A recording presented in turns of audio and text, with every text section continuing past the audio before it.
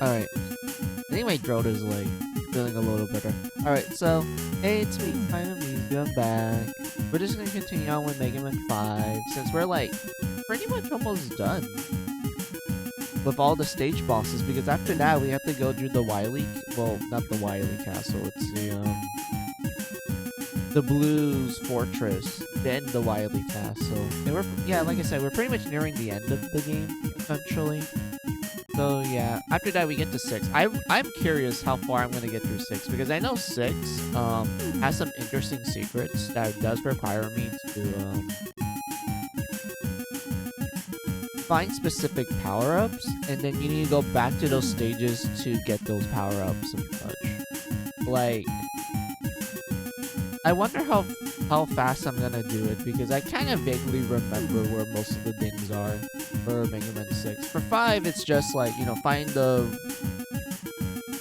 letter so you unlock the secret weapon that is connected to them and such. So yeah, that's all I have to kind of say at the moment. So let's just get to the game.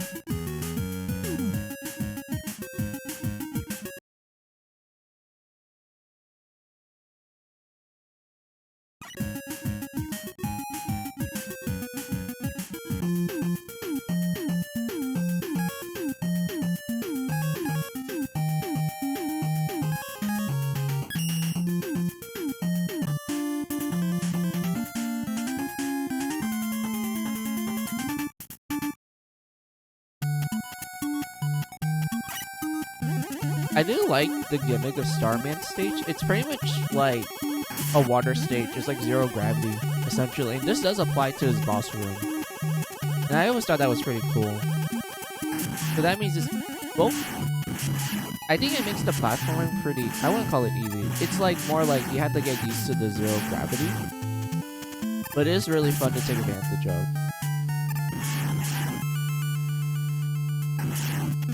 Hey, look at this. It's so fun.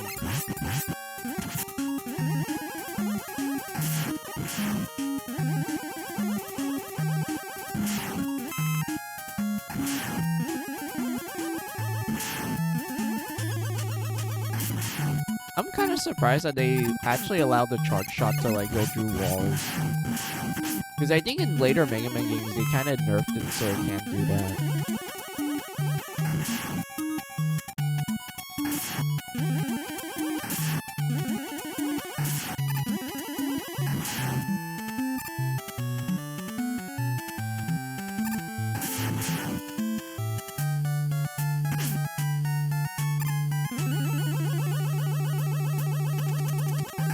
Oh yeah, this one requires actual careful jumping. Hold on, I'll show you guys. Yeah, like that. You just have to figure out the timing, and you'll be completely safe.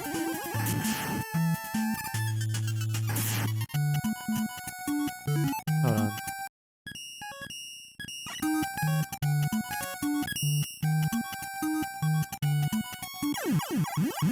Nope. Okay, so you have to hold it for like at least a couple seconds. Yeah, like, yeah, hold it for a couple seconds so it can go through. Alright.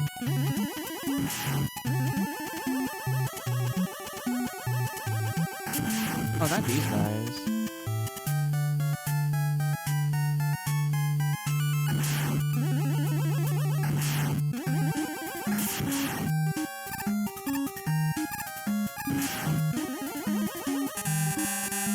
Oh, I remember these guys. I think their weakness is like super high up. Yeah, you have to be very precise when hitting their weakness. But I'm surprised that it only takes 2 short shots to kill them because I'm used to them being super tanky in the later games.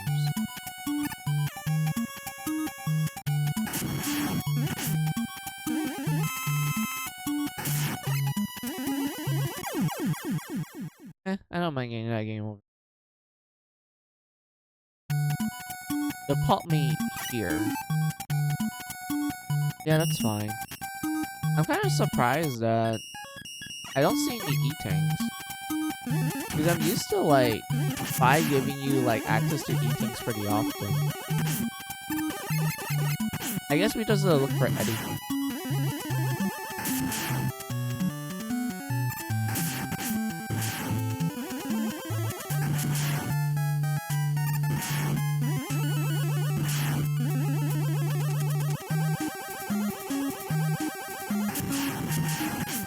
Wait, what? Yeah, it actually went through the wall? Okay.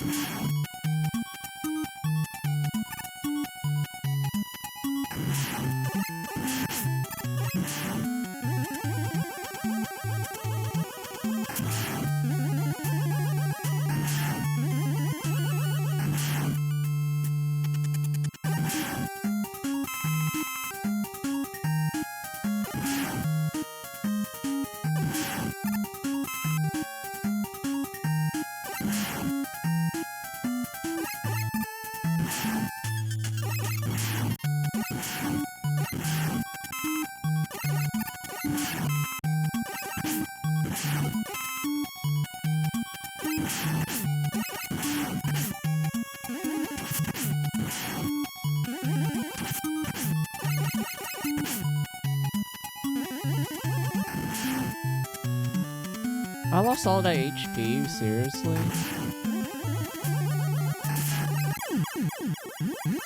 Wait, they take 3 bars from me?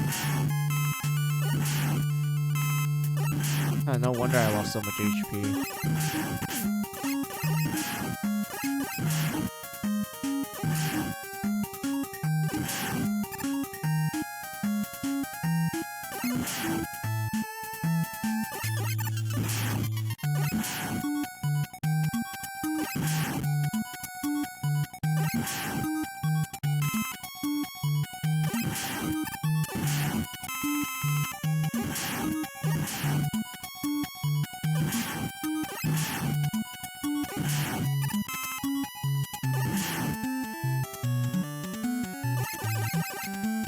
Huh?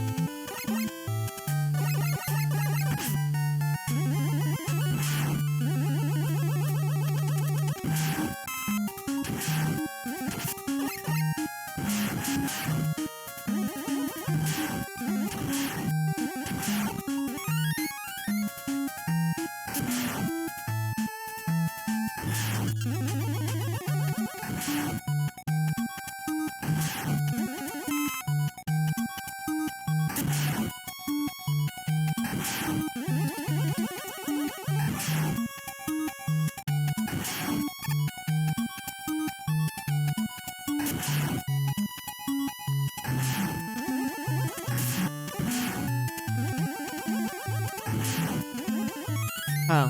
We are getting 1-ups pretty often. I wonder why. 5 is really generous about it. Like, I feel like you get 1-ups more often compared to like every other drop.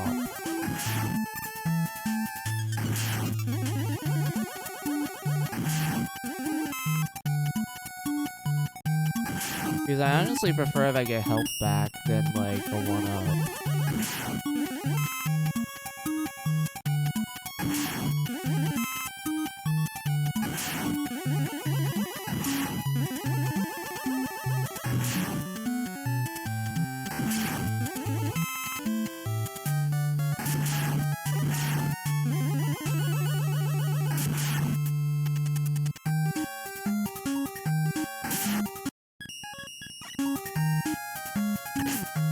Oh my god. These guys again.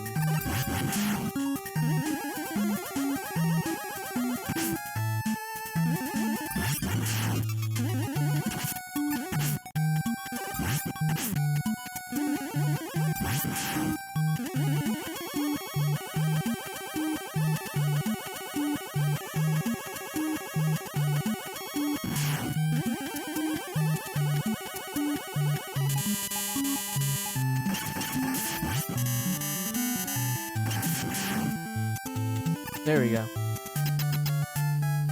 And now we're at Starman.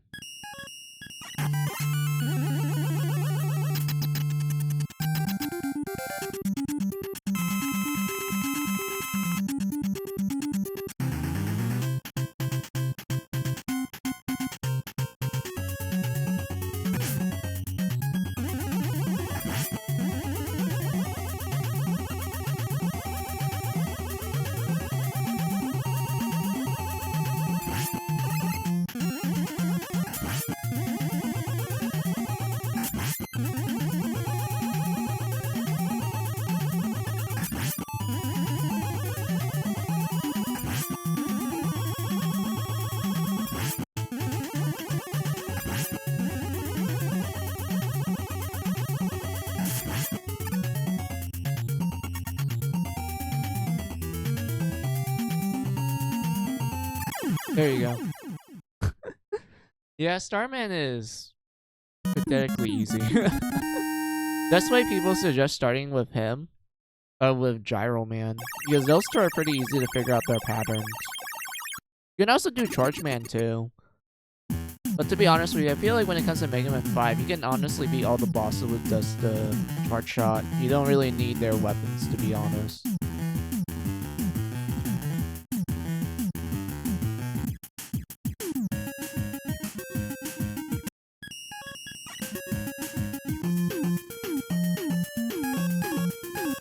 So yeah, we can either go to Crystal Man, Charge Man, or Wave Man.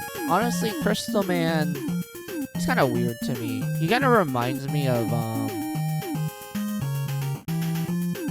which boss am I trying to remember? He kind of reminds me of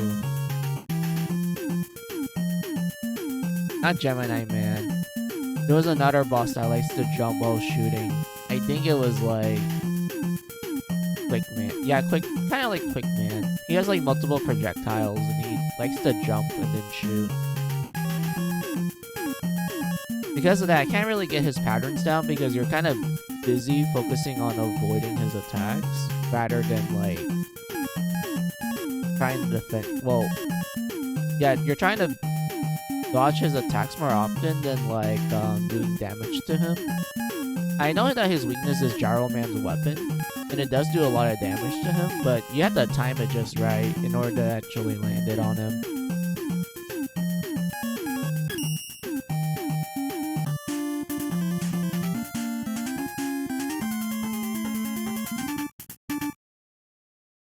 Oh, Charge Man. I like this boss, although I do think he's pretty easy.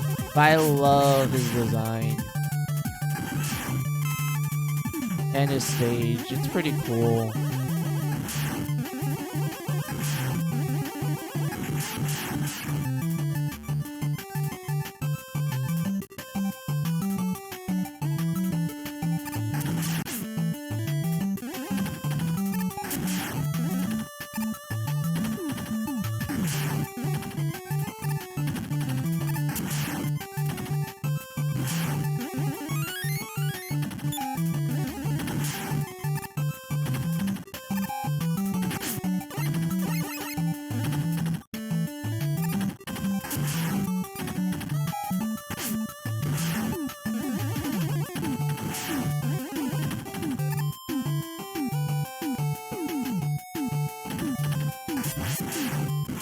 Oh, sweet, it's the robot chicken.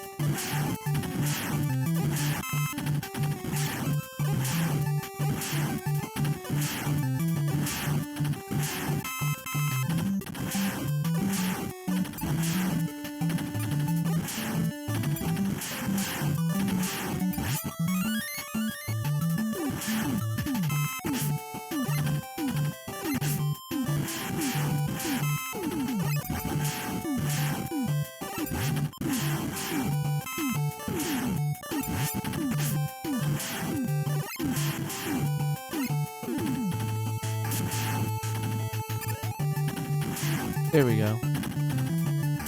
Oh yeah, these guys jump. I forgot. I thought they don't jump.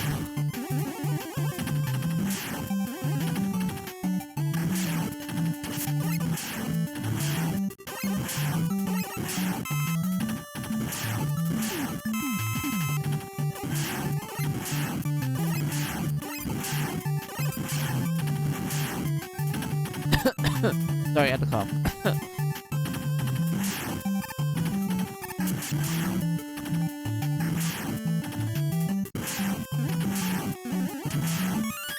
Yeah, these guys are just dropping so many stuff.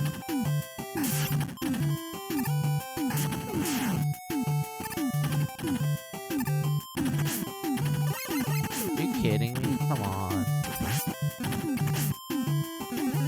It is interesting that one charge shot is enough to kill them. But I'm assuming, like, with Mega Man 5, they really want you to rely on the charge shot quite a lot. Oh yeah, this is weird. Like, Rush Coil. This is the only game that the Rush Coil looks different. Because, I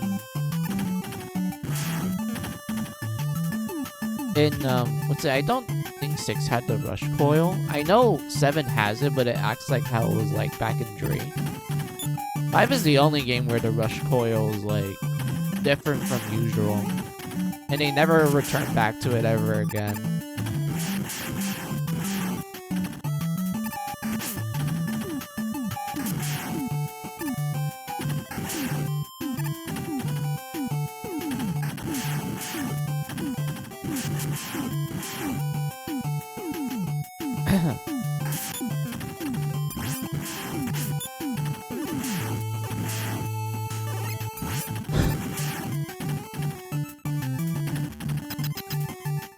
I have to like sneeze, hold on.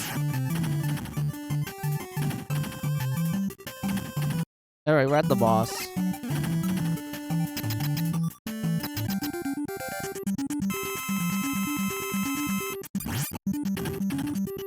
So this boss's gimmick is that you can only damage him while he's moving. So like that.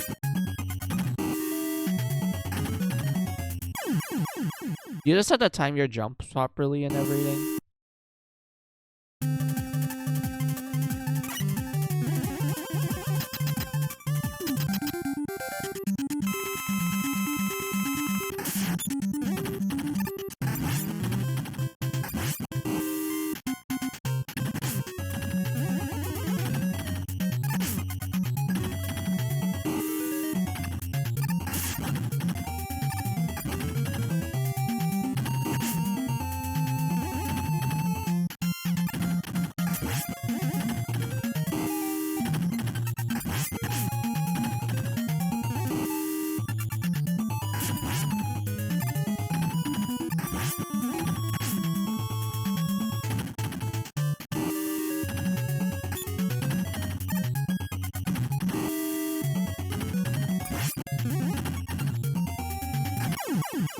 But yeah, pretty simplistic boss overall. I know I got hit a lot, but that's just me in general. Like, if I actually calm down a little bit and, like, actually focused on timing my jumps properly, I would have just beaten this boss with like maybe 1 or 2 hits. Like me getting hit once or twice instead of like hitting like practically all the time. But yeah, you get the charge kick. That ability, well, weapon, it's kind of interesting. So what it does is that it makes your sliding do damage. And I know that for Wave Man, that's his weakness.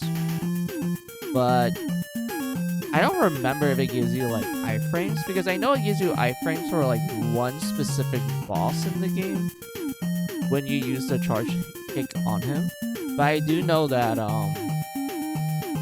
the iframes for a charge kick is kind of awkward. But I don't remember if it's like it works throughout the body or only applies to one specific part. Even then, I don't remember how long it lasts.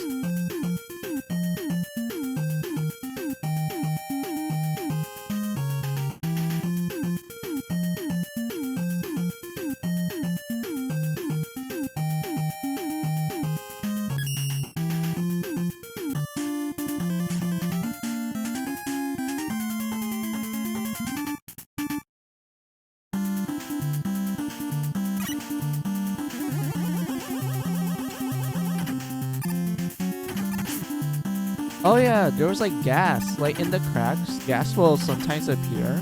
And it will it will affect your like the platforming skills.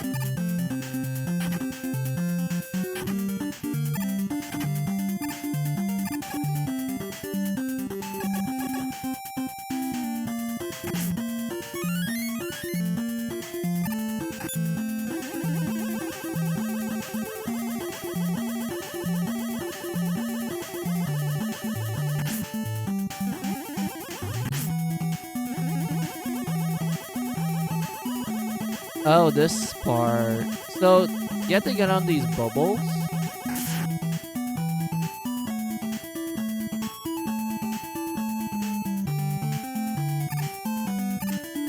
And do that.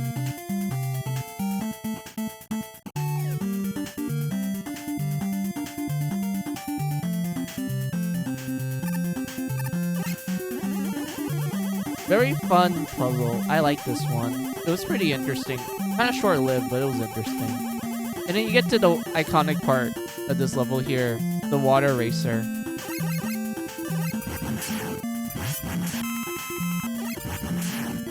It's also a bit on the shorter side, but it's really fun to like partake in.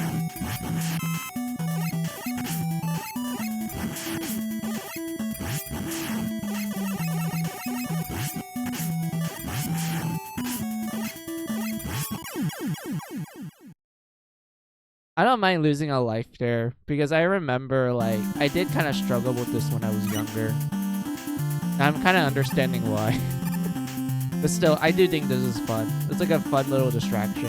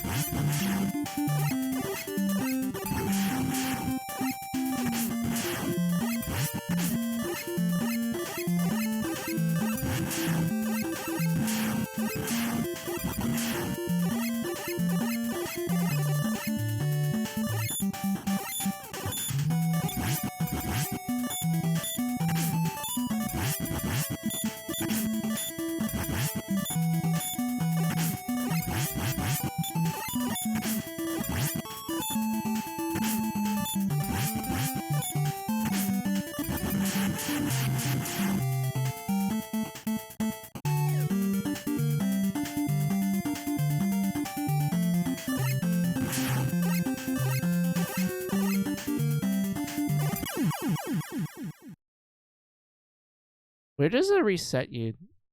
Oh, so it just resets you back here. So we do have to go through the whole mini box again. That's fine. You just have to time your shots.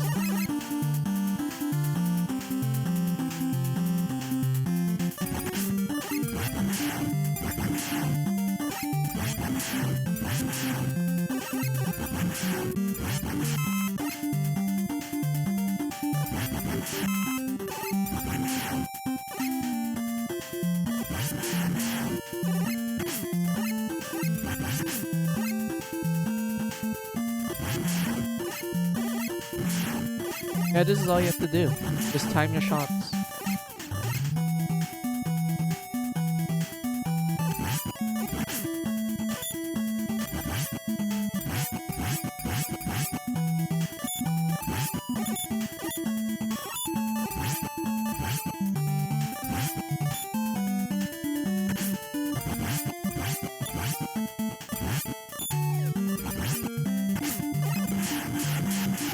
There you go. I do like how fast this moves, though.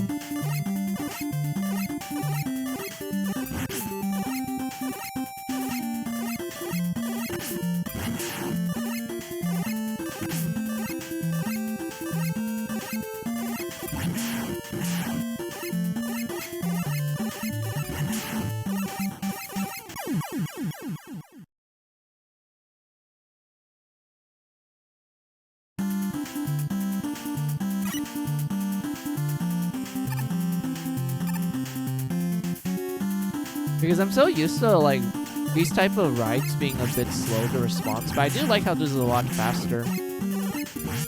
And you can move while jumping, so you can kind of angle yourself a bit.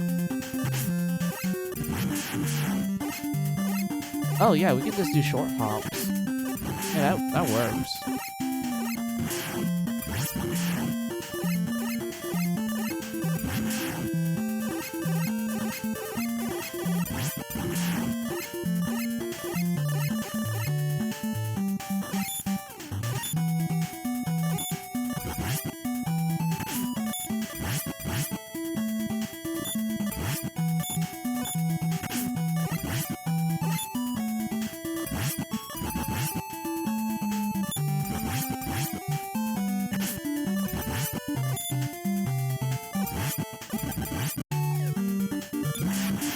There we go.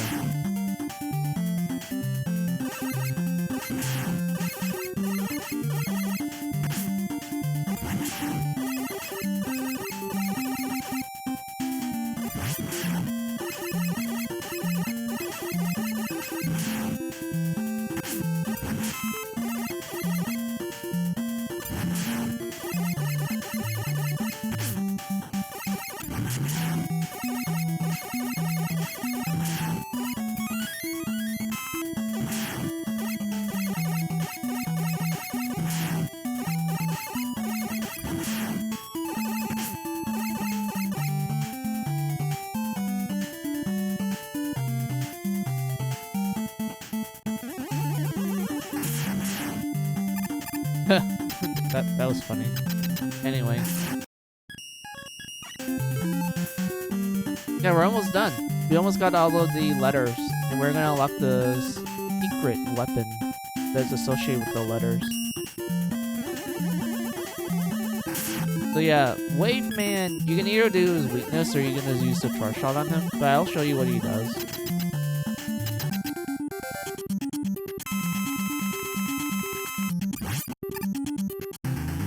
So his whole gimmick is that he will do this and then will summon a random tidal wave and then shoot his harpoon. And he will like jump to your direction. So the idea would be like to shoot him. And well, you can't shoot him through the water sprout because it actually blocks your shot. So it's better to like do a little game of ring and avoid his harpoon.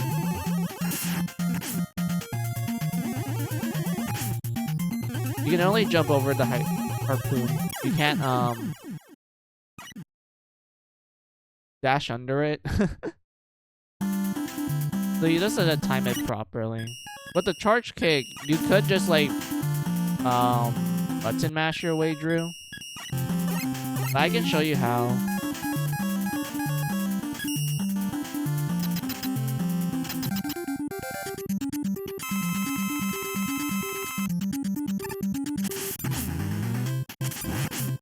Yeah, you can just button mash it.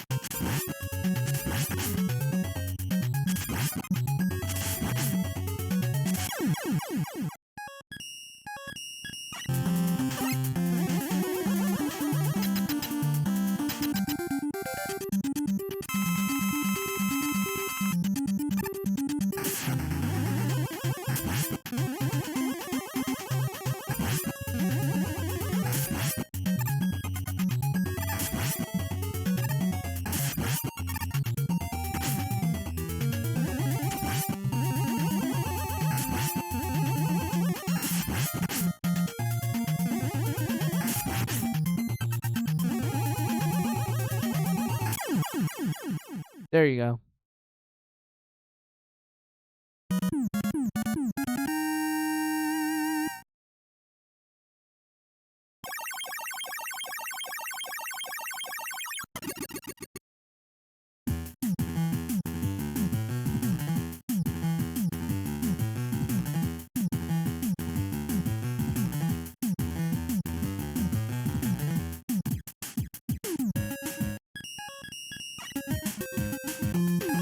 Now we have Crystal Man. Oh boy, Crystal Man.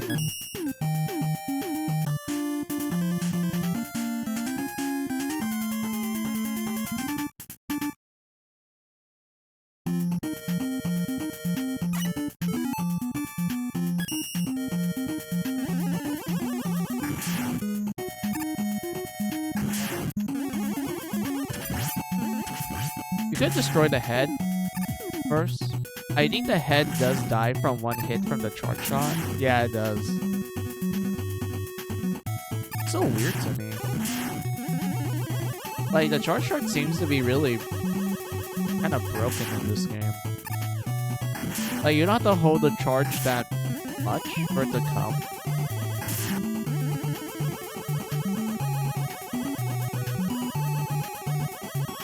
I think the crystals fall down randomly, so you just kind of have to jump when you see like a perfect opportunity. Kind of like this.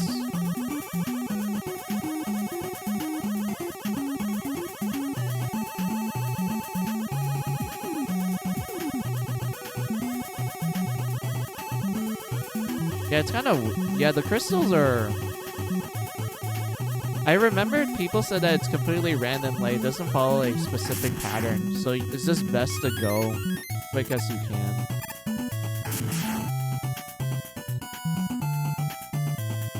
Like, look at this.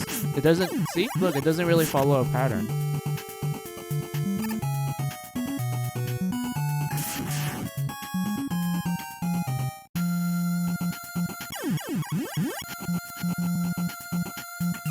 Wait. Oh, they made it super low that you have to do a small jump. Gotcha.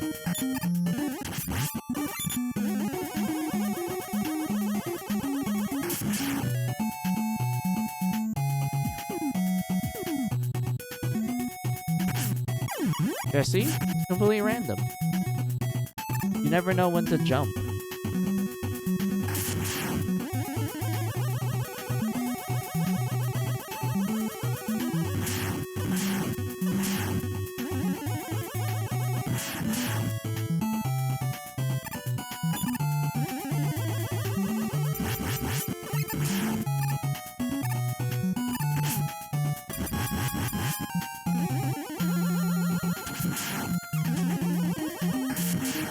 Wait, he tanked.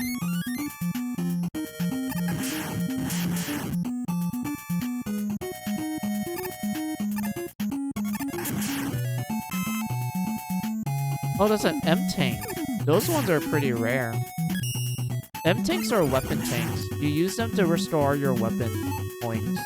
They're pretty useful.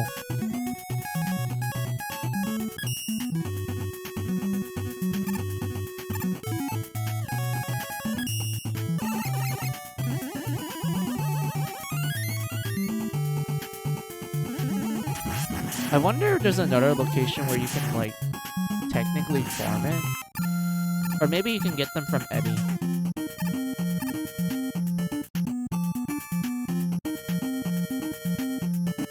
Wait, I missed the 5. Great, I need to time this right then. There you go.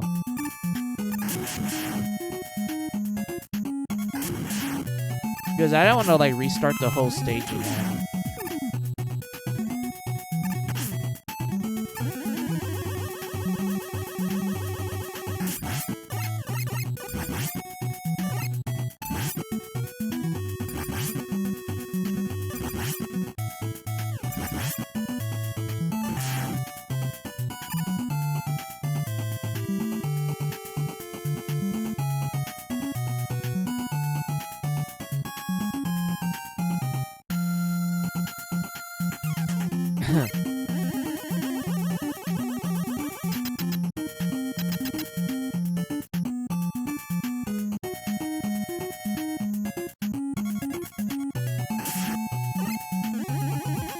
Oh boy, Crystal Man.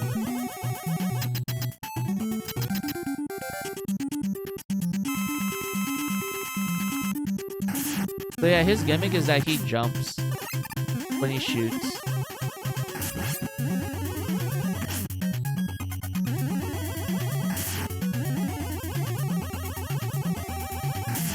I could never figure out when to avoid his like crystal shots.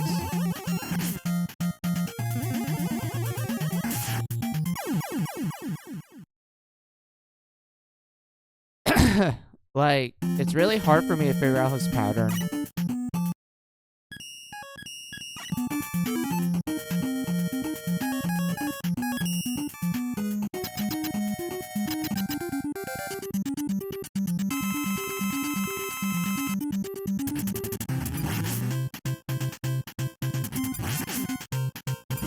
At least with his weakness, you don't have to worry too much.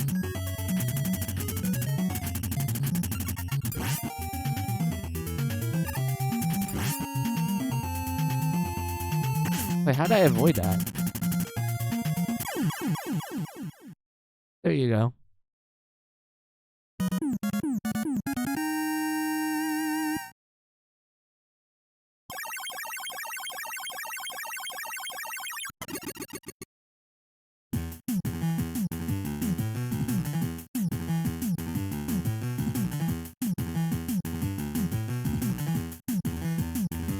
You got Crystal Eye. Oh yeah, Crystal Eye.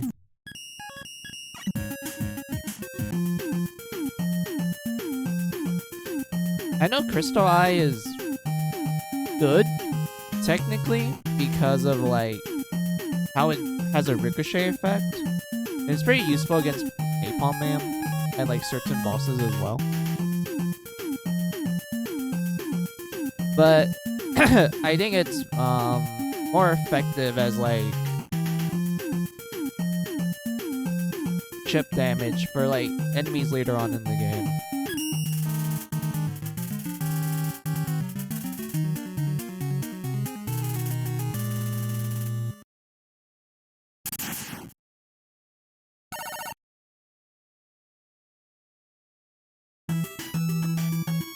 Alright, going through the Blues Fortress.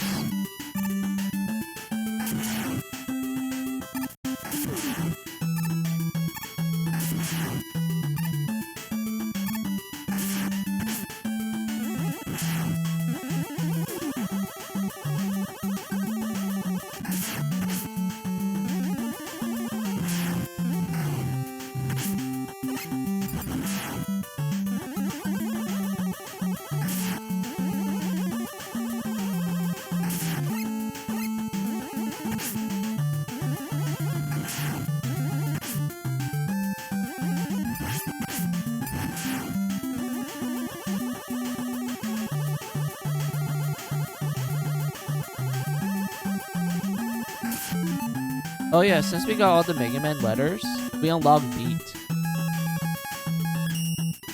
So Beat is this bird companion that you see on the right side of the screen. He's made by Dr. Cossack as a gift to Mega Man. And the best way I would describe Beat is that he's like a homing attack essentially. He's like a little small turret that like fly towards the enemy to do like damage to them. He's pretty broken when it comes to the bosses in this part of the game, because he actually does a lot of damage to them, and he actually bypasses a lot of these bosses' unique gimmicks. Especially if you're going to use him for the final boss. He is really useful against the final boss. He is really powerful.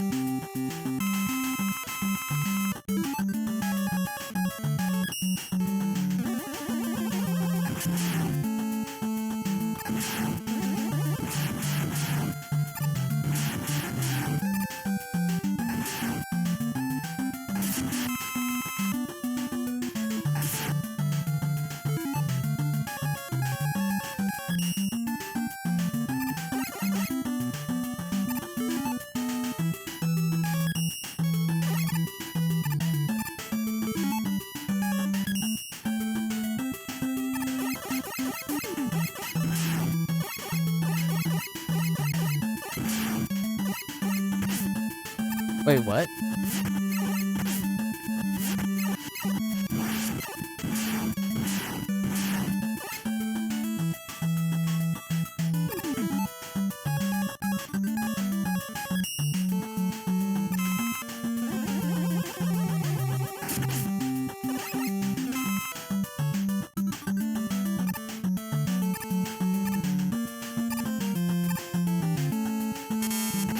Oh, not again. Yeah, it's a lot harder to hit his weakness now because he's like super high up. And we don't have the zero gravity to take advantage of it. Oh wait, I think I know this is a disappearing block puzzle. But you can technically bypass it. Like that.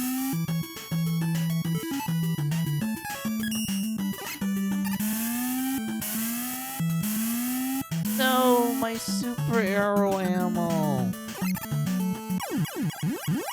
Damn it, hold on. Wait, you could jump it. Wait. I know it's a thing you could do.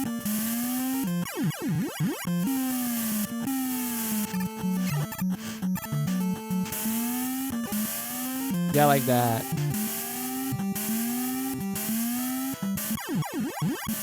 Hold on. Wait, what?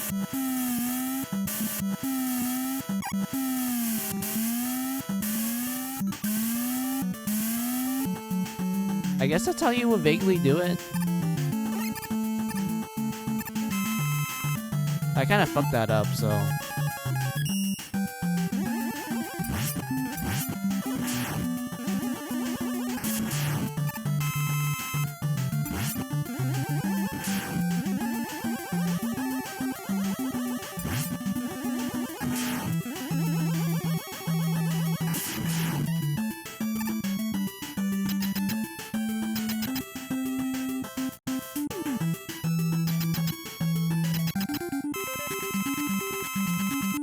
Oh, I have a fun fact. So these guys are called Darkmans. And there's like 4 of them. This guy's gimmick is that he gets faster every time you, like, the more he loses his HP. So you have to like kind of time your shots and your jumps. I know he's weak against the wave attack. Sorry, wave. Wave title. Oh, I forgot what they called as wave attack. Wait, wave water? I don't know. Yeah, he's weak against Wave Man's weapon.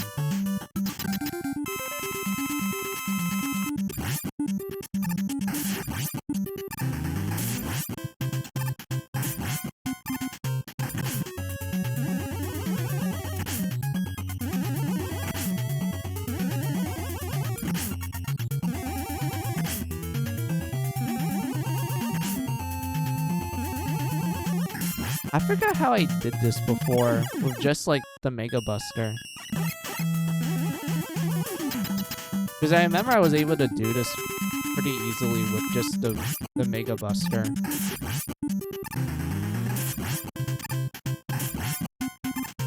I'm trying to remember.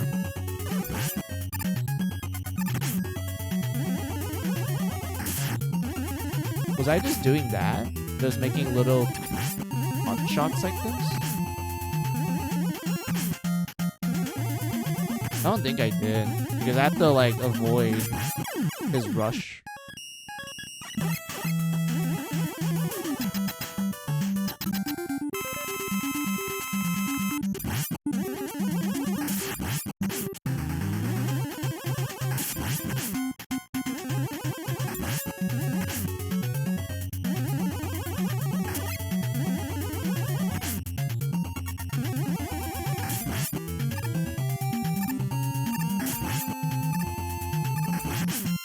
Okay, I think I remember how I did it.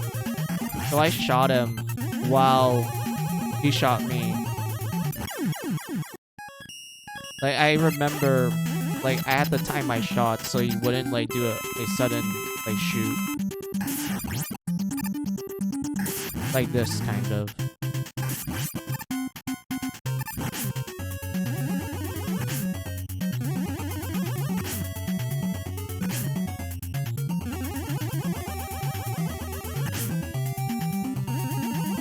Damn it, I'm doing garbage.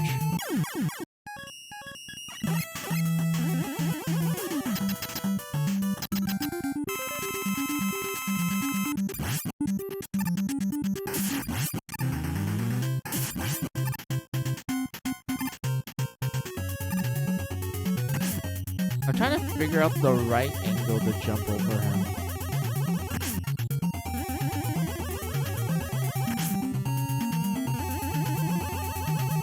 Kinda like that? So, like, I need to be a little bit... No. Close to him like this? No. That made me touch him. So, what would be the appropriate height? Like this? No.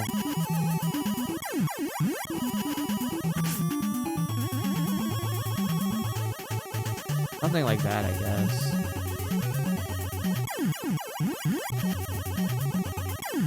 But I can't go too close. So somewhere around this height. Yeah, somewhere around this height. Ooh, that's tricky. Because I can accidentally overshoot it. Like that. Okay.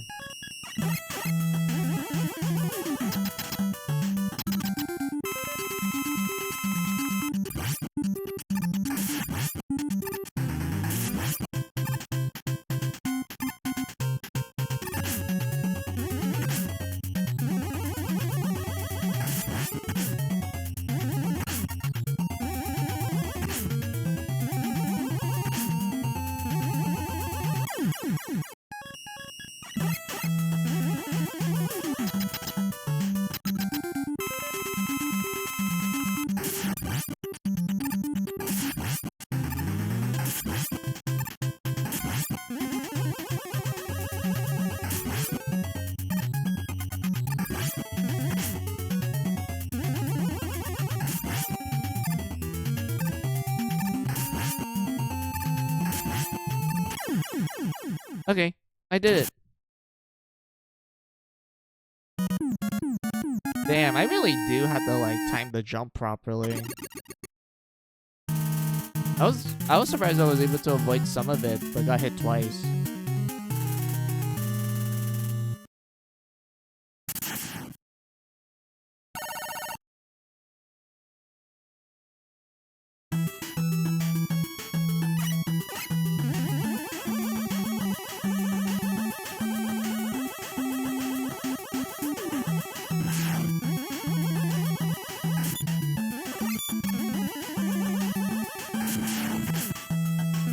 Oh, there's a secret up here.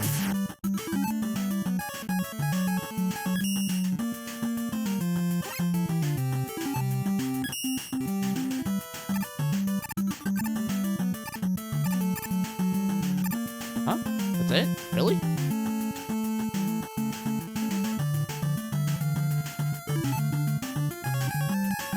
I would like more ammo for the super arrow.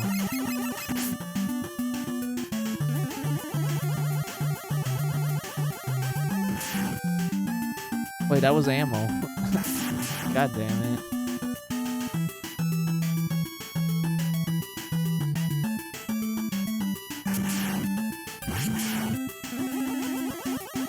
Maybe I could farm these guys. Because it's not like they're gonna suddenly... Yeah, like that. We can do that. Because I don't think it's like gonna be like in the previous Mega Man games where if the enemy dies in the wall, the pickup is gonna be inside of it. I doubt that.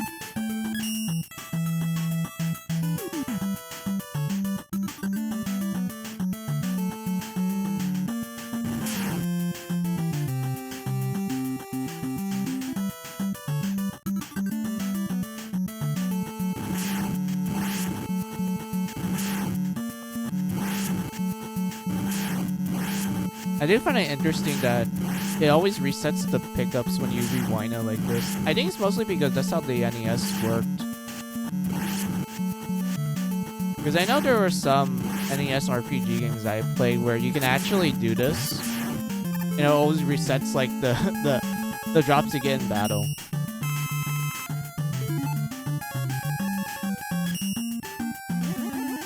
I know Fire Emblem's one of them.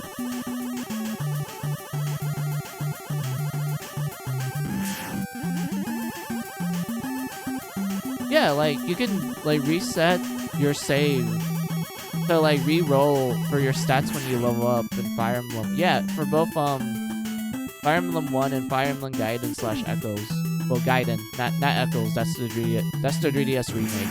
You can't do that in the 3DS remake. You have to do something else. Because in Echoes, the way how the RNG worked in that one for level ups is that when you level up in battle, it's always fixed.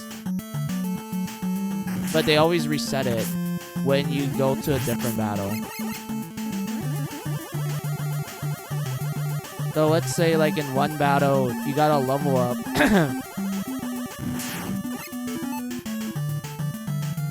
Hold on. Hold on. There's something in my throat.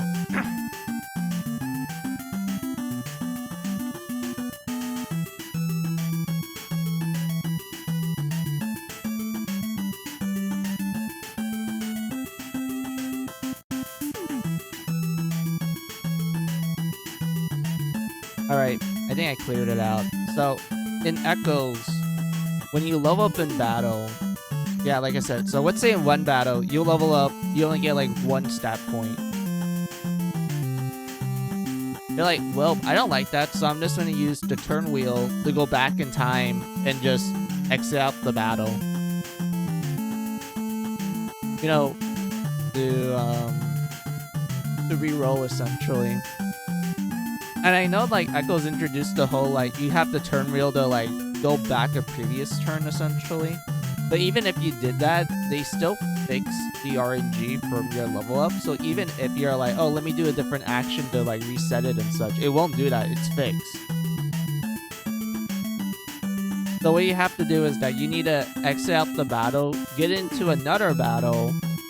Then when you level up, it will actually change the stats you get from that level up. So let's say you go to another battle, you get the level up, and now instead of getting like 1 stat point, they give you like 5 instead. And I remember upon finding out about that, I literally like like say, well, I wouldn't call it save scum. I literally like exit out of so many battles and like re-entering certain ones to see if I can like reset so many like RNGs that I can get like the perfect level up stats essentially. And I would say that kind of paid off in the end because I remember like that for that particular save file, everyone had like the best stats for that class line. The only person that didn't have it was like let's see, there was 2 protagonists, Celica and Alm. I think it was Alm because by the time I figured that out, I accidentally like max level Alm so you wouldn't get any more stat points left. And you can't reset your levels in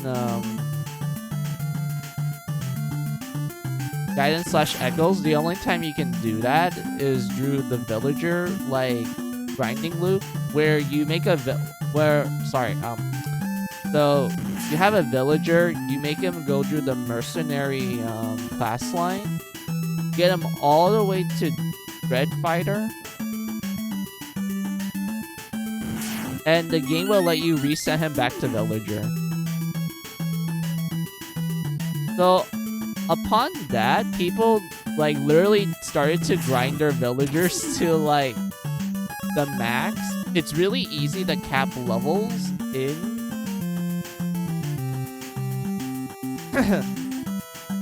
in Gaiden / Echoes because of that strat. So because of that, if you make like your first 3 villagers into mercenaries, and you just go through what I just told you. Like, you go to mercenary, you promote them to hero, and then you promote them to dread fighter. And then the moment you, like, you know, get all the necessary level ups that you could at that moment, just reset them to villager and just repeat the cycle until you max everyone's stats out. Like, I remember doing that, and it was so fun. Just kind of snapping that game's difficulty in half. Because I remember doing that, and I actually, like... I think, like, for certain villagers, like, Cliff and... I think his name was Tobin in the English localization. I remember for Tobin, I maxed out all his stats, and then I made him into an archer, and he unironically became one of the best archers in the game for me. And then for Cliff, I remember I made him into a mage because he had a better mage stat line compared to, like, everyone else. Like, he had access to, like, a good spell selection compared to, like, the other villagers. And then for Gray, I was debating between, like, either a soldier or just kept him in mercenary. I kind of made him go the mercenary, and he unironically was, like, one of my best characters in that game. Because I gave him, like, a brave sword, which in Guidance/Echoes, it acted more like a killer weapon, which are weapons with high crit rates. And he was just critting everything like it's nothing. And then eventually I found, like, the Astro Sword. And he just did so many crits at that point. Like, he just snapped the super boss in half in the post-game content. In original Gaiden, he was still pretty broken, but I didn't need to, like, give him, like, any special equipment, to be honest. Like, he was able just to kill everything easily by himself.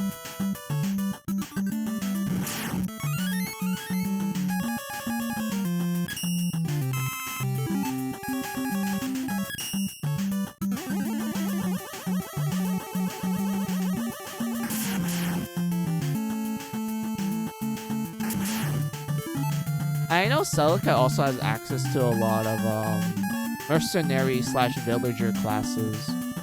I just know that Alm starts out with 3 of them, and Celica had, like,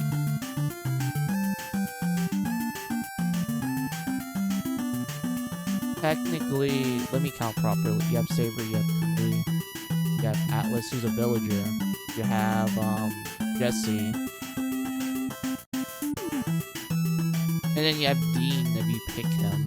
So she had, like, access to 5 of them. Compared to Alm, who only has access to 3.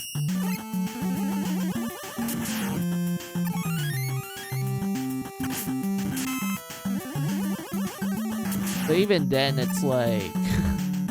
it's kind of overpowered. I remember some people, they would make Saber into, like, either a mage or an archer, because he actually has a really good stat line for those 2 classes. But I remember people also kept them as, like, a dread fighter, because out of all the guys in well, not actually out of all the guys, out of all the characters in Guidance/Echoes, Saber has the highest, like, res stat growth line. Like, Guidance/Echo, the resistance stat, which is the stat they use for, like, magic defense. Everyone has crap res in Guidance/Echoes, and the growth rate for it is also piss low too. Like, a single digit range. And sometimes, like, some characters have 0 growth in it. Like, literally 0%. But Saber, on the other hand, he actually has a high res stat. Like, he starts out with it, and he actually has a good, like, growth rate for it, too. So because of that, it's actually possible for Saber to, like, get a point in res, but it's kind of rare because of RNG purposes. But it is possible for him to get it.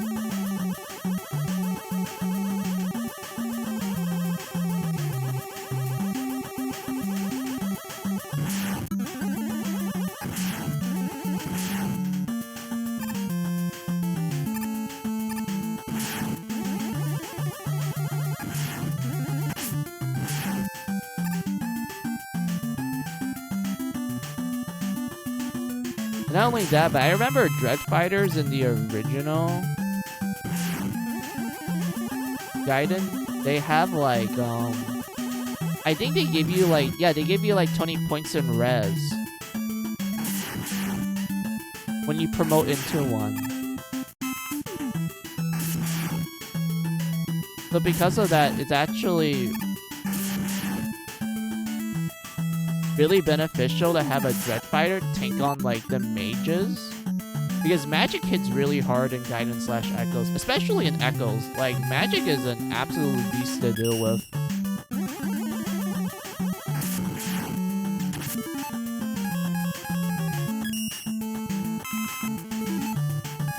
But at the same time, like, the one broken magic spell in Gaiden, which kind of got nerfed in Echoes, but it's still really broken in that one. It has to be the spell Warp. So the way how Warp worked in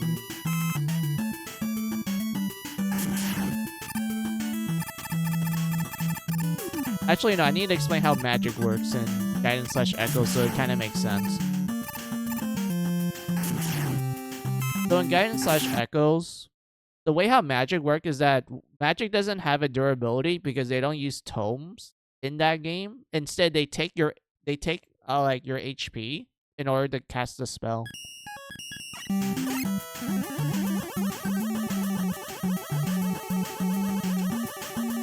And if you're wondering, like, oh, how is that pretty good? You can actually grind, like, healing pretty easily in that game. Because unlike the original Fire Emblem 1, like, back on the NES, healing back in that game doesn't give you experience. The only way for clerics to get experience in that game is by engaging in battle and just praying that they survive. I kid you not, that's literally how they get experience back then. Of course, they changed this in Gaiden, where not only clerics are able to fight back with the spell Nosferatu, which has a 50% chance of hitting enemies, but you can also increase the hit rate with it with like certain equipment. But they also get experience when they perform their healing spells. So because of that, a lot of people would just make this Congo line of just clerics / mages just healing each other. Just in a constant like loop where one mage uses like 1 HP to heal someone, and then that mage will heal them back but lose 1 HP. And then you kind of get into this like this weird loop. I wouldn't call it weird. It's like you get into this loop of just constantly healing each other, and you just like get so much experience from it.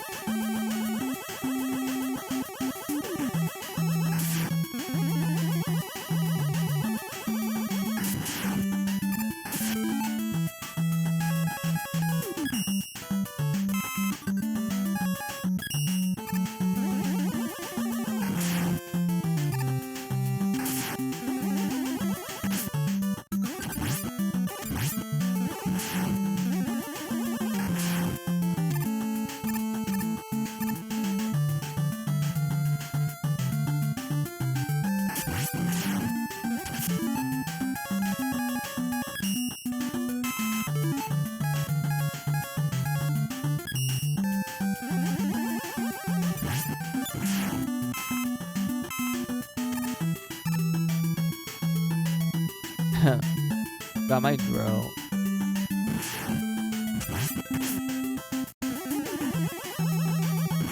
What was I in my rant of like Gaiden slash well, my yapping of Gaiden slash Echoes. Oh yeah, you could technically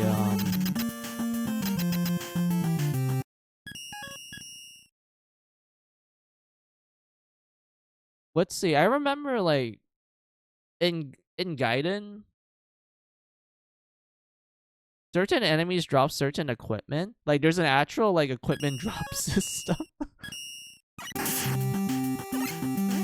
in Gaiden, but the drop rates for them is like so hard to grab, to get.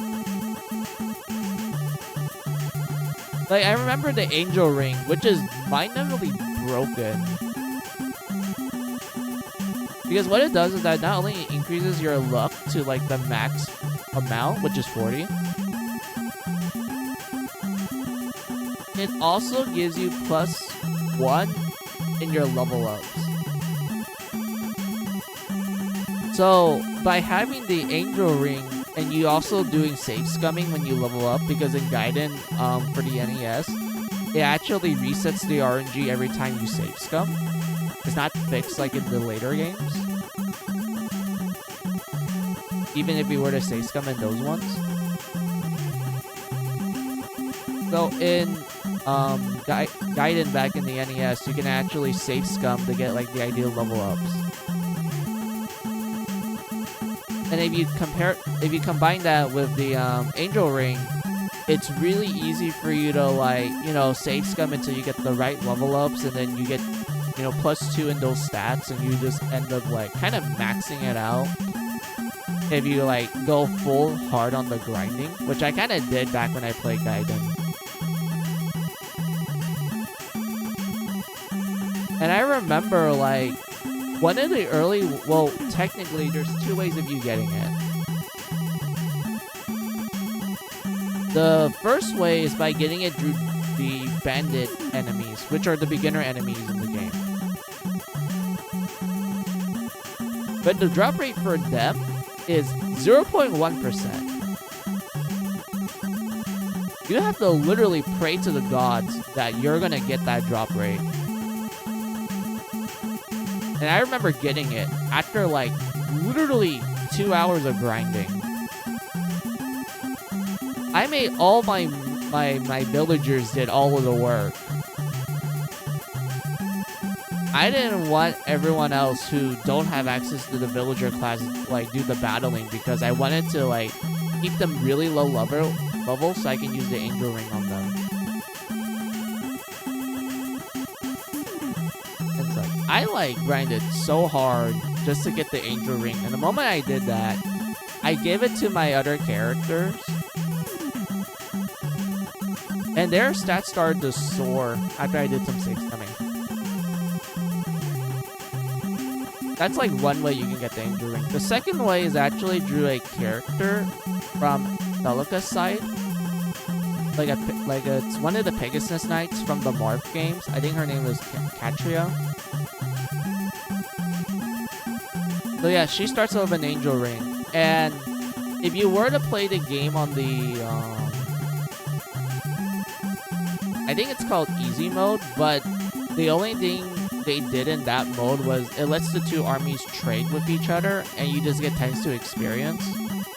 But everything else, like the enemy stats and like all the wacky stuff that happens in Gaiden, especially in terms of the difficulty, they kept that. Like all the easy mode does is that it gives you ×2 experience, and like armies are able to trade. That's it. And I remember that I did experiment with the easy mode. And so far, all the easy mode does is that it actually made me more irritated at how fast I'm getting level ups at. Because like sometimes the RNG gets so fucking weird with me that I will sometimes get like the most terrible level ups, and I'm like, oh great, I need to go save scum it. But sometimes like the game will make it difficult for me to actually like engage with the leveling up with certain characters, because I'm afraid that like, oh no, if this enemy attacks this character, they're gonna get experience from like surviving the encounter, which makes them level up too early for me to like, you know, take advantage of the level ups and whatnot. So yeah, I mean, I like the army trading, which they did like tweak in Echoes, where they kind of limit the amount of trading you can do, and it's mostly used for like specific side quests. But I did like that they kept this mechanic and made it available for all the difficulty settings.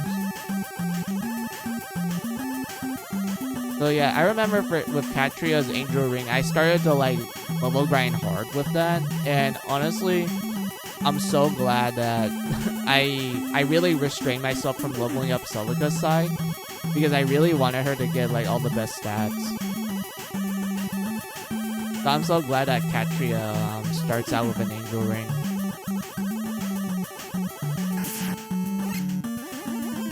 Okay, let's get to the boss in Mega Man. This boss is interesting.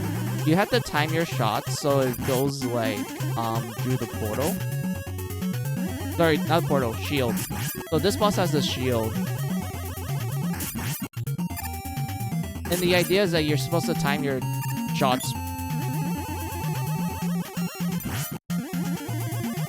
And the less health he has, the more faster he does to like bomb rush you. Overall, pretty simplistic boss, but I do like the gimmick.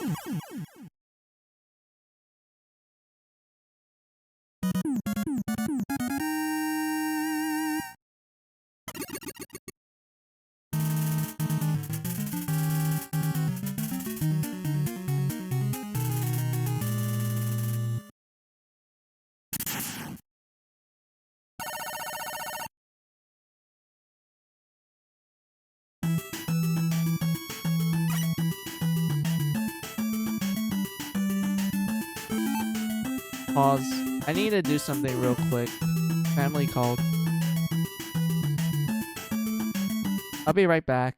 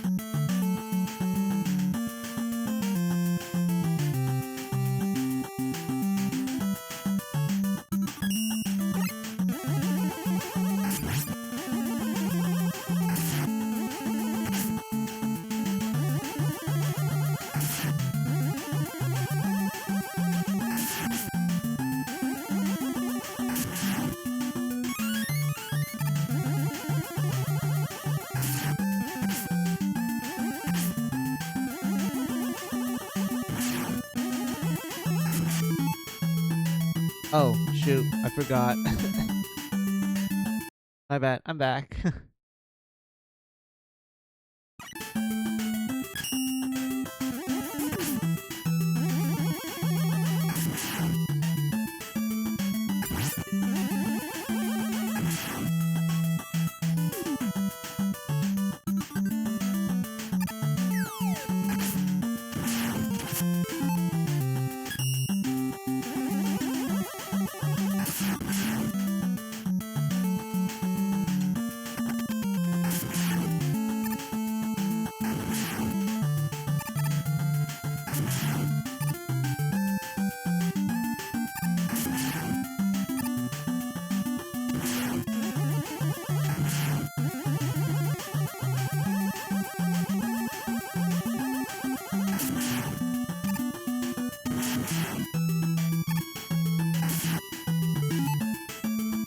Oh, there's a bot again. It's the same one from before.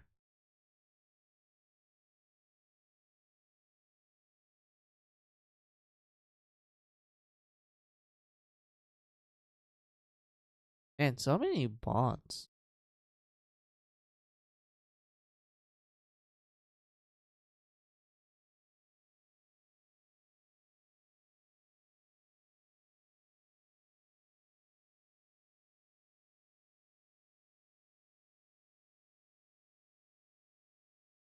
Oh, oops. Here we go.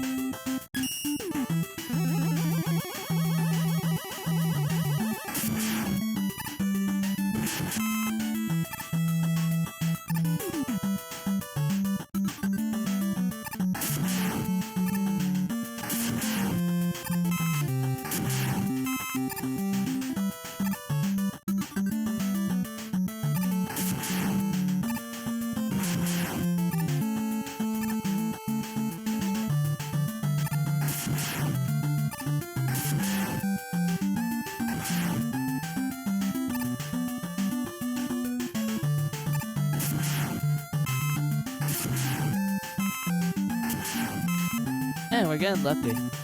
We're getting a lot of HP back.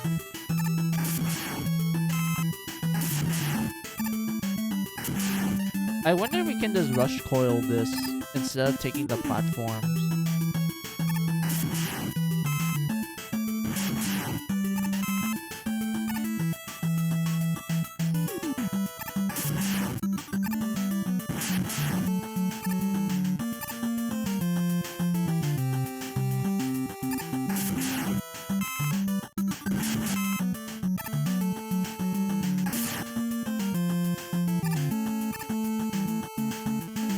I forgot to do what I was going to say. Oh well.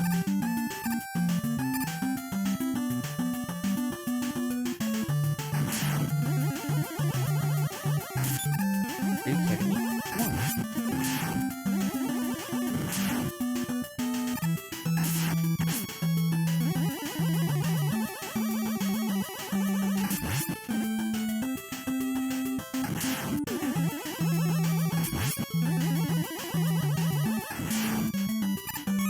One up for our troubles.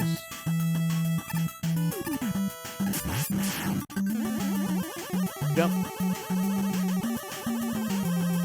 Where's the boss? I remember the boss room should be a little bit up here.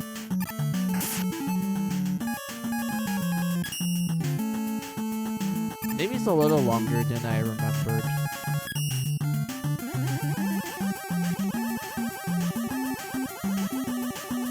Oh, this part. I remember this. This was a interesting thing, to say at least.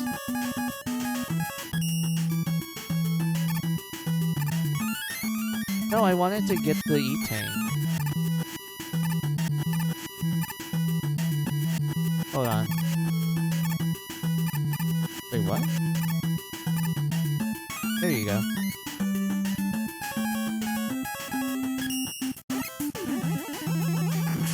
I don't think it resets.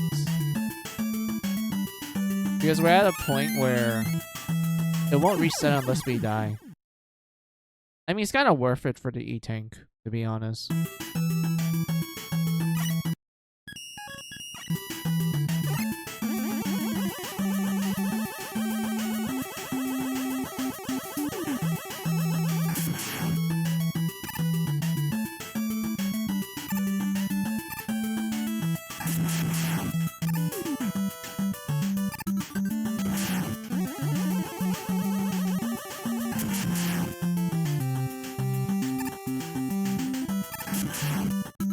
Yeah, this is... I like this. That was fun. Oh, not you.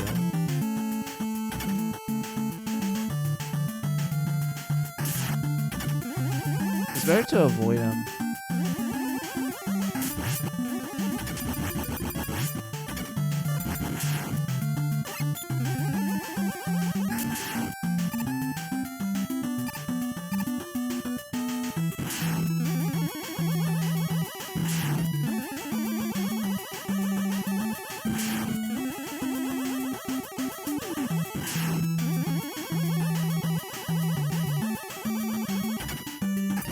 This one was also eating. Ow.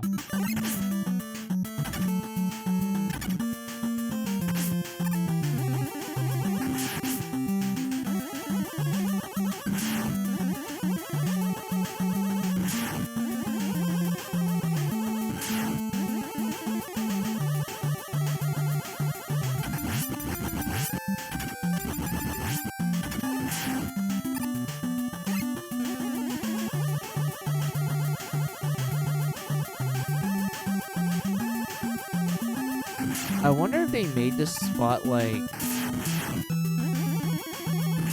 where you're gonna get majority of your E-tanks from.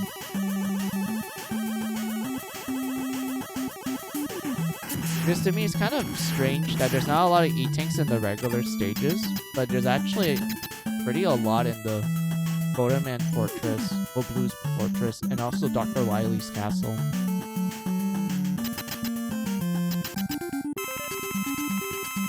I remember this guy's gimmick. His is that he shoots and then he jumps down and he has these like stunt rings. I remember that if you do a charge kick with one of the stunt rings, it actually gives you a lot of iframes.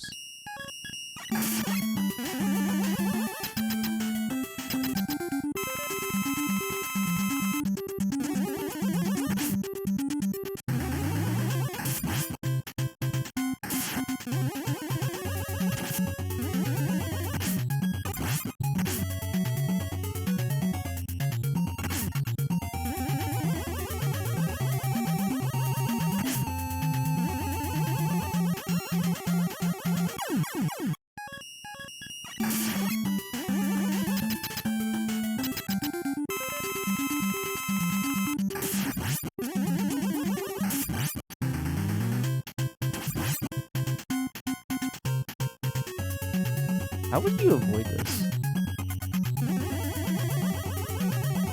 Because you wouldn't do like a light jump. And I think you're kind of stuck the moment that happens.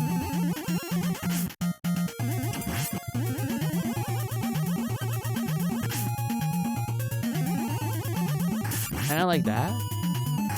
I guess.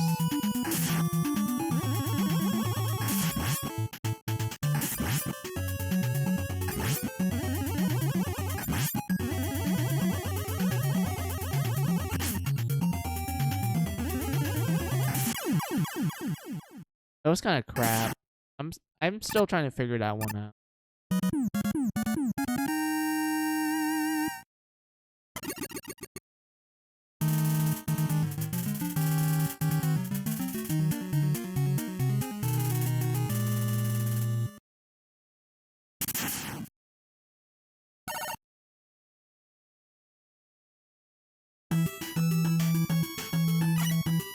Oh, this one's such a cool one. You had to like destroy these like platforms to like lower it down. And I remember because of that, this actually leads to this stage actually having no enemies.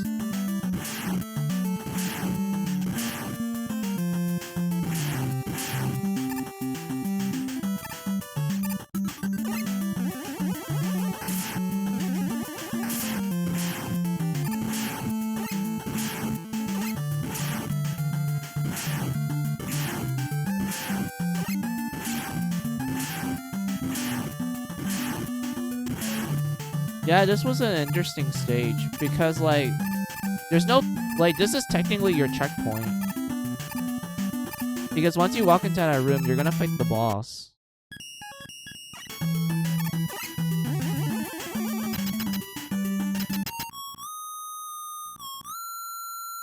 Hey, blues don't look good. His whistle's different. And he doesn't have a scarf.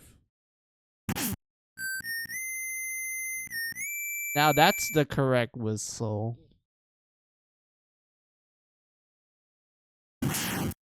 What? It's not blues. It's Darkman. Number 4. Yeah, there's like... For some reason, there's 4 of them. So yeah, so this guy's gimmick is that they pretty much combine all 3 Darkman gimmicks into one essentially.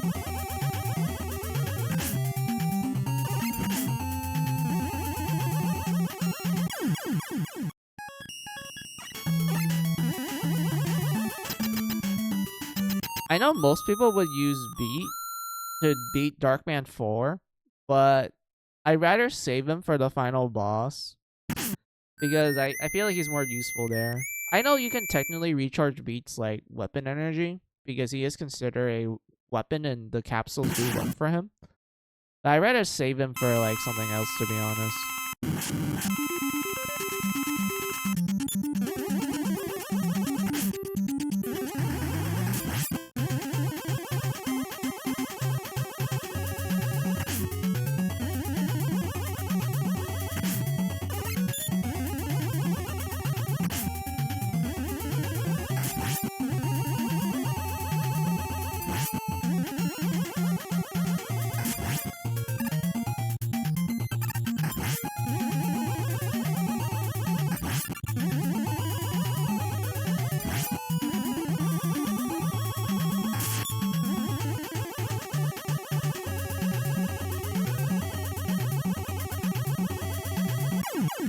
Are you kidding me?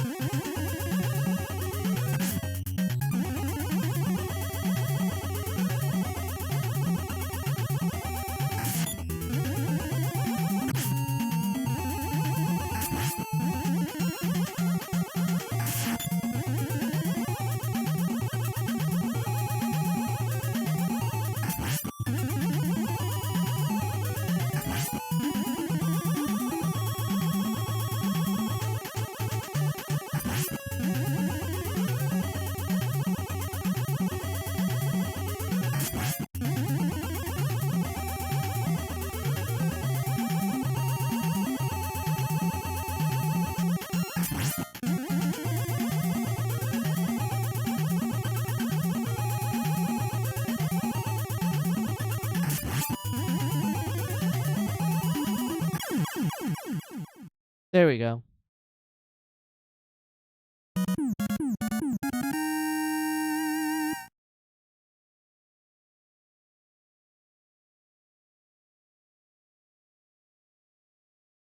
Oh look, it's Dr. Wily. Oh no, he's the bad guy again. It turns out that he framed Proto Man / Blues and kidnapped Dr. Light. Oh wow, who would have thought that this was the work of Dr. Wily? I kind of like how the plot of classic Mega Man is literally just Dr. Wily's the bad guy. Like, it's so obvious that's him. I think the only time that this doesn't apply is like Super Rockman Adventures, which is the it's like, how do I describe it? It's the FMV game. Yeah, full motion video game. Yeah.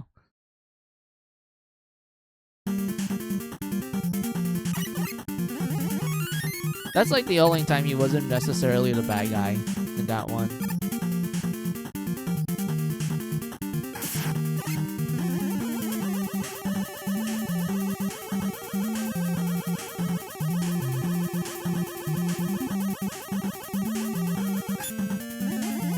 Oh yeah, these things.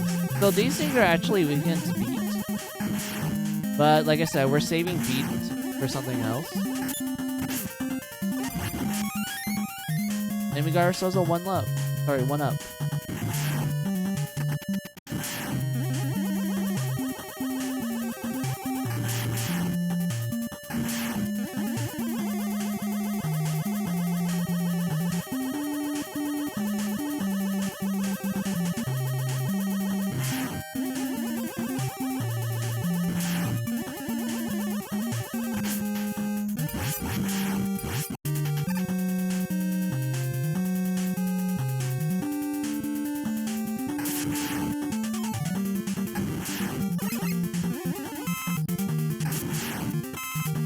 Oh, look at that. We can get ourselves, like, health back.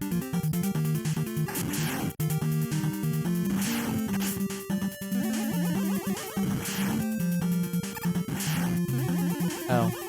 Yeah. Got unlucky there.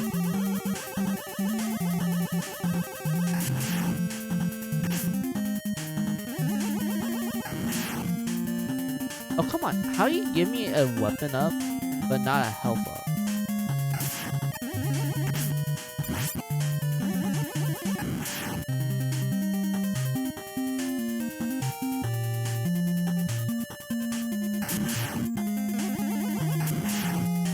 Like, elite, like, look here, they give us a health up. Hey, lets us recover our HP. Same here. But earlier, this kept giving us weapons.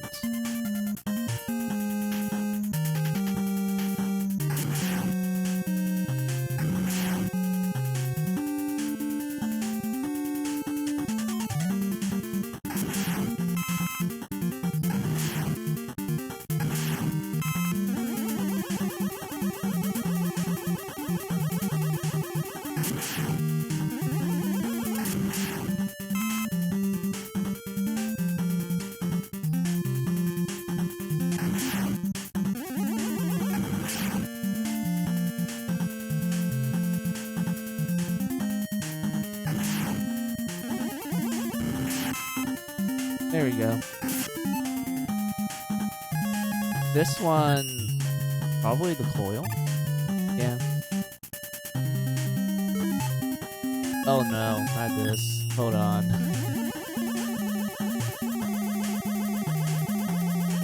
Oh, not this guy. He's gonna hit me.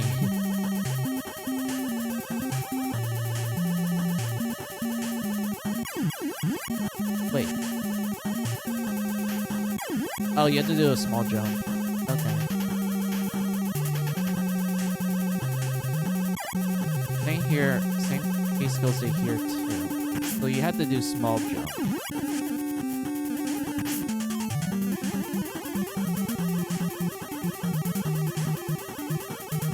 Okay.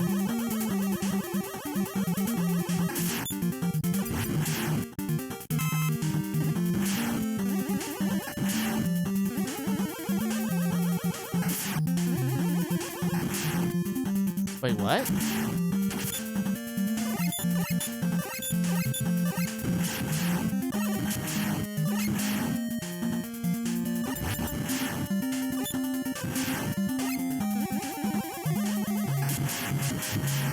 I'm kind of surprised that the trash doesn't,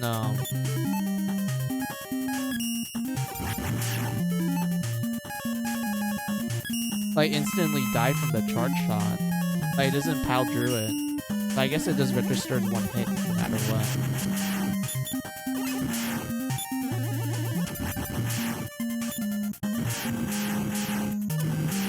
Kind of awkward, but okay. Wait, what? Wait, is this like a Mega Man X6 moment? Where even, like, being tippity right here is enough to kill me?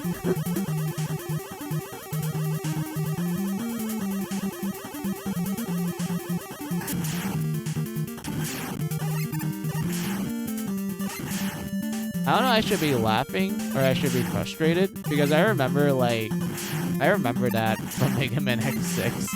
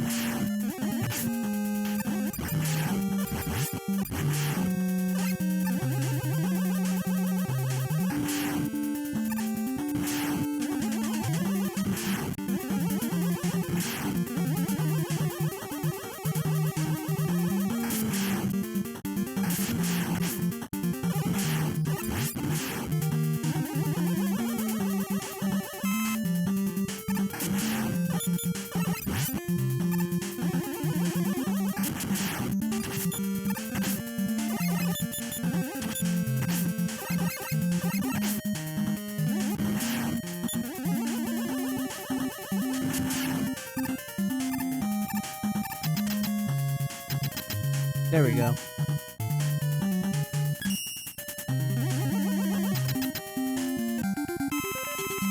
Oh, I know this guy. So his gimmick is that you need to shoot.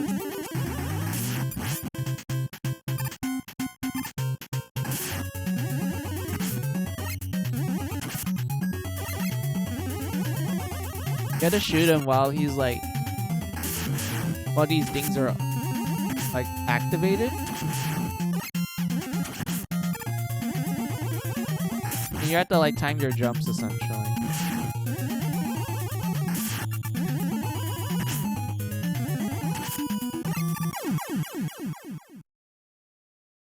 It's a little tricky to get used to, but with enough practice, you're able to get it.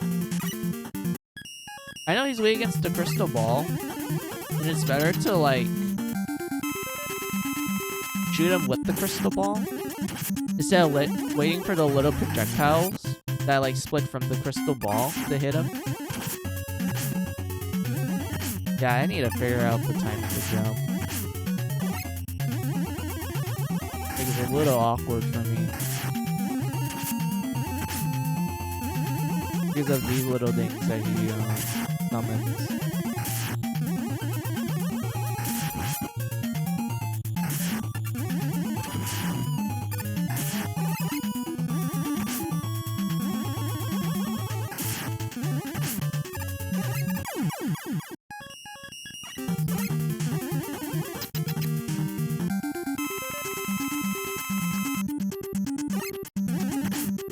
Wait, how?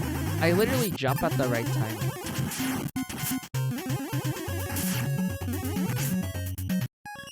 I don't get this.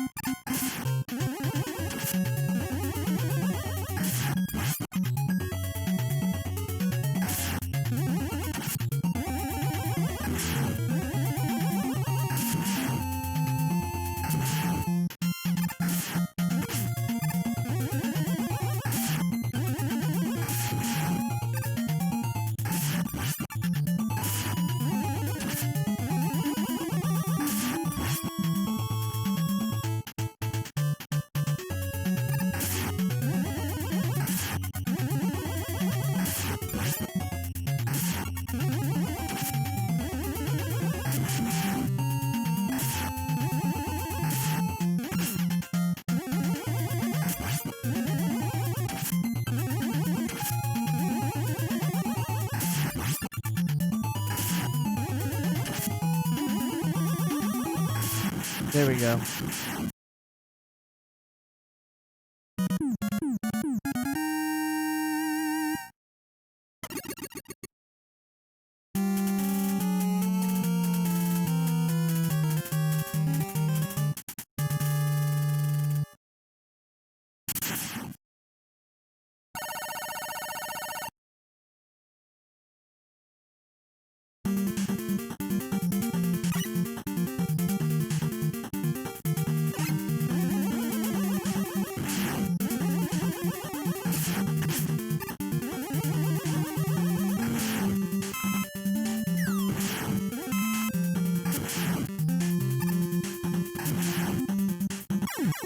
Wait, what?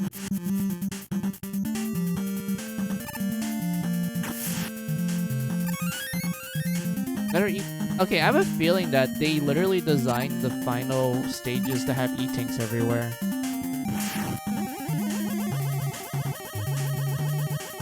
Because we're like practically almost full of them.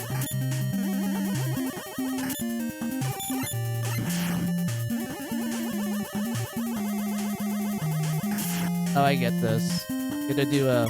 Sorry, my bad. Light jump. And then you do a jump here. Hold on. Okay, do another light jump. A jump here. Don't over jump here.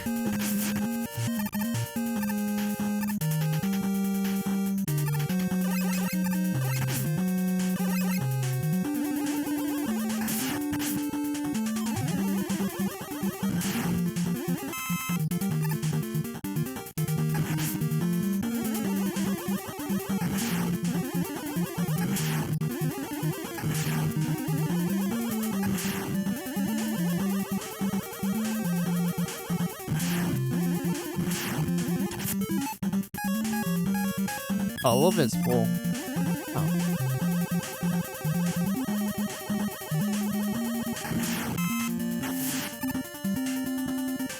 I don't recall if this is like a short stage. Because I know this is like... After this, we go to the boss rush.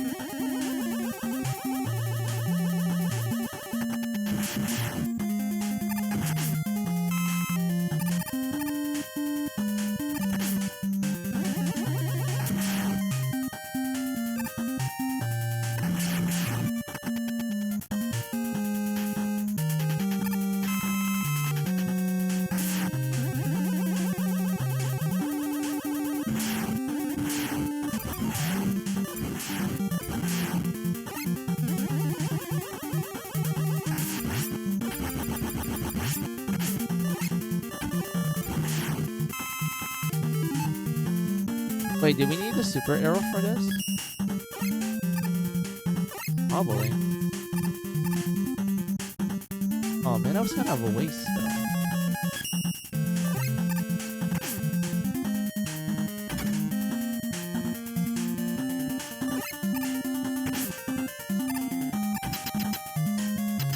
Alright, let's just see what this boss is.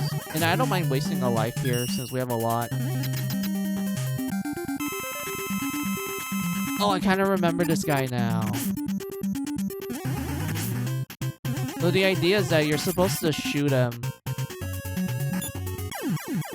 when his like little openings appear. I remember I played it safe with him. I just waited for him to like do his you know, go lower left or lower right. Like this part here. This is a lot easier to avoid him.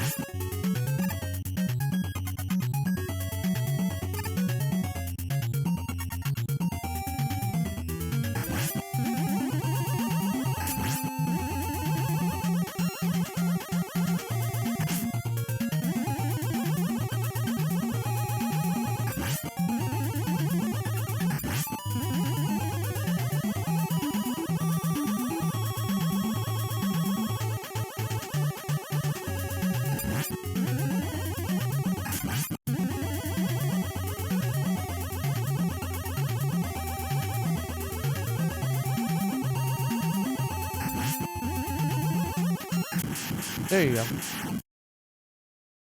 That's how I usually beat him. If you want to play it safe and like use the charge shot.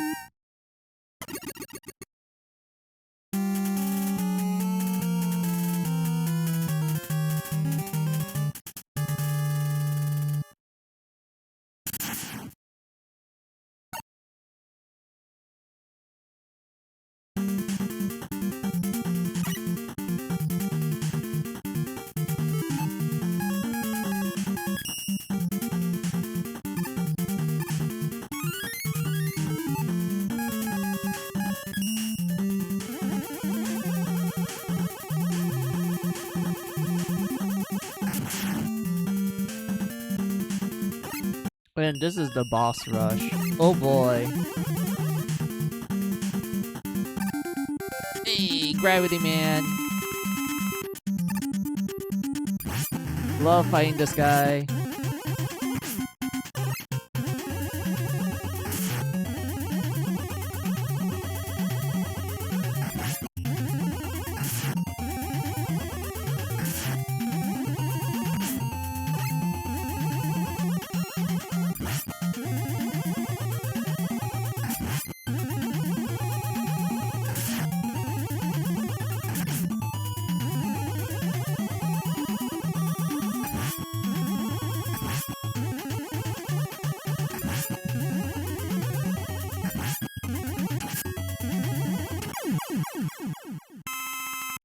So fun.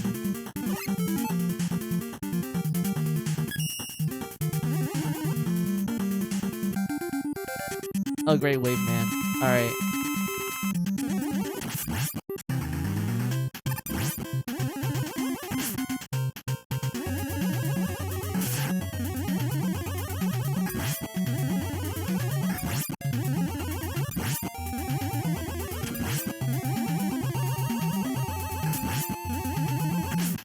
Oh, it lingers. I thought it just disappears really fast.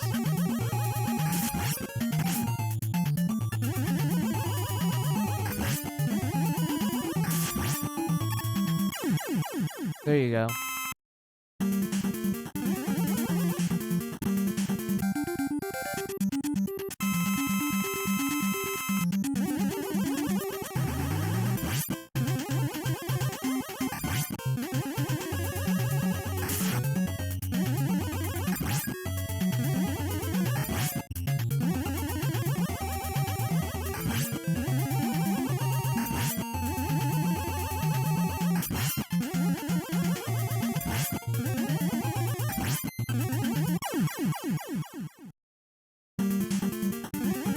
Man, I'm getting used to these bosses.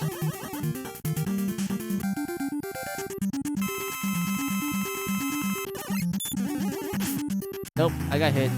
I got hit.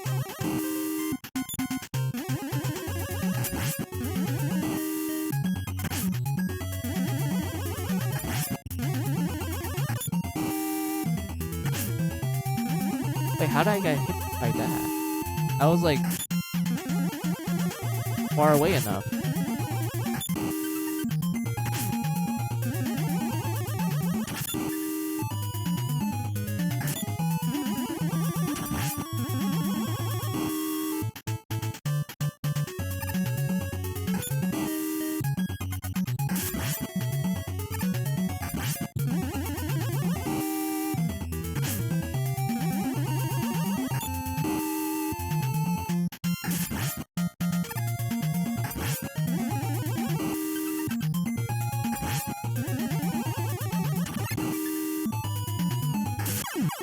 There you go.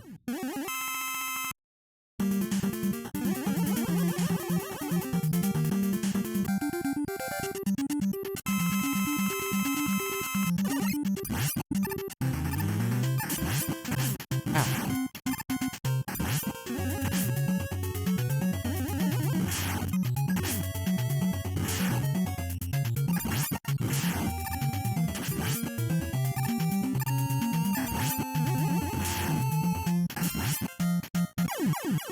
Oh, I thought I could avoid that. God damn it. At least I'm doing pretty good.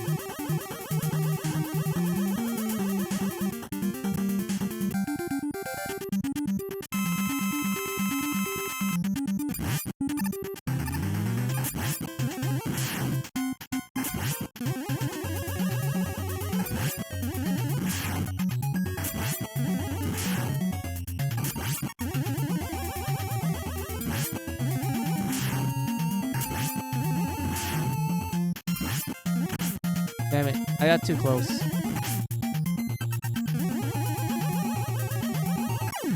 There you go. I know Crystal Man is in one of these. I don't really look forward to fighting him,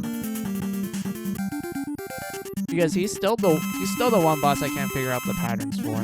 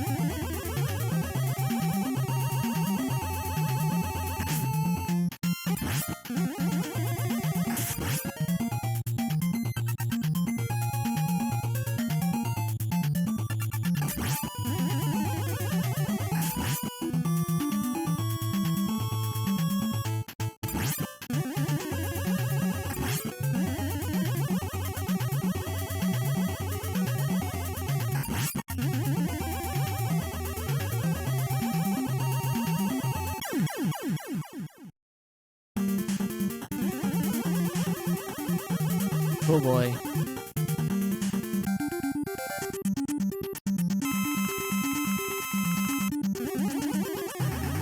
I am a bit surprised that they reused his boss room.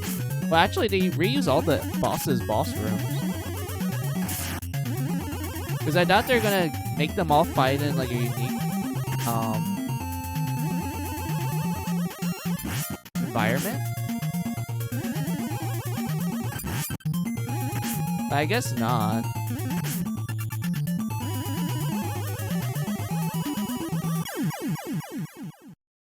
Dude, I still hate fighting Crystal Man. I really don't know how to figure out how to avoid his attacks. All I can do is just like do damage and that's it.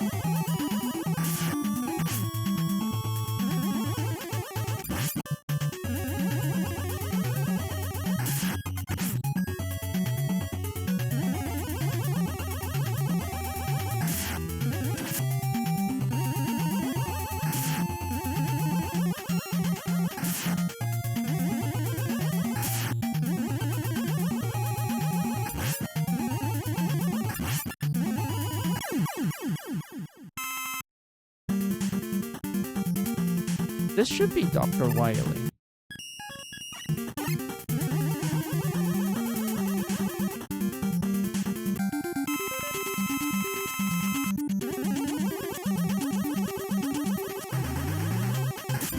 Yeah, I remember this battle. His whole gimmick is that he'll slam down. And that's when you should like shoot him.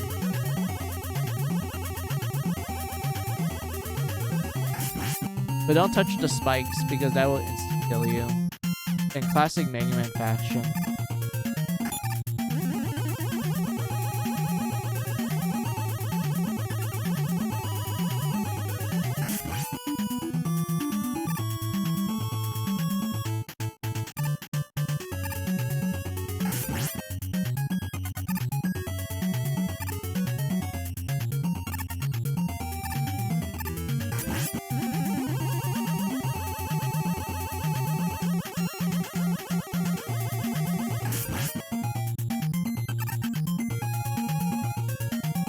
Damn it. I should have tried. I should have jumped.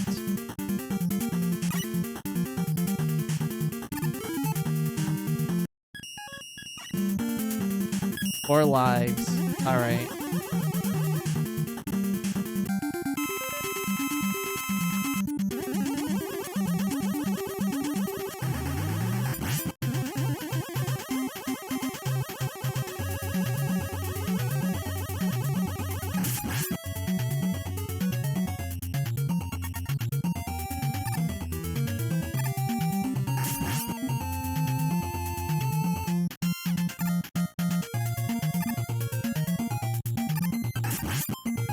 That was close.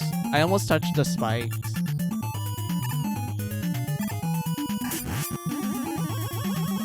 I forgot what this, like, machine's weakness is. Because I'm so used to, like, using, like, the charge shot in this game that I feel like there's no point in using, like, the actual weakness for him.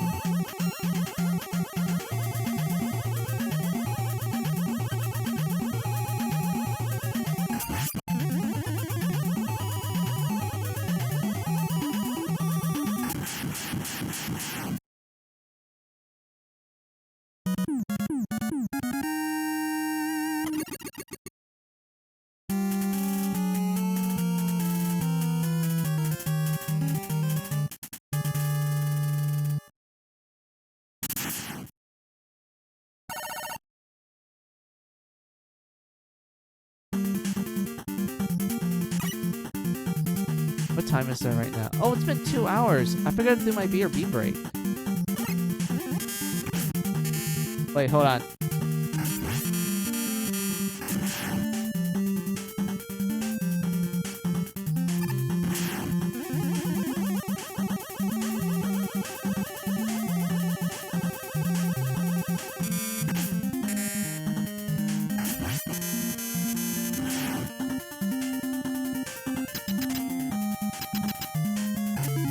Alright. Pause.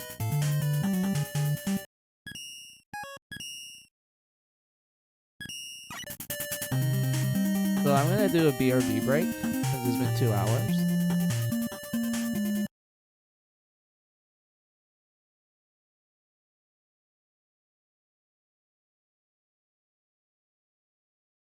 So take this as you guys' opportunity for your own BRB break. Get a snack, get a drink, use the restroom. I'll be right back.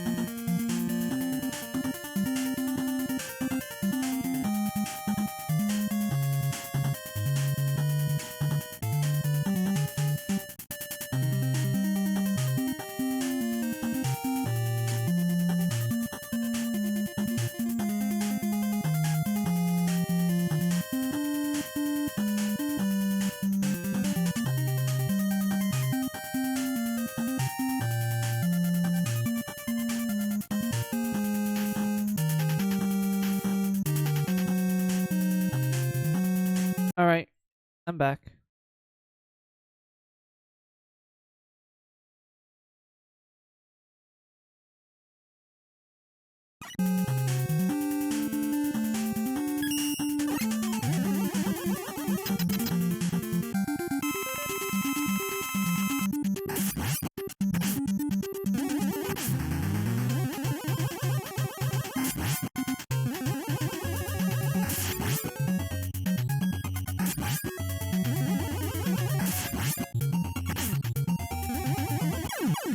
I really don't remember how you beat this, to be honest. I just know that most people rather just brute force it with the Mega Buster, since it does a lot of damage. But I do know you can use the Super Arrow for it. Wait. It drops you here?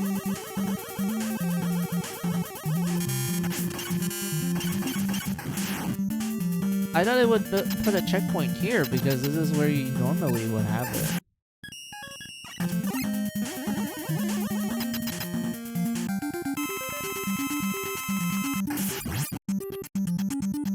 I guess this is one of those times where I don't really mind using an E-Tank.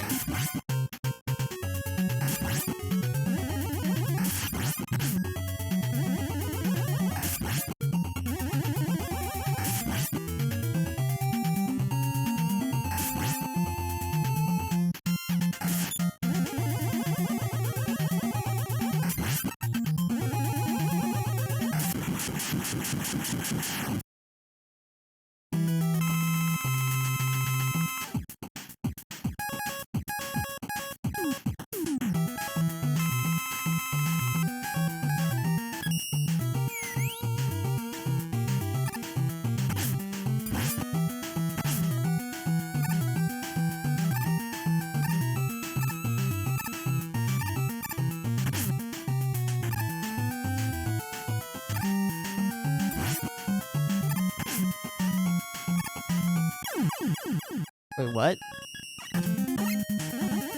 I do remember Beat does lock onto Dr. Wily.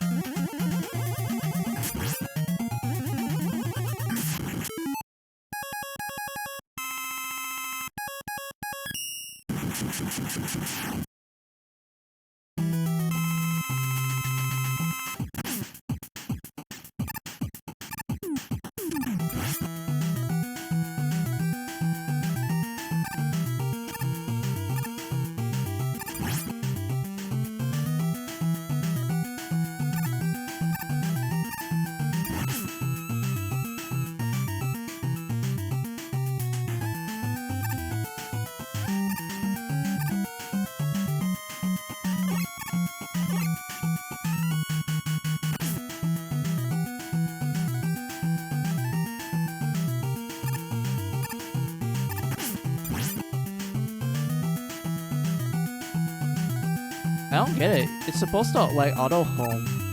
Yeah, like that. It's supposed to do that. But he took so long.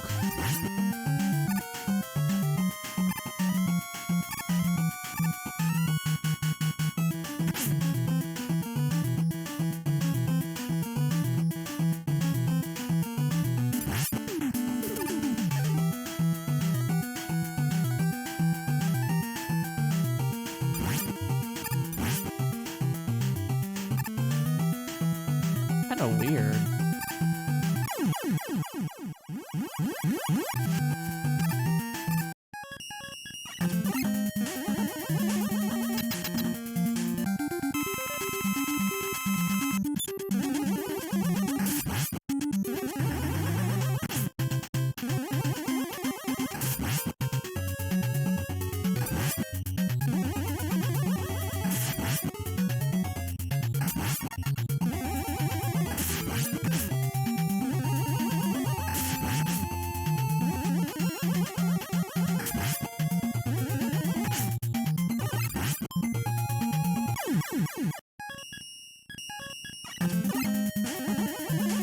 Hi, Mizu. How are you doing today? Hey, Moon. How are you? Welcome, welcome. I'm at the final boss for Mega Man 5 right now.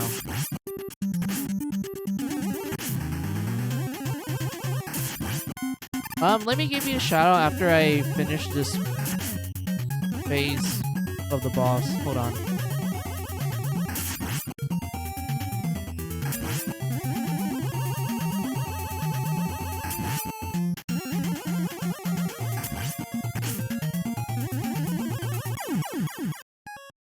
Okay, never mind. I'll just give you a shout out right now.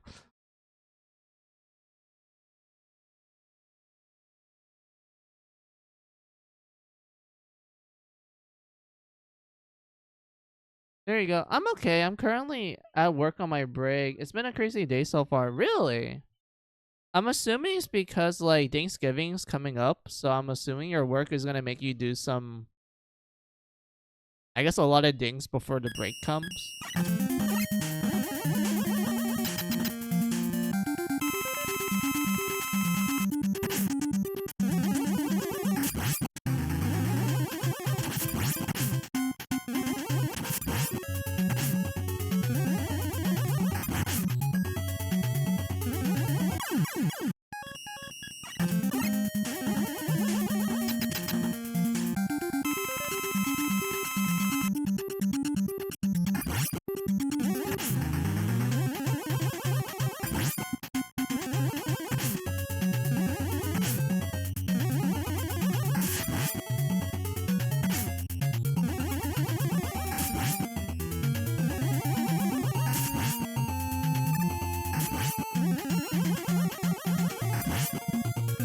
Damn it.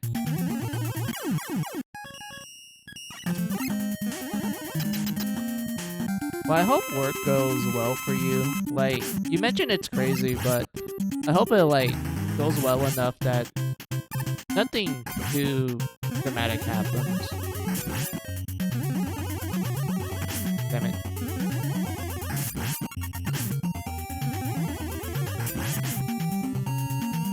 I keep forgetting about the vacuum. I know technically we can just use the super arrow and just like do so much damage to it. Yeah, you can do a lot of damage with it.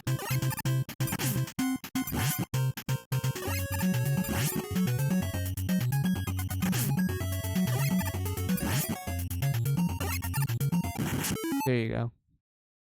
Let's see. Yeah, it's just busy and being understaffed really doesn't help. Trying to finish the first shift as well. Oh, I see. So it's very understaffed. Alright. That makes sense why it's like a lot more crazier than usual. Man, that sucks. Like, having to do like... Well, having to do a lot in one day and also being understaffed. Yeah, that's gonna make a lot of... I guess the employees there, because of them being understaffed, there's not a lot of people there. So it's like, yep, you had to do more work than usual. So yeah, that's tiring. I feel bad.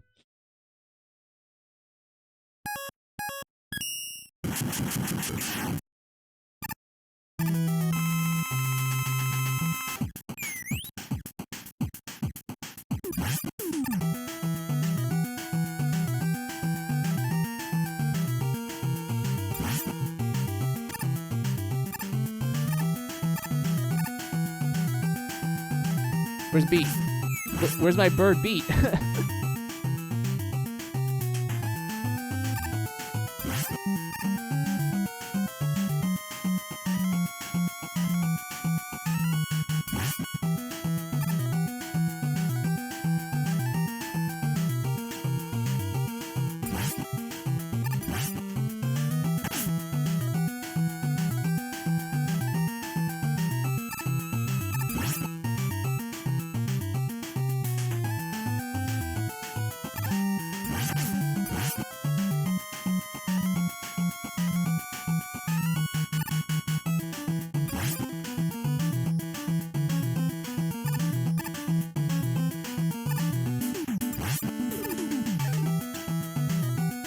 You got to defeat this final boss. Yeah, we need to go beat up the old man Dr. Wily again. We're almost done, Moon. We just need to do one more hit with our bird. There we go.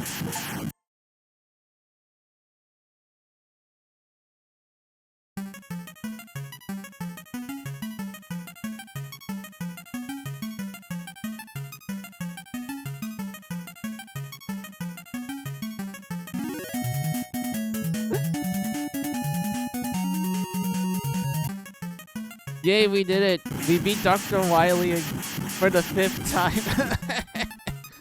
This is the 5th time we beat Dr. Wily.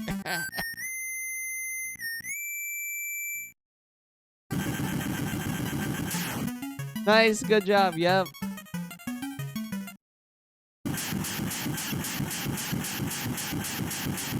Man, I'm still laughing at the fact that the literal plot of classic Mega Man, which is what you see right now, it's literally just you beating up an old man who's just trying to take over the world. And you have to do this like 11 times technically. But yeah, we did it. We beat the game. We beat Mega Man 5. I have to say, Mega Man 5, it's kind of weird to me. I'm sure he won't come back again. Yep, totally. Mega Man 5 is so weird to me. Like, I can tell that the game was a lot easier. But at the same time, there are moments in it that makes me go like, okay, it's a little tricky. I'm kind of glad for that. But the overall time, I'm like, yeah, the charge shot is broken. It's so powerful in this game. Yeah, it's such a huge range. It does a lot of damage, surprisingly. And a lot of the bosses, I feel like it's more better to use your charge shot than their actual weapon weakness, because their weapon weakness is a little awkward to use.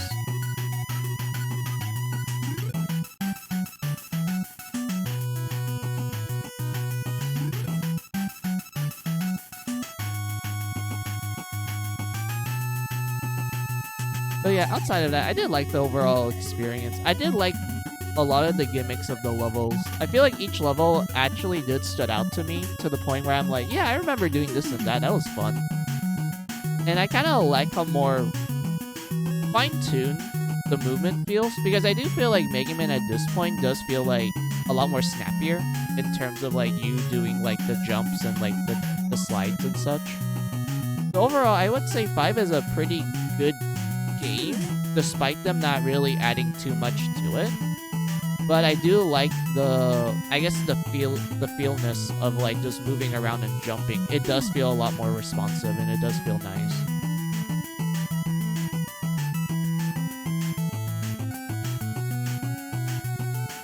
But yeah, man. Can't wait to get to Mega Man 6, man. That's the game where you fight the robot masters in different countries. Like, man, I can't wait. I can't wait to fight Canada, aka Blizzard Man. I can't wait to fight Greece, Centaur Man. England is Nightman. Japan is Yamato Man.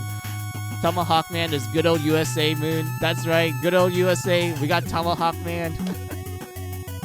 Fellow American. What else was there? There was also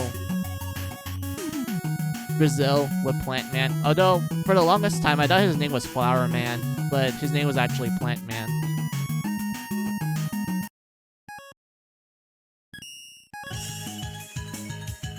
But yeah, look at that moon. 5 games complete. We only have 1 game left in this collection. Mega Man 6. Can't wait. I like these bosses. They are so cool. I normally start with, I'll actually show you the boss listing. Hold on. Sounds really cool. It is. It really is. Oh yeah, I already explained to you what the plot is for this game. Since, like, I'm just playing the Japanese version because I'm just gonna, like, kind of speedrun it, essentially. But, all you need to know is that humanity decided, hey, let's have a fighting robot tournament. So 8 countries decided to make their own robots, and they're like, yeah, we're gonna participate in the tournament. And then you have this guy here, Mr. X, who's the host of the tournament. He's like, well, I tricked you all. I'm gonna reprogram your robots and take over the world, and it's up to Mega Man to stop him. So this time, the main villain is not Dr. Wily, it's Mr. X. But yeah, this is like the boss listing, man.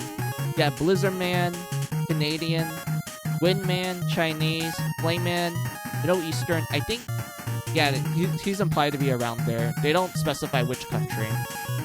Plant Man is Brazil. Yamato Man is Japanese. Nightman is good old England. Centaur Man is Greece. And Tomahawk Man is USA. USA. Good old America. But anyway, normally a lot of people, when they ask like, hey, who's like the best like boss to fight first, is usually Plant Man, because he's really easy to like pin down his attacks. Like, it's a lot easy for people to avoid. But I like starting with Blizzard Man, because Blizzard Man is honestly a more funner fight for me compared to like Plant Man, to be honest. Although I do like to like mix it up by going to like a random order sometimes, but I like doing like Blizzard Man first. So let's go to good old Canada Moon.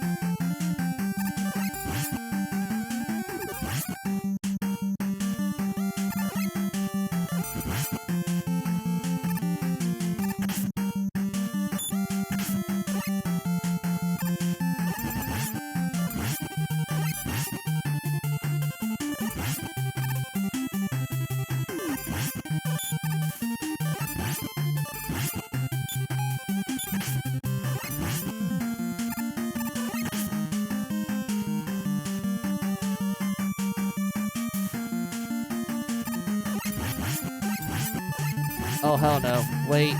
I don't like the missiles. We have to avoid them.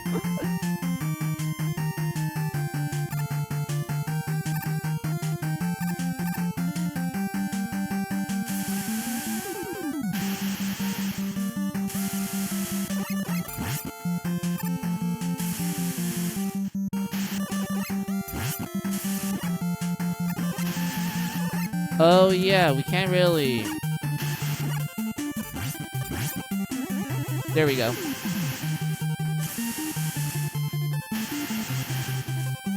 Just have to be really careful because we will die if we touch the spikes.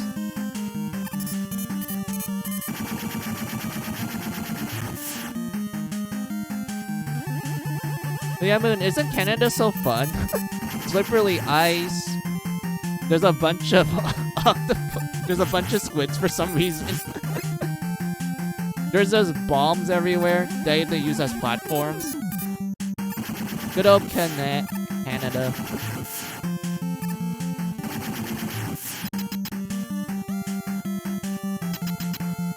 And there we go. We're at the boss now.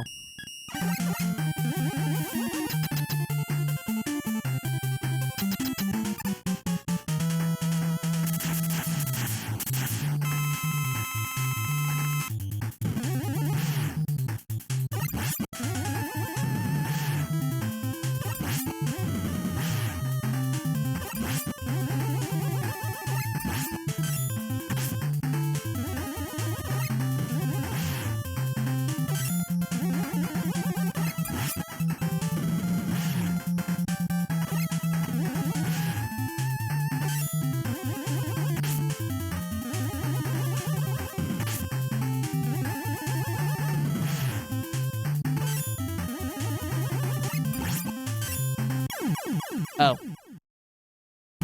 I didn't really expect the snowflake to spawn like that. It's fine. I prefer going to the boss with a full HP bar, to be honest.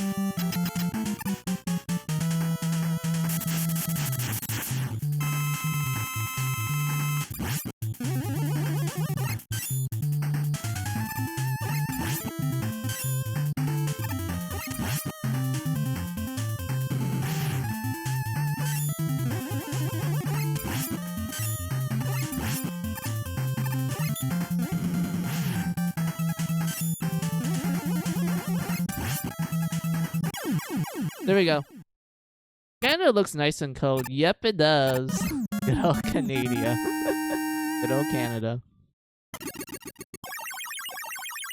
But yeah, we did it, Moon. We beat the boss. Pretty, like I said, he's pretty simplistic, as you can tell. As long as you, like, properly dodge the snowflakes, you won't really have too much of an issue dodging him.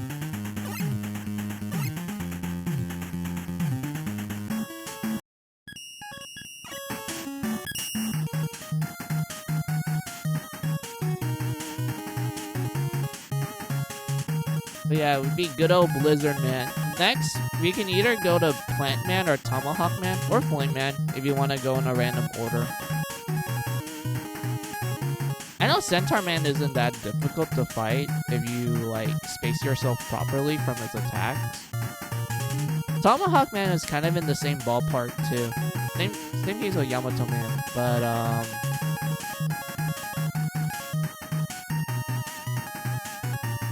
you know what?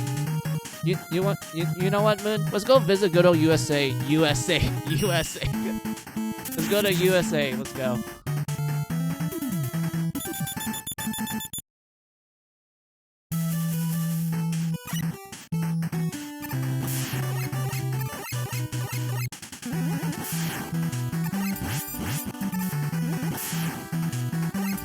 I do like how the enemies you fight here are literally like cowboys. Because they designed the stage to be like, you know, the old Wild West, you know, a little bit of good old I think, yeah, like California or like the middle of the USA with the like the Rocky Canyons and such. I do like it. Aesthetically pleasing to me as someone that talks in a surfer accent every now and then because of good old surfer land.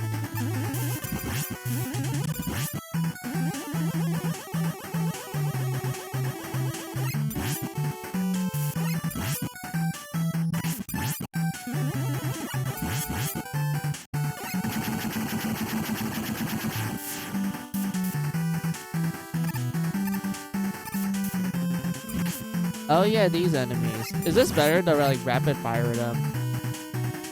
Hello, Arizona and Nevada. Yep. Hey, Queen Victoria. How are ya? Welcome, welcome.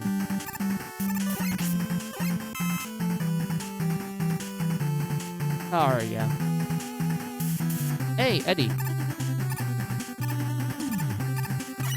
Well, that was kind of useless, Eddie, but thanks anyway.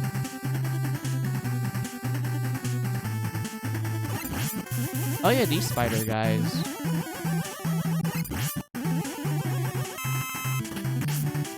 I'm kind of sad that you can't like shoot while sliding, because that would have made things a lot more cooler and a lot easier to like avoid certain things. But oh well, what can you do?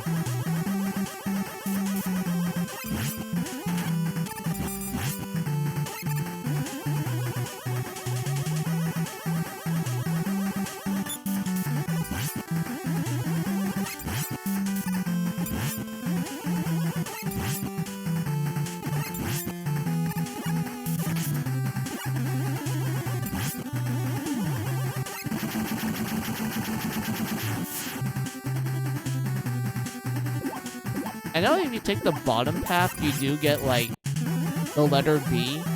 Since in this game, you have to collect 4 letters to unlock, like, beat, essentially. But I don't think I have the confidence to, like, properly do this.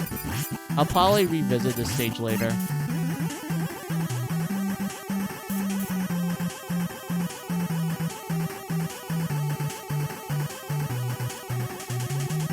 I know Pro Man is also on that cracked wall there, because you get the energy saver from him. But we need the power ability for that. I still find it funny that the energy equalizer, or was it saver? I think it's equalizer. I find it interesting that they introduced it in 6, and then they kind of kept it in the later classic games, but I know like in Mega Man X, it's like on by default because of how that game handles it.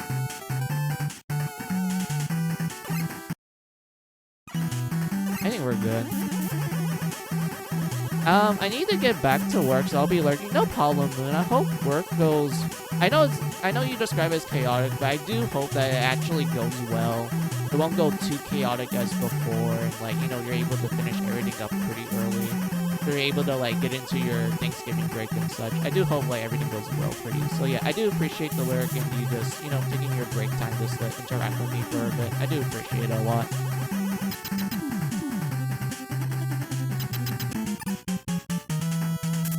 So, yeah, good luck with work.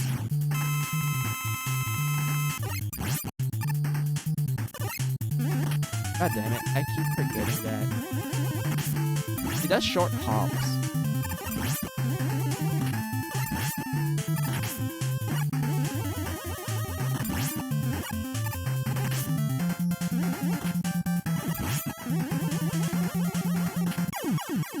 Wait, what? Oh, it's because I moved a little bit and I ended up touching him. That makes sense. I thought I was in the safe zone.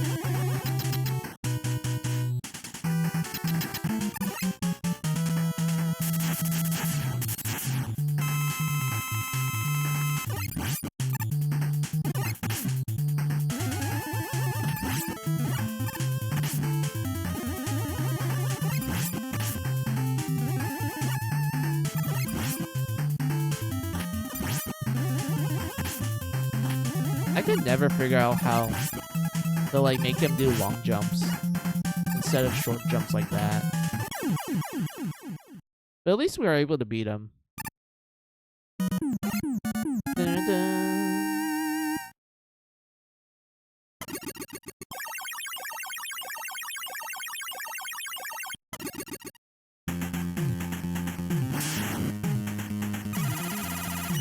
Silver Tomahawk. Hell yeah, brother.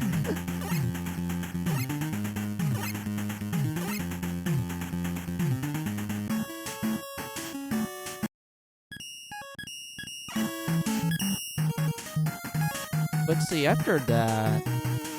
I know technically you will go to Yamato Man, and then Nightman, and then Centaur Man. And then you do Wind Man, Flame Man, and Plant Man. Sorry, Blizzard Man, then Plant Man. I kind of just want to fight Well, no. I want to at least try to get the letters. But I'm trying to remember, like, where you will get power and, like, jet form. I probably just had to play through the stages, well, these 4 stages again after I get those 2 specific power-ups that I mentioned.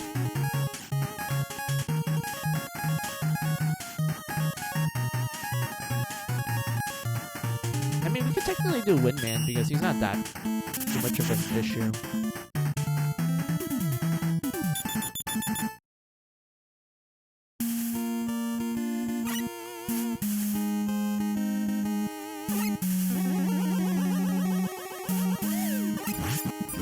Oh, it's pandas. Good old China.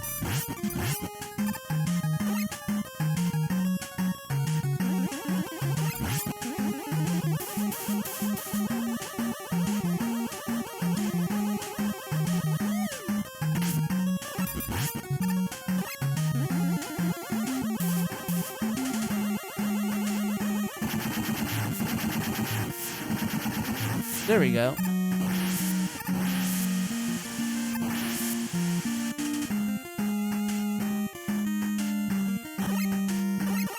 I think these guys, you can kill them with the blizzard. Yeah, you can. Kind of a waste though, but alright. Actually, no, it's not really a waste because the enemies here... Sorry, the boss here is weak against Centaur Man's ability.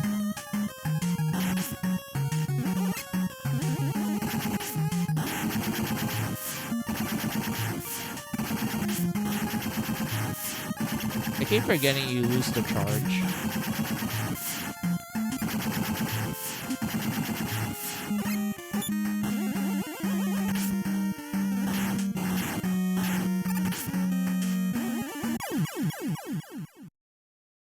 I don't think I have any lives left, so we just get a game over. Yeah, we get a game over.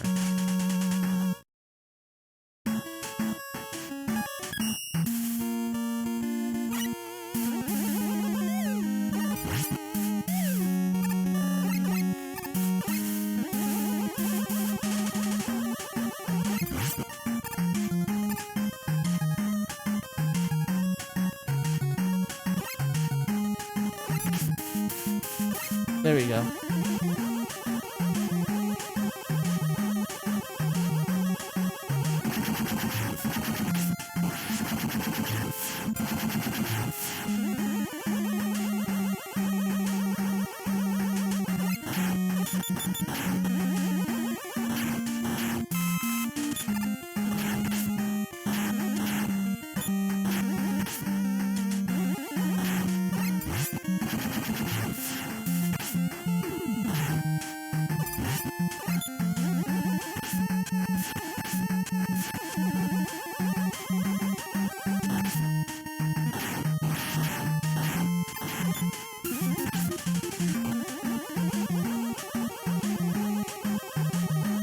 Oh, I remember this.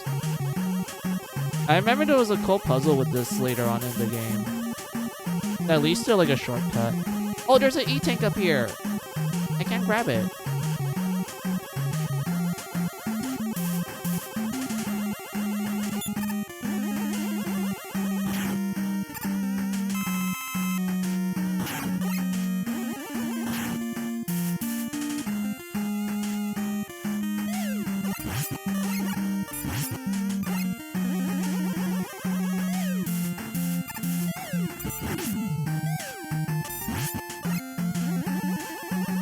There we go. Damn it.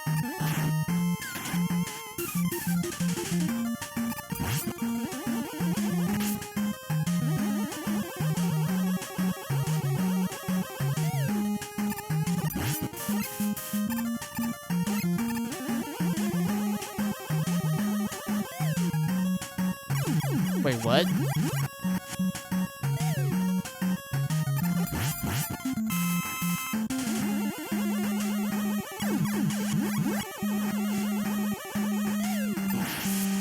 Okay, I guess that's how you would do it.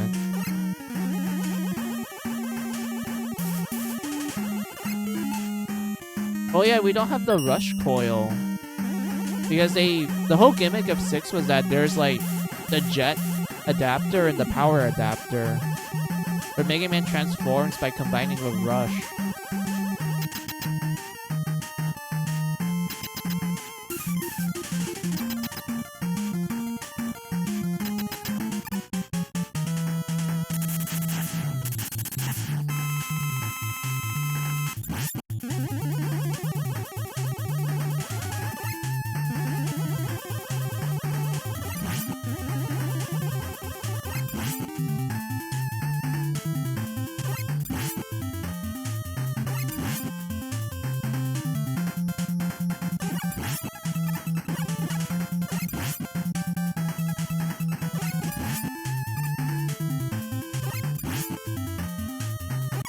There we go.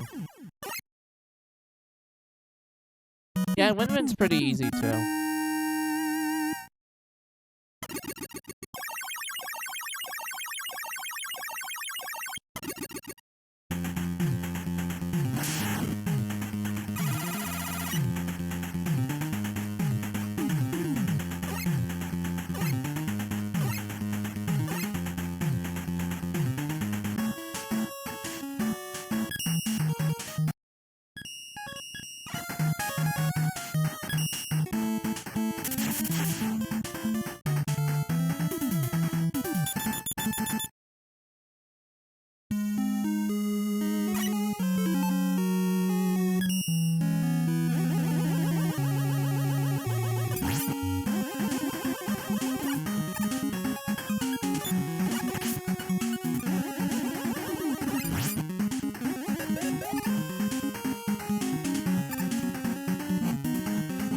I remember the gimmick for this one. These flame guys, well, if they light up the oil, it actually turns the oil into instant kill. Yeah, like that. Like, we touch it, we're just gonna die. We're gonna straight up die, so it's better to avoid that.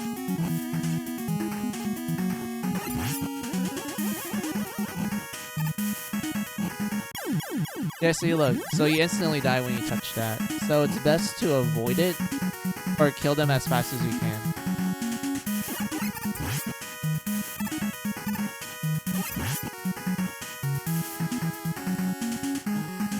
these guys you can kill with the short shot.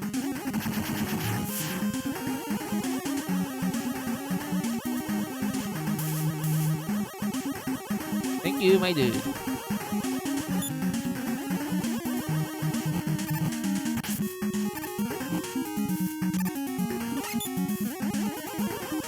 Wait, what? Did he just disappear? Because, like, I'm far away from the screen. Like, let me look at this.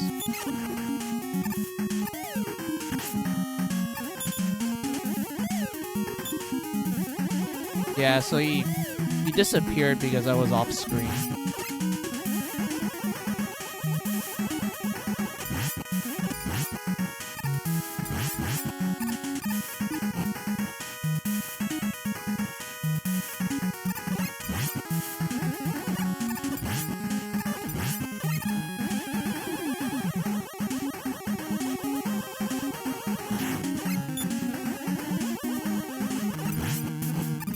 Wait, what?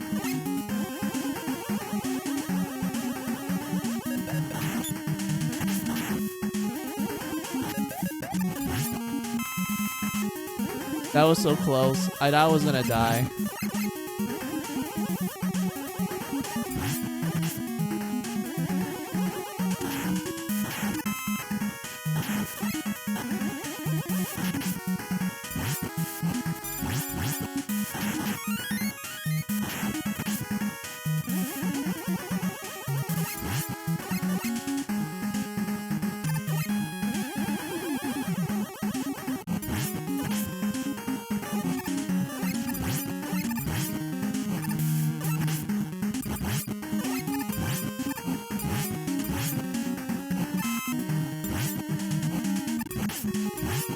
There you go.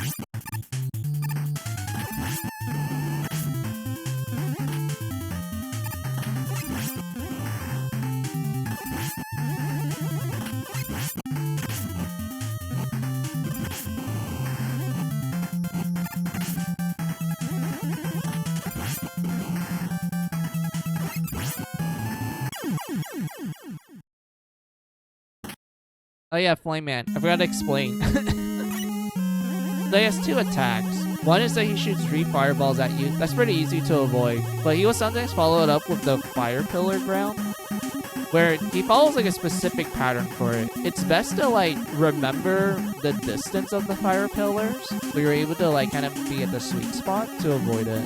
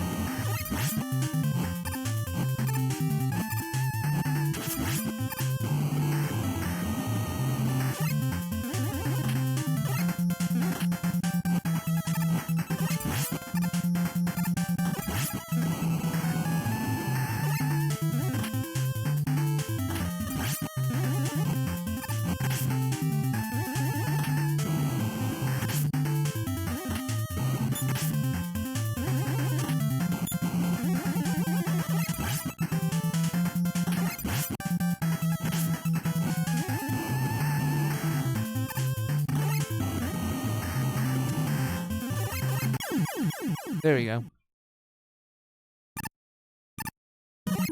I still feel like I did turbo with that. Because I remember I was able to do it once without getting hit. But I guess I got a little rusty. And I panicked a little too much. Rush the power. Oh, we can go to Tomahawk Man and grab the thing. But I'd rather grab, what's the one I'm looking for? The jet ability. Then we can like go around grabbing everything else.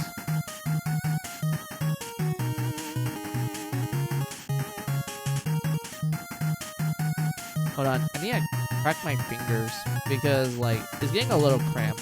Hold on.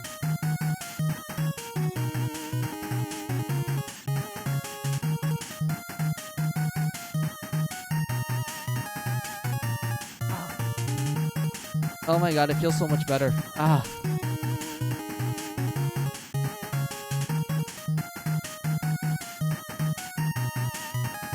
Alright.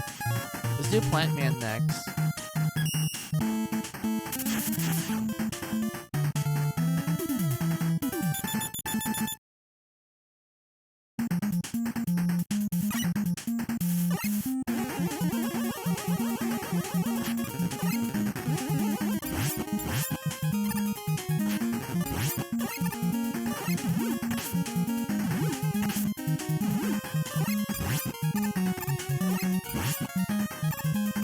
Oh wait, we can break this.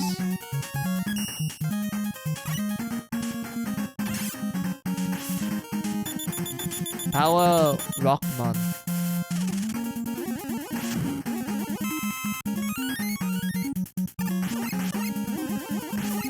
I find the power adapter to be interesting because I know you could do it for like specific bosses later on that actually influences their mechanics. But the one problem I have with it is that you can't slide, but I know that's because of balancing reasons, but I really don't like the fact that you can't slide with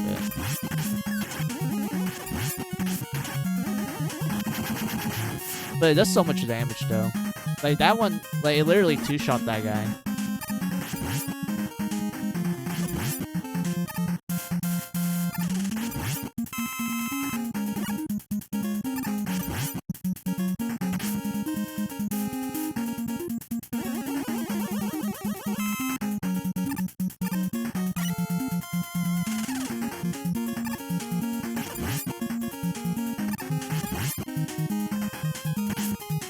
God.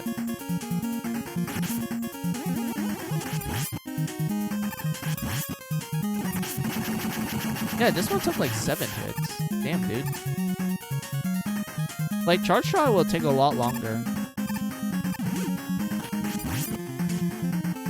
Has nice range, too.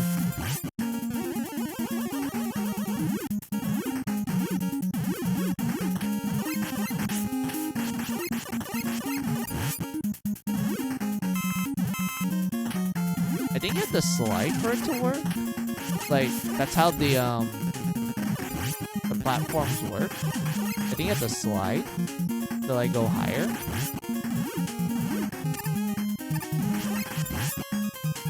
Or do you have to hold up? Because I tried holding up before, but it didn't went up.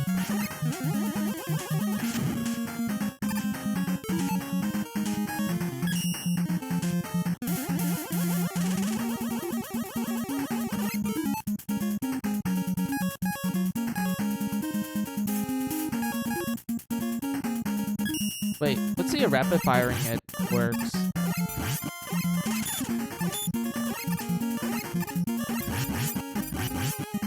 Oh, yeah, kind of. You can, like, kind of rapid fire it. Yeah, I think rapid fire is probably a lot better if you want to play it more safe.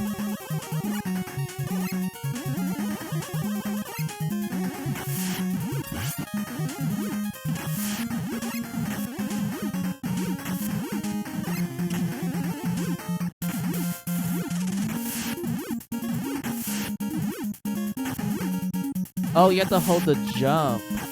I think that's how it works. Let me test this. So you do have to hold the jump.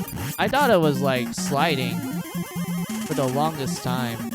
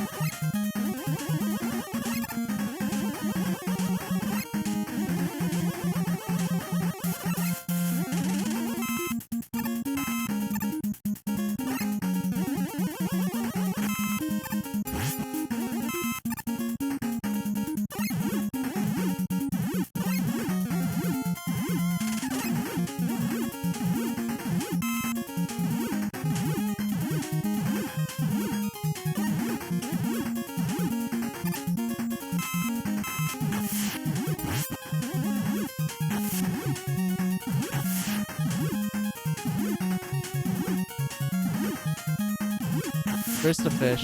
Gotcha. Gotta bait it.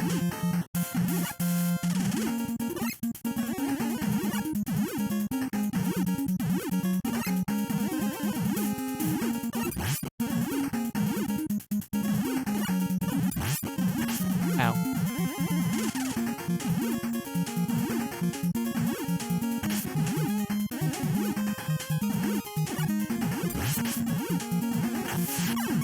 Wait, what?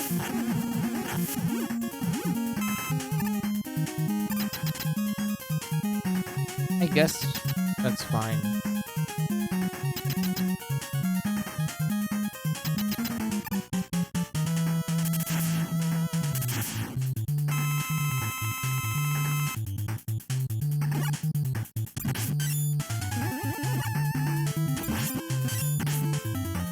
Hold on.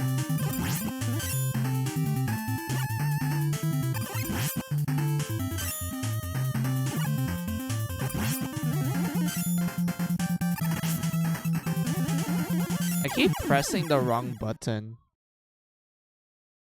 when I try to slide because I accidentally let go of the down button too quickly.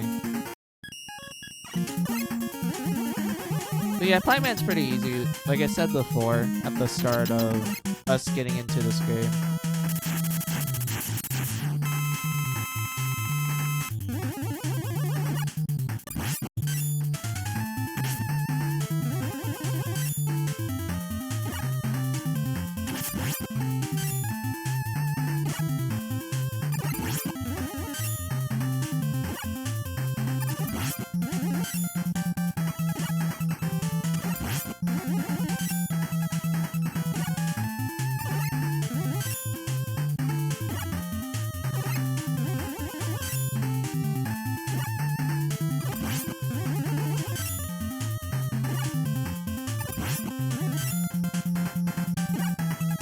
There you go. Also, I realized I need to change the game category.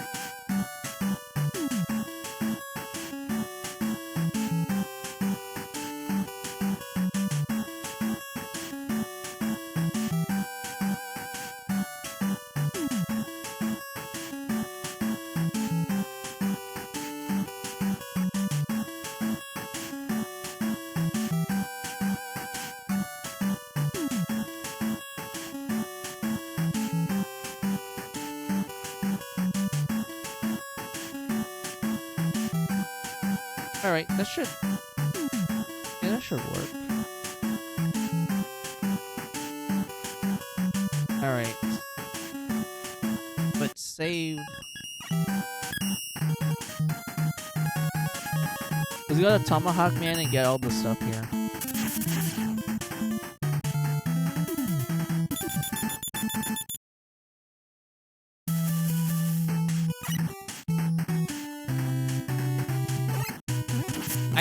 I do like how they changed the environment. Because it was like daytime and now it's night. I wonder if this is a case of just you revisiting it or it just randomizes every time.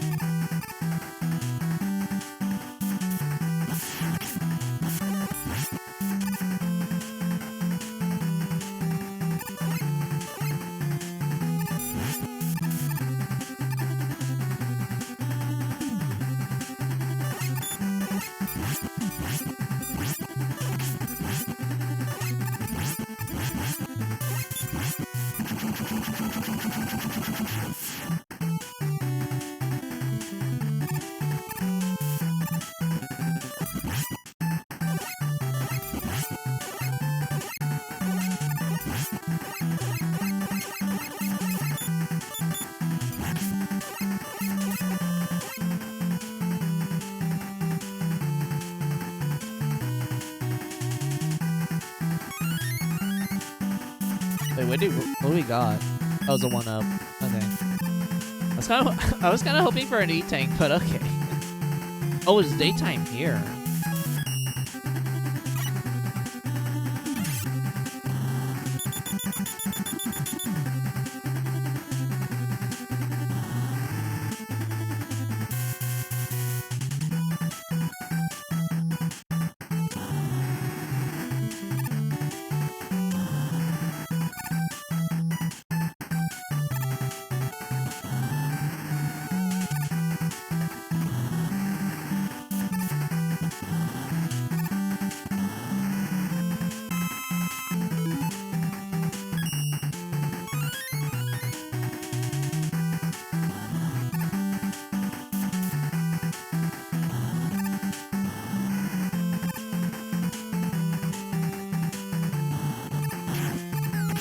Ow.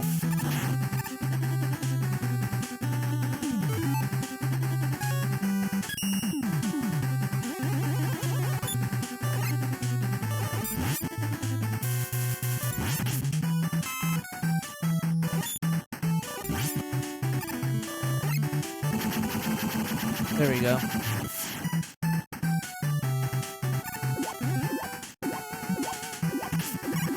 Oops.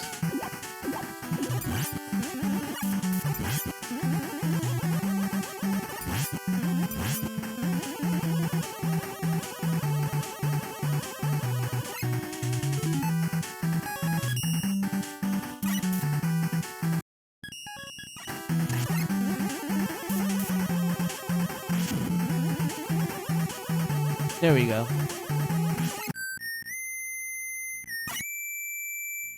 Hey, Proto Man. Energy saver unlocked.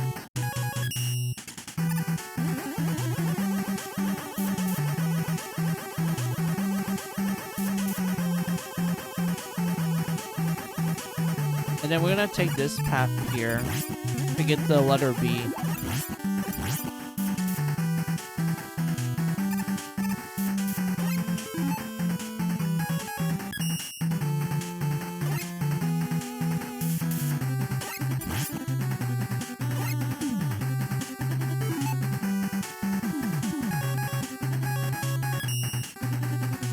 There we go.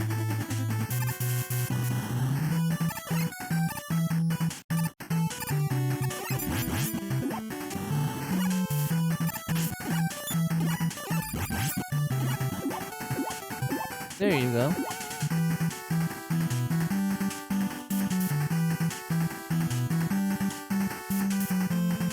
There we go. The little secret.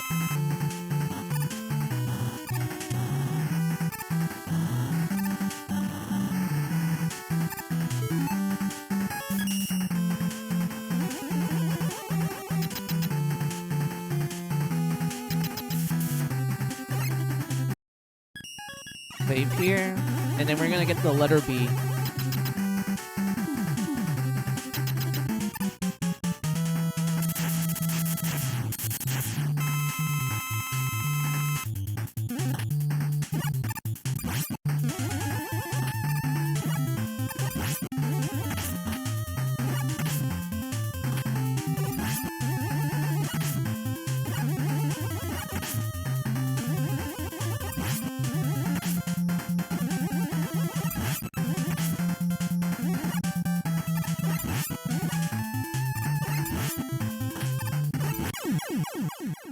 Damn it.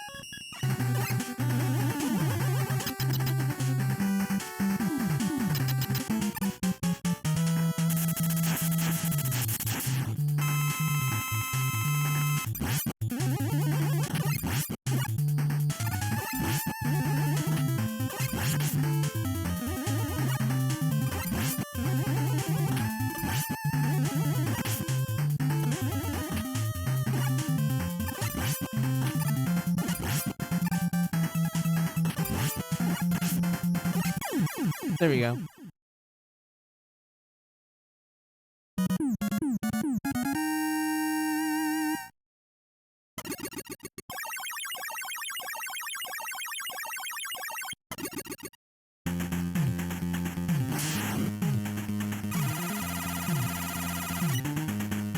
Heck yeah, we got the letter B.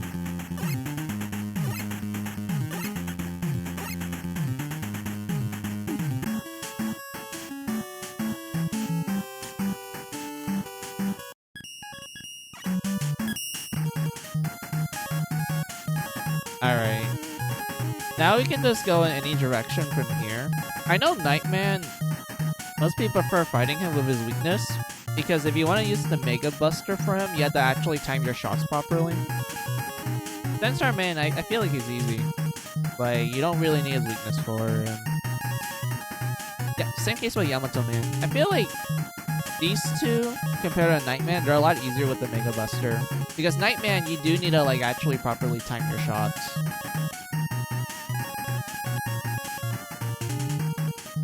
Let's do Centaur Man.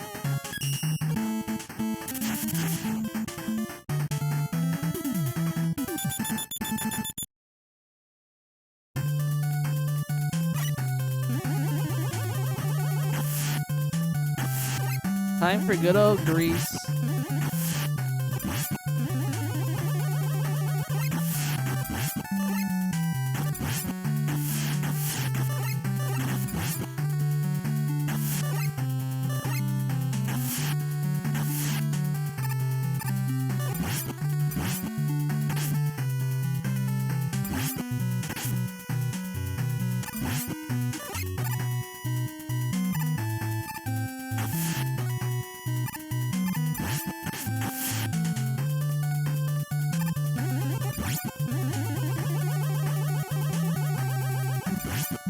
There we go.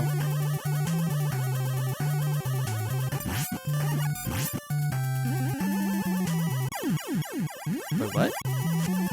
Wait. That's how you... Okay. That's the timing.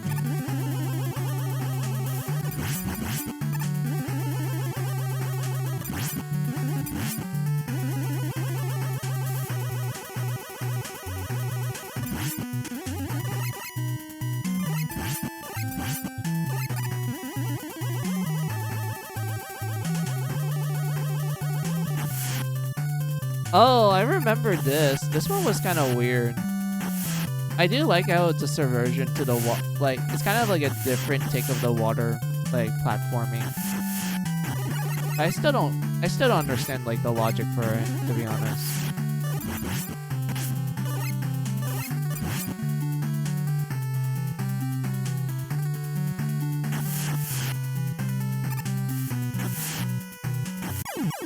Hold on. I think you time it like this. Yeah, there we go.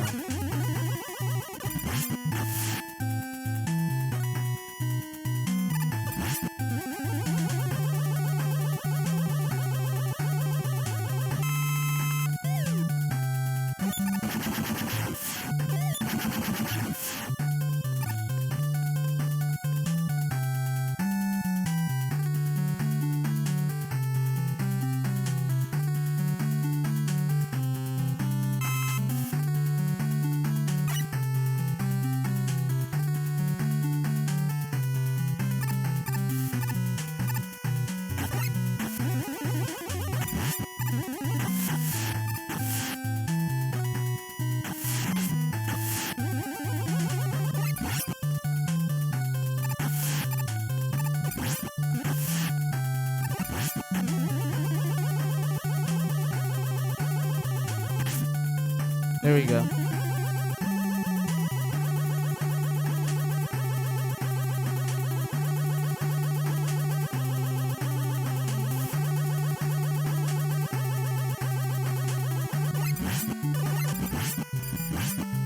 There we go.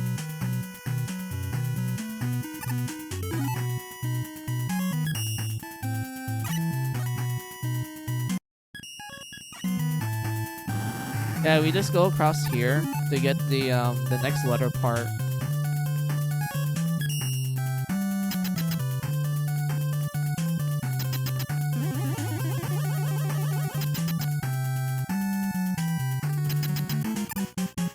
I'm still curious where all the E-tanks are, because I want to collect them. Ow.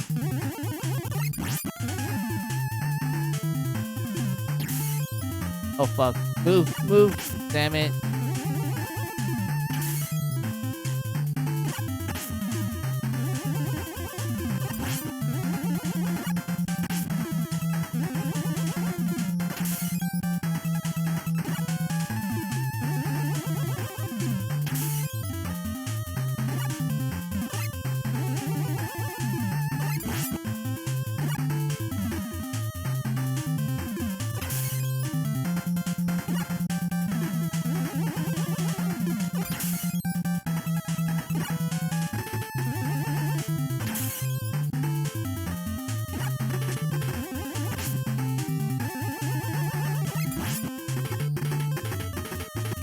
There we go. I keep forgetting how big Centaur Man is, so you kind of have to like be a little bit up close to him and then you jump over.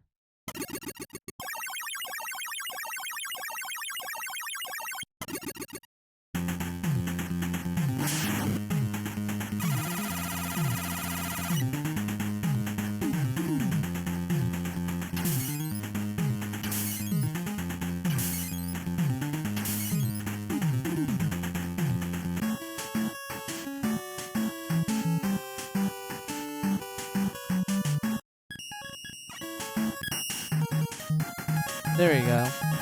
And then we have Yamato Man and Nightman. I really don't remember how you unlock the letters for these two, so we'll just try to get it the first try. If not, then we just have to revisit it. Let's go to good old Japan. Mount Fuji. And Tanukis. Sweet. I do find it funny that the Tanukis, like, they throw golden balls at you, which kind of makes sense given how Tanuki statues look like. King Tama. Good old golden balls.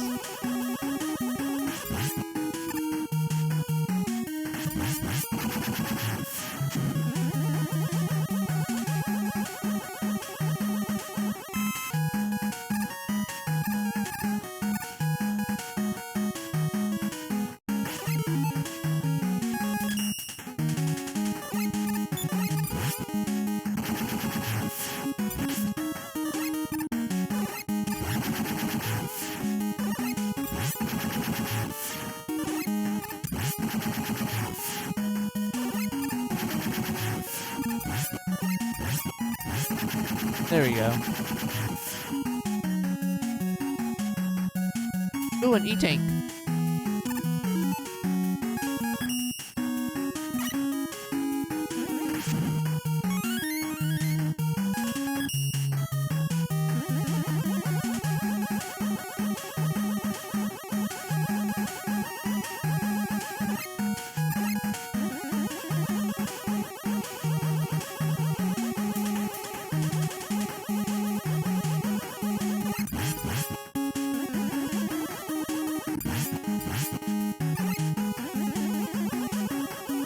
I don't remember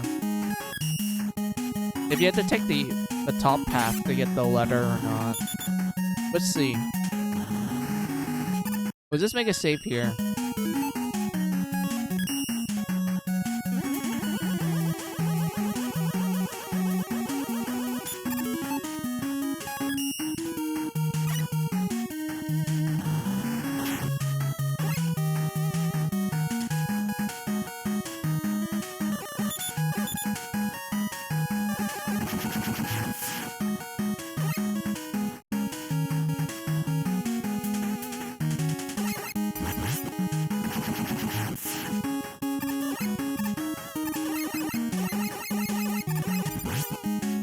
Ow.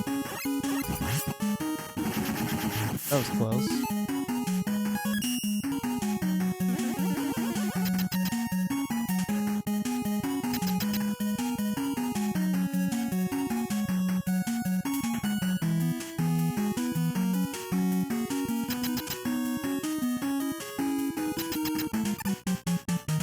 Alright. Let's do this.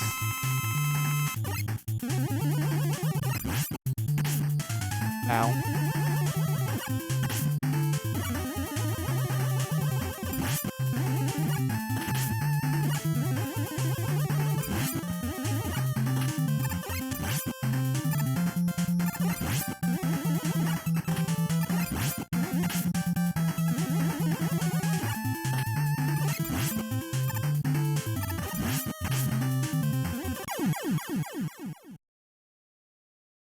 I did crap in that battle.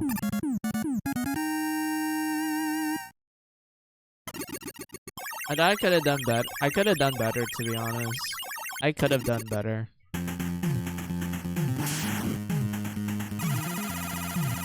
Oh, so this is where you get the beat part. All right. So we did make the right decision.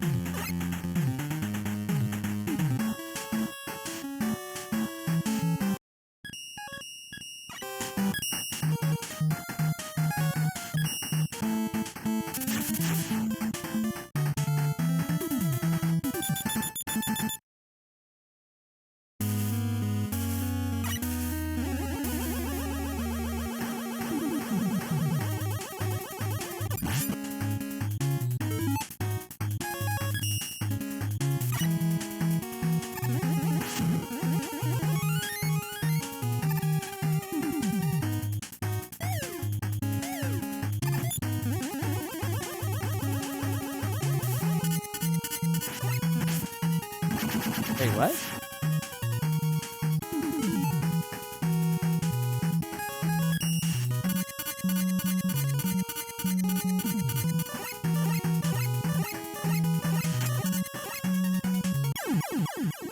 What? Hold on.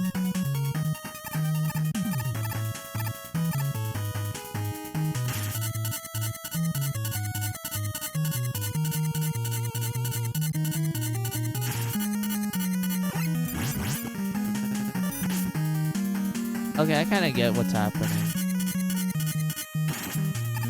There we go.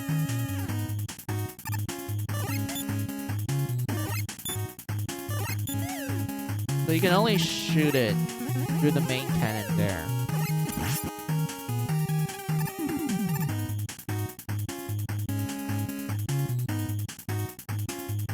Hey, it's the spider dudes.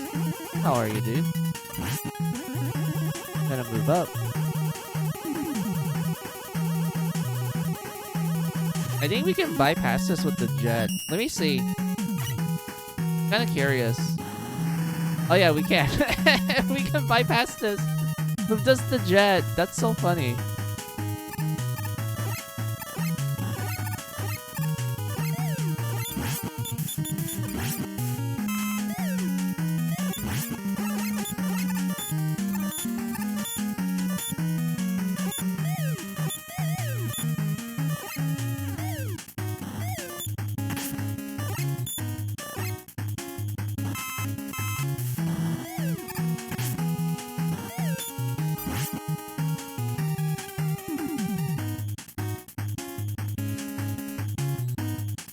There we go. No E-tanks, Eddie? Alright. That's fine, dude.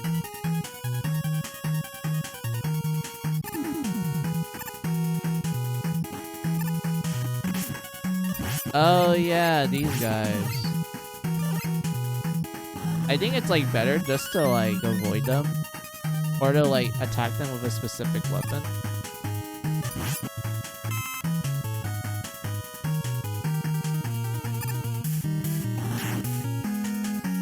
Oh, these are...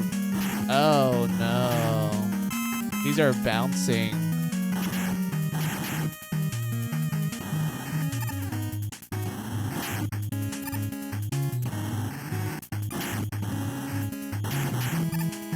Do we need to take this down path for the part? Let's try it.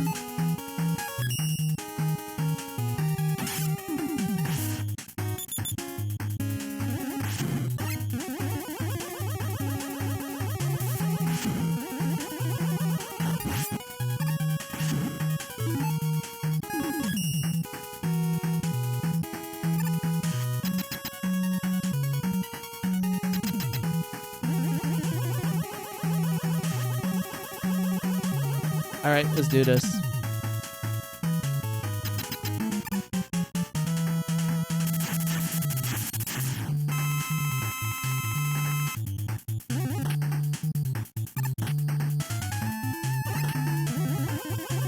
Oh, come on.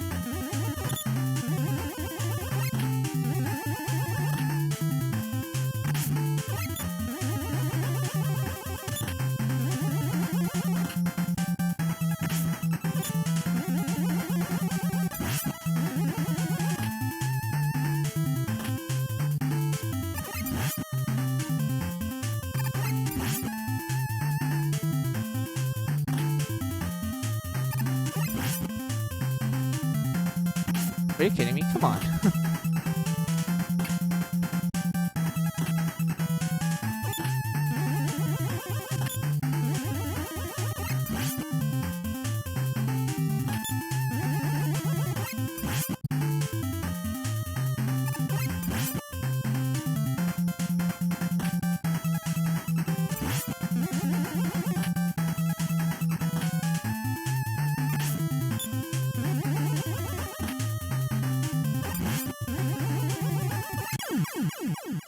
There we go.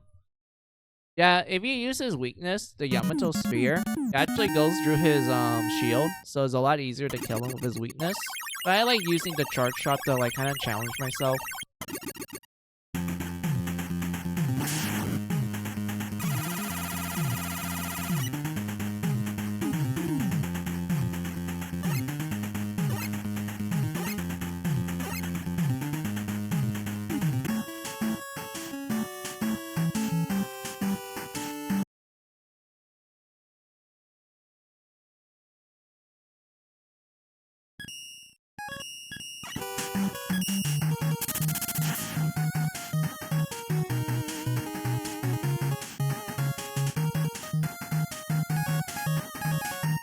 Alright, time for Mr. X. I kind of want to write down the password. Hold on.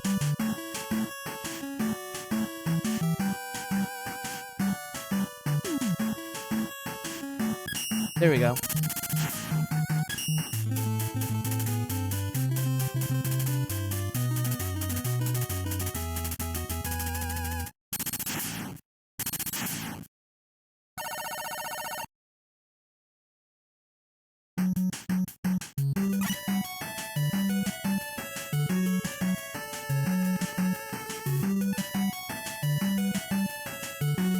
Alright.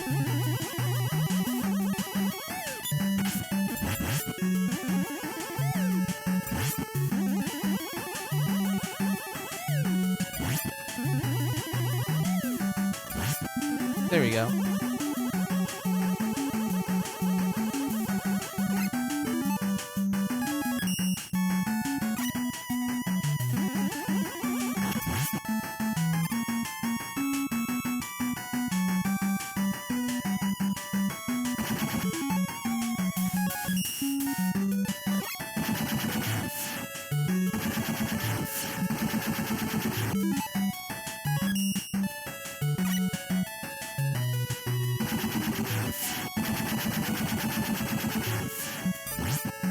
There we go.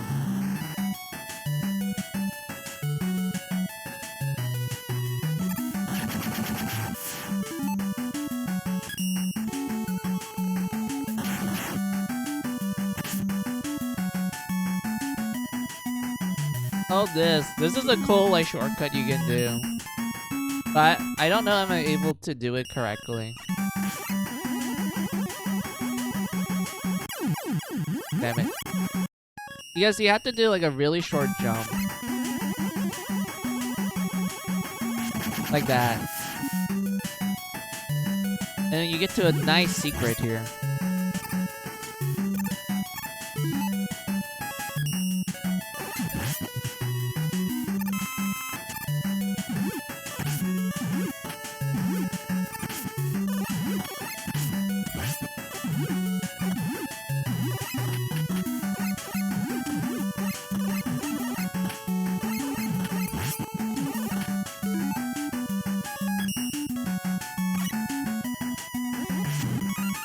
There we go. Hey, a lot of free one-ups.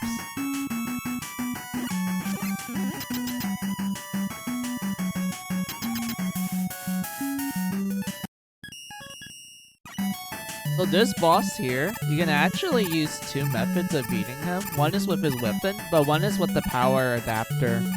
And I like the power adapter method more because you can actually manipulate his like pathways if you use like a charge shot on him. So you're able to actually change the direction of them going.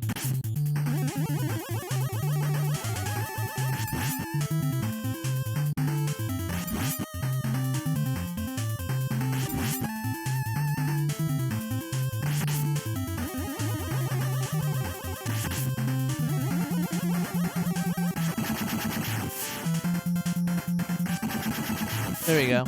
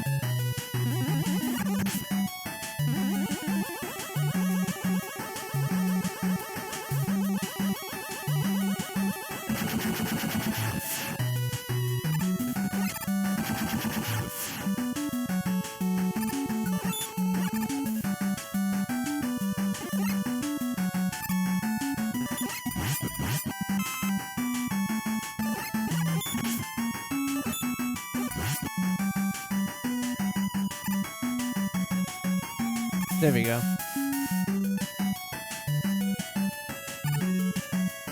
Oh boy.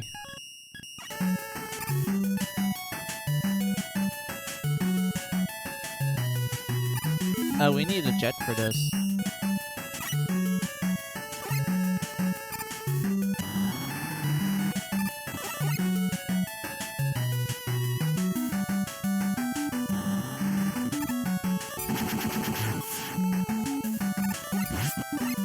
Oh yeah, so the puzzle here is that these dings, like this thing here, will take you down. The first one will just tell you what the what the platforms are. This one tells you that, hey, if you fall, you're gonna die. So you gotta be really careful, take your time. Or use the jet.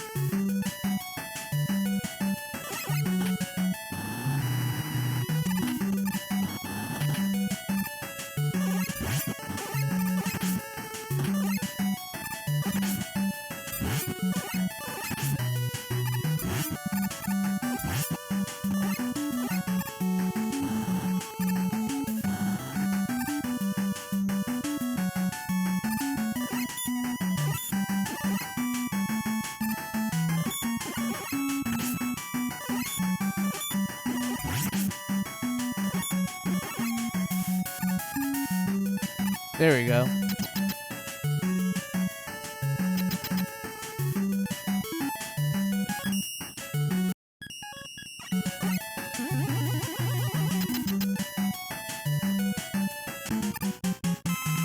Oh, I know this one. It's best to use the silver tomahawk because it has the right angle to like hit it. But I fucking hate this boss because it's hard for me to figure out when to jump appropriately so I can start like, you know, shooting it.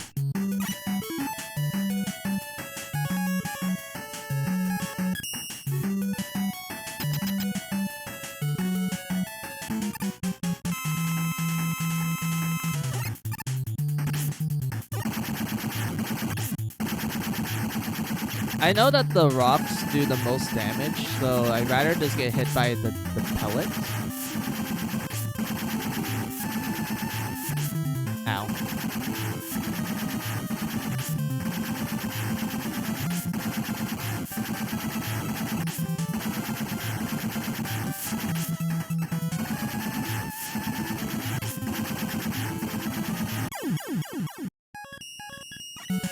Come on.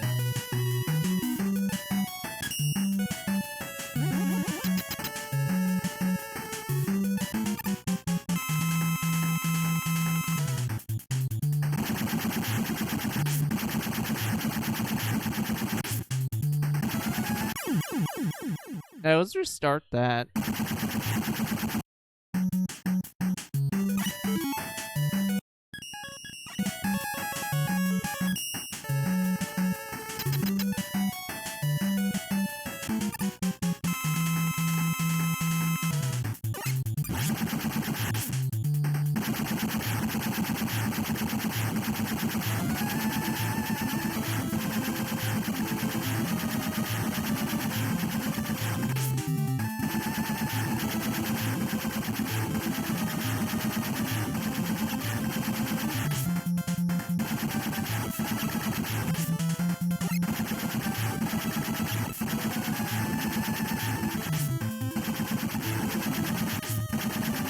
Oh, come on.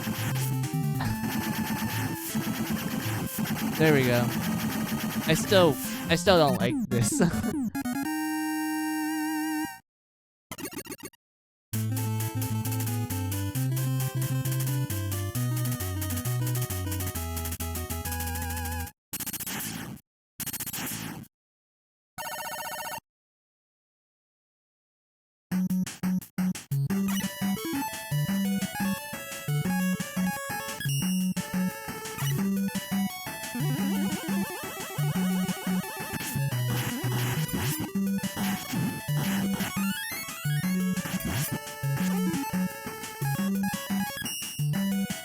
There we go.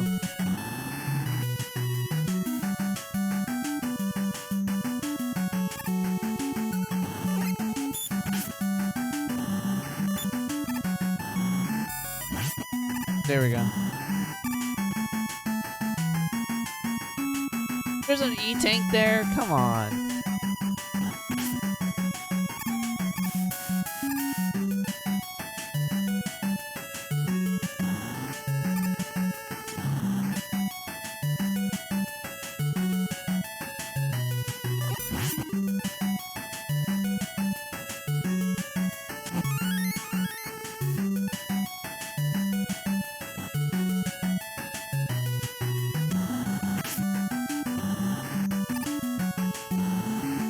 Go up here.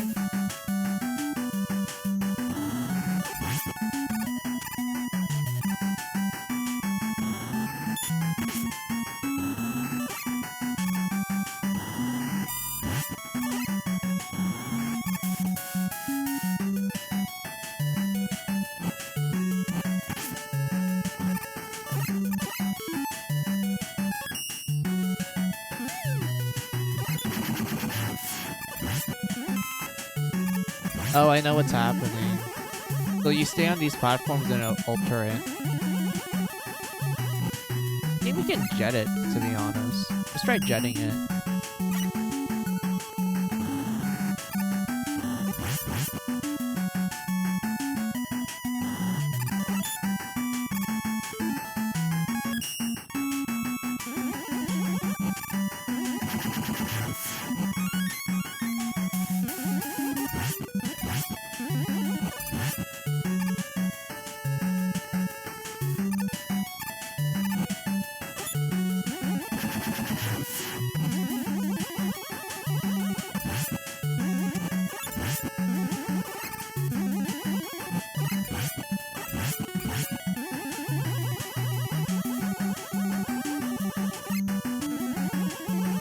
There we go. I thought I was gonna die. I really thought I was gonna die. I was like, oh no, I'm gonna touch the spike, aren't I? There we go. This one we can just break. Hold on.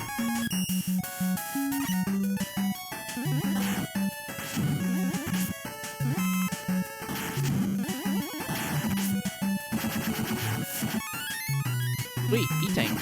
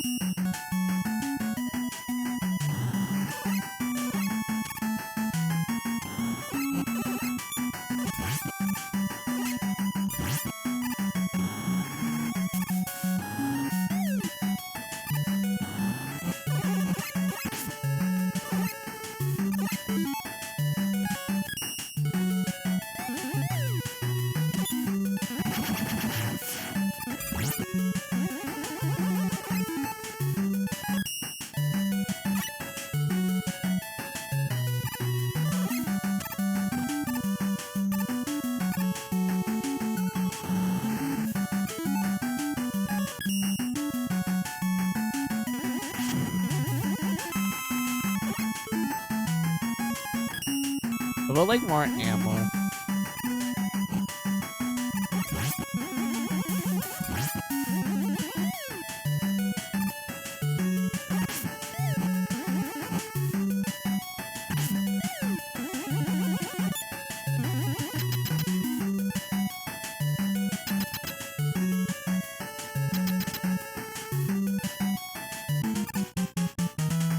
Oh, it's a Mazinger Z reference. It literally looks like the head. I like that. I love Mazinger Z, dude.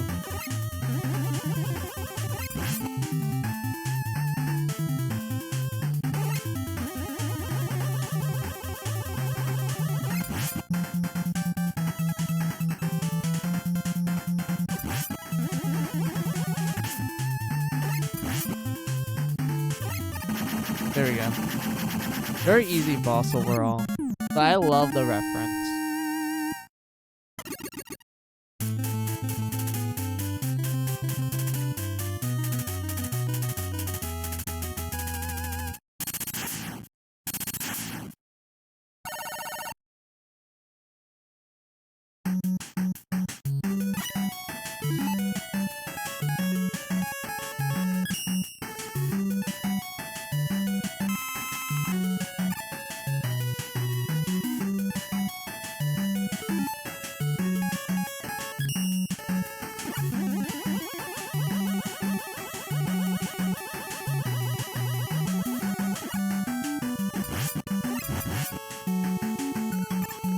Oh, great. Hold on.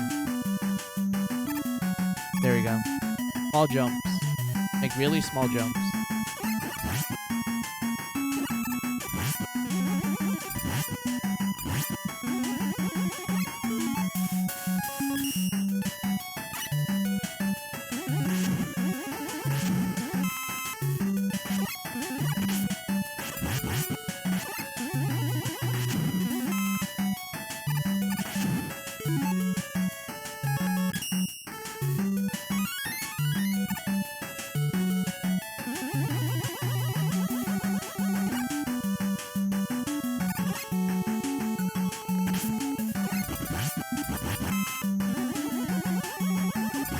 Oh, I know what you can do here. You can use the power to, like, do that. So the enemies won't come out of it. Well, not anymore, I mean.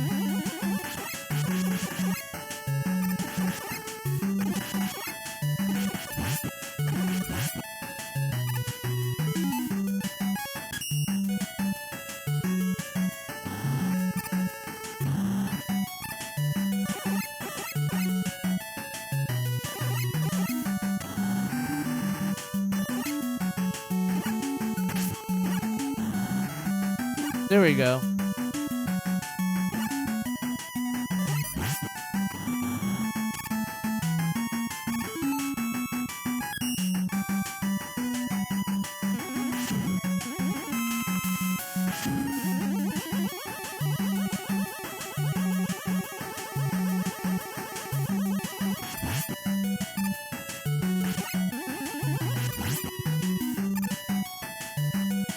Wait, is this a shortcut? I don't remember.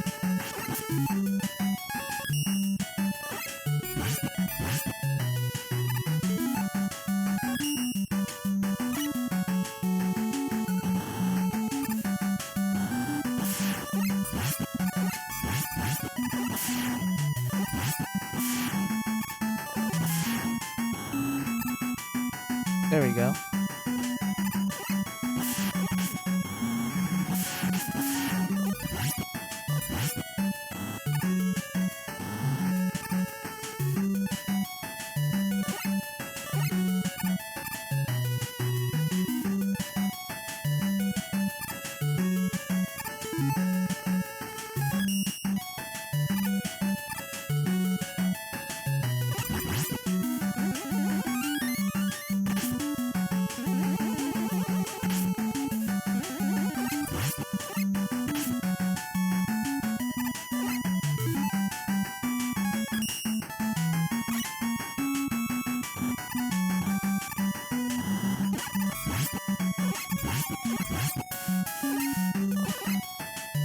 Need to be really careful. Because these birds do a lot of damage to you. Damn it.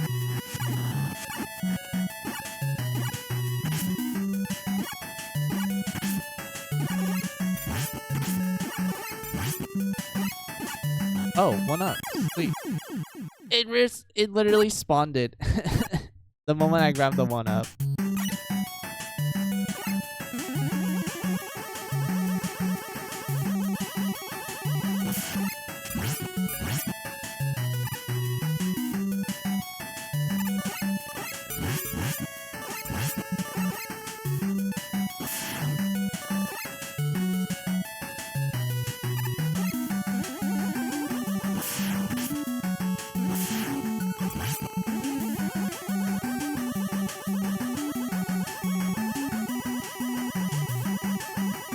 There we go.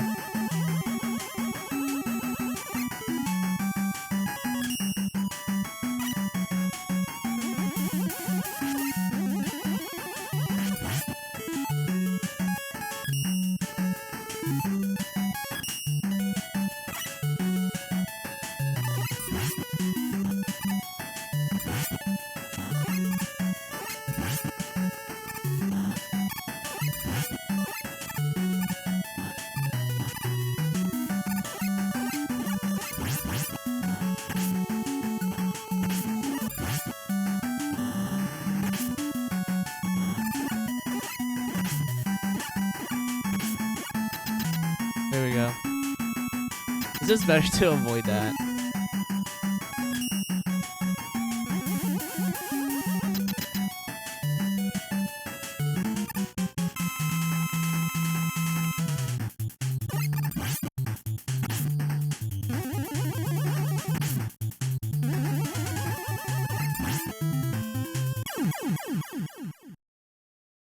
So this boss is also pretty simplistic. All you have to do, well, what I like to do, I like to stay in the corner and like do small jumps to avoid the spark attack while also doing short shots at like to do damage to the boss. Kind of like that. Like that.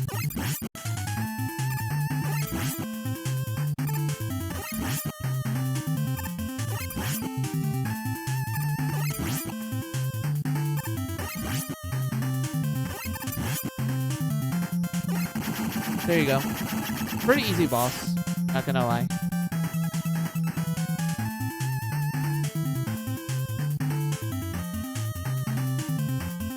Ready for the plot twist? Look at that! Mr. X is actually Dr. Wily. That's right, it's Dr. Wily yet again. This is the 6th time we have to fight Dr. Wily. Also, I do like how his fortress is like Japanese inspired. Because like in the previous like Mega Man games, Dr. Wily's fortress is kind of just like, you know, it's just a crazy scientist fortress. It kind of changes, it does change every game. But I do like how this one is like more Japanese inspired.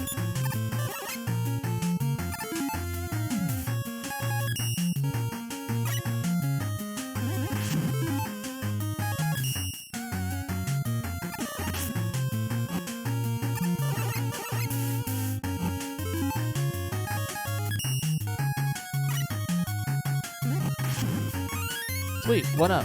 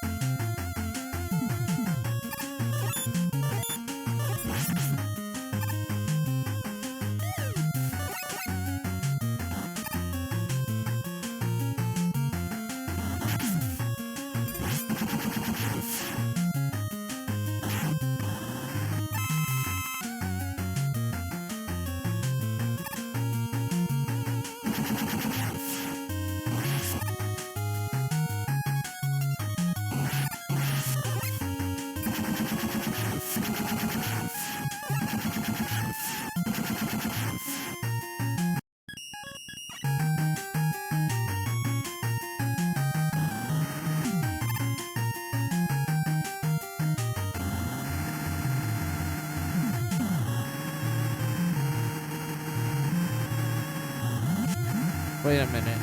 Let me see if I can grab this.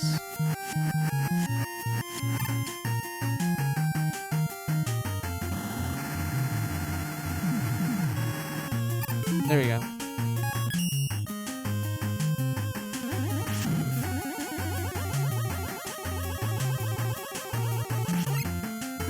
I wonder if this is like a shortcut.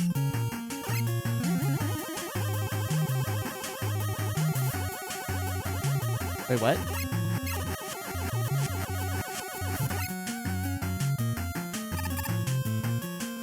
Wait, I could have grabbed it. Hold on.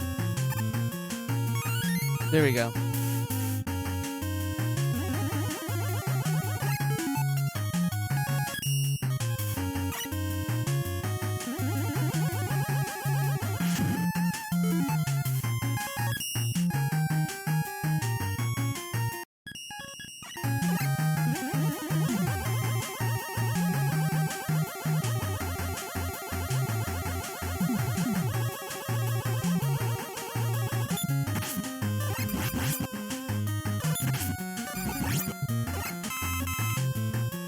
There we go.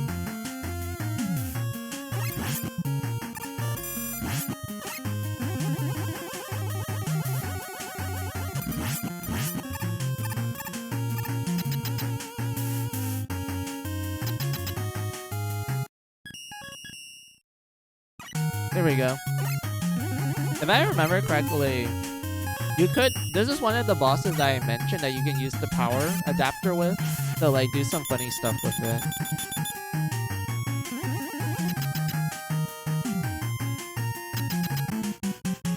Yeah, this boss here. So you can just stay at a specific corner and then launch this at the boss.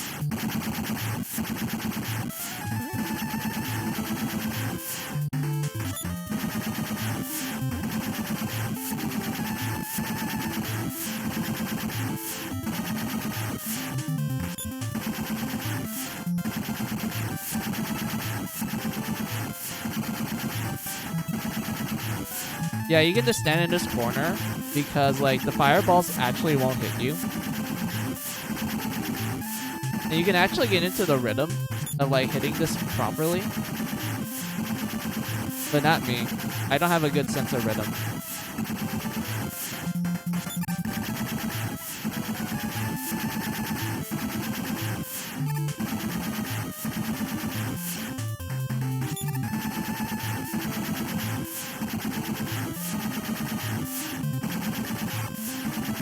Like, I like stuff like this. Just having different methods of like hitting the boss. I know the normal way you usually beat this dinosaur boss is with the Yamato like sphere, and you use the platforms to like jump and like shoot it on its head. But I kind of like using the platforms as like the actual projectile to like smack it back at it. It's so cool. I like stuff like this.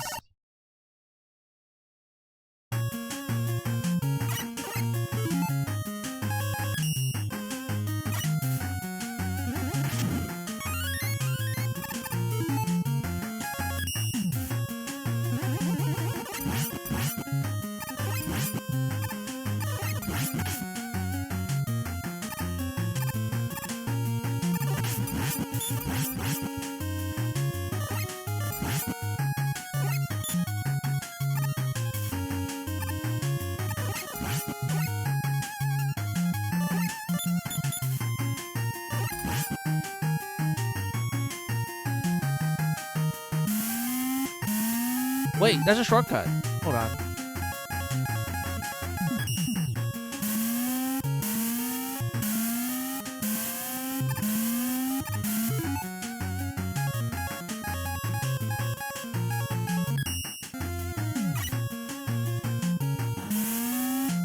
I didn't know about this. I'm so used to going through the normal way.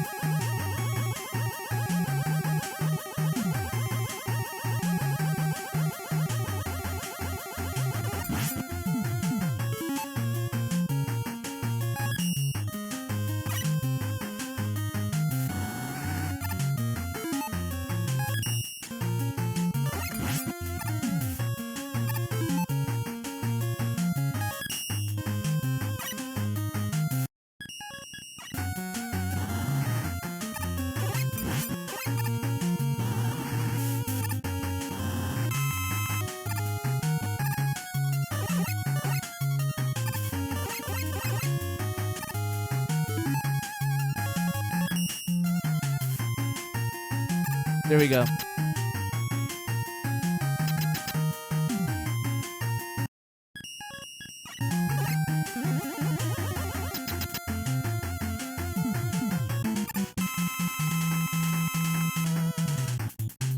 Oh, I remember this.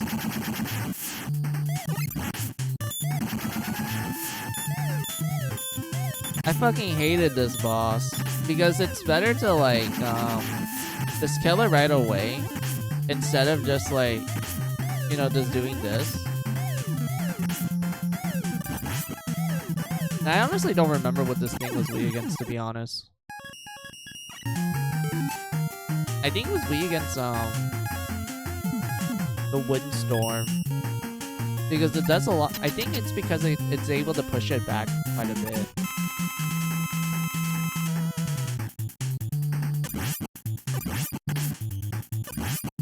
Yeah, like it kind of pushes back a little.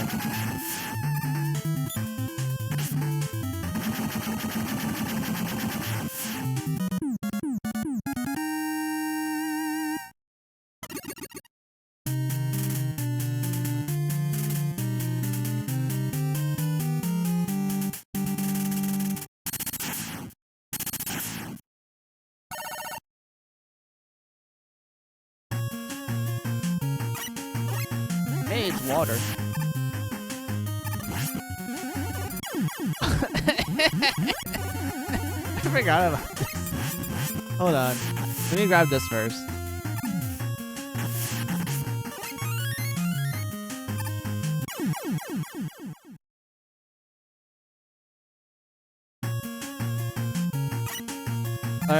Oh yeah, so we need to be careful with these fans because it can like push us towards it and we might accidentally touch the depth spikes. So you need to be really fast with your trigger button so you're able to like hit it. I think we can check this.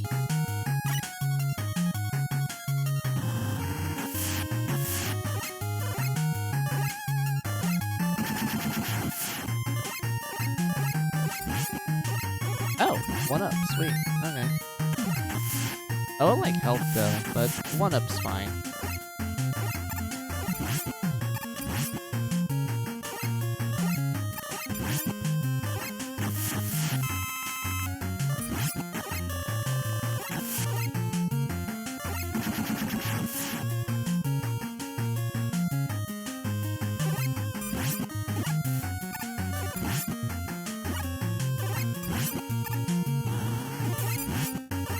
There we go.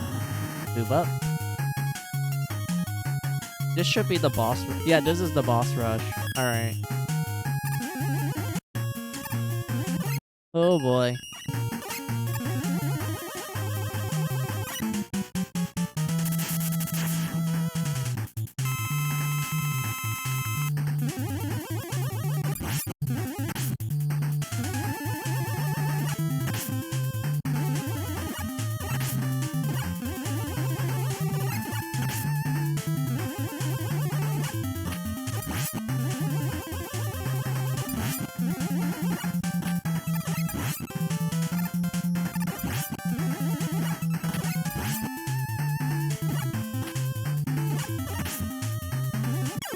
There we go.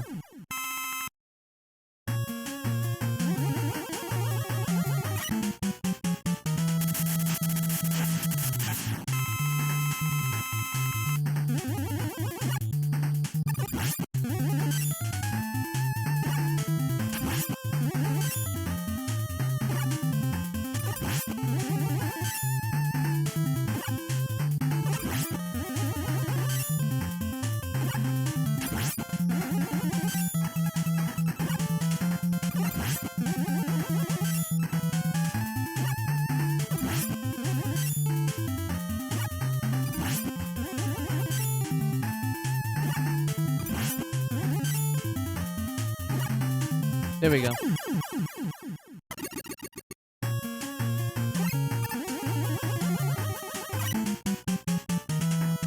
And then this one's Nightman. I'll be busy tonight, so I'm either lurking fully or talking very low. Doesn't no problem, Shinx. I do appreciate you just like lurking in general. Like, guys, you don't have to like talk to me all the time. You guys can just tell me like, oh yeah, I'm just gonna lurk and just like, you know, put me in the background. That just tells me you guys like find me interesting enough to to be background noise, but also to me is also support as well.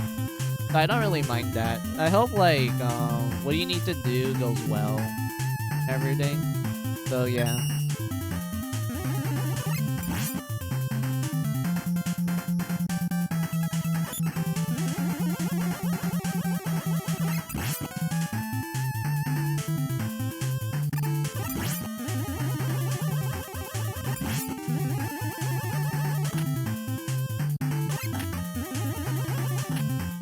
Are you kidding?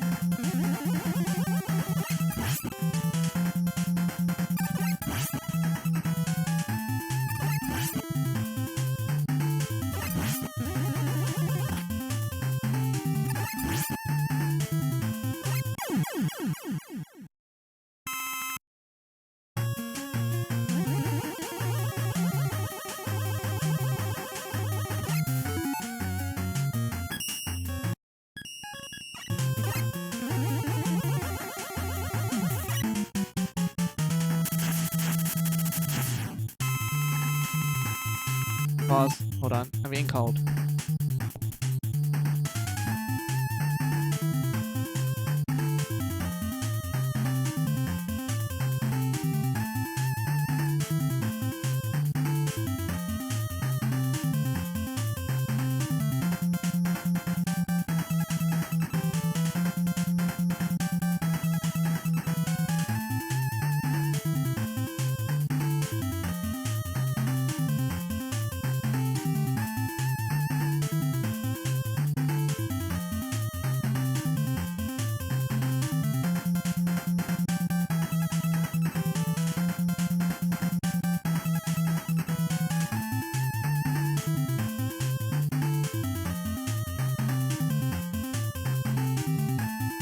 I'll try to talk more since I'm here. Sorry. Let me unmute the mic. Let's see. I'll try to talk more since I'm here. Oh, that's fine. You can if you want. Like, if you guys just wanna like talk or like just lurk, it's really up to you guys. I really don't mind in general. You guys are free to do whatever you want, as long as within the legality.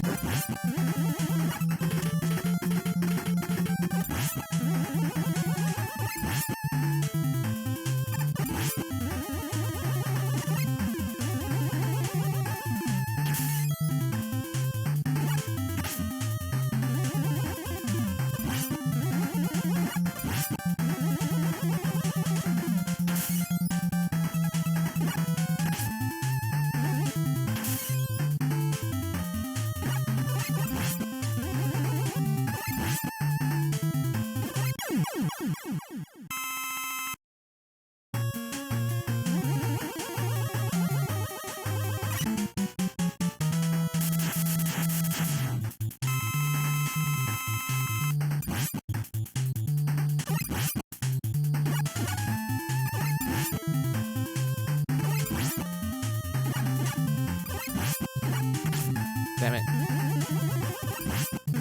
I was able to do that.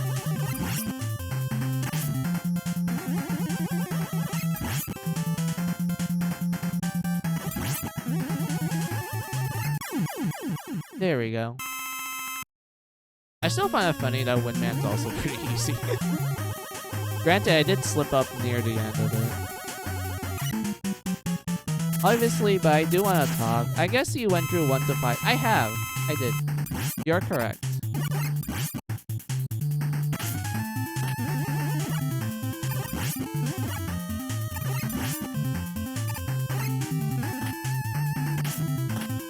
Honestly, going through like 1 to 5, well, more specifically the first 3 games, kind of made me go like, how did I play these when I was younger? Like, how was I able to actually like get through this? Like, I knew I got like a lot of game overs and shit, but I didn't expect myself to like actually like, you know, beat it.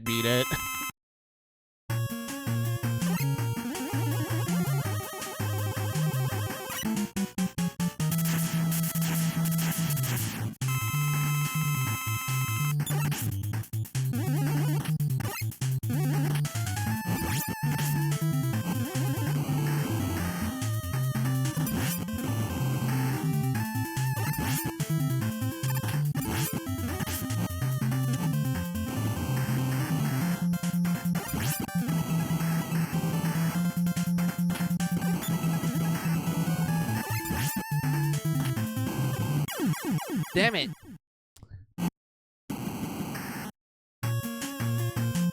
Same.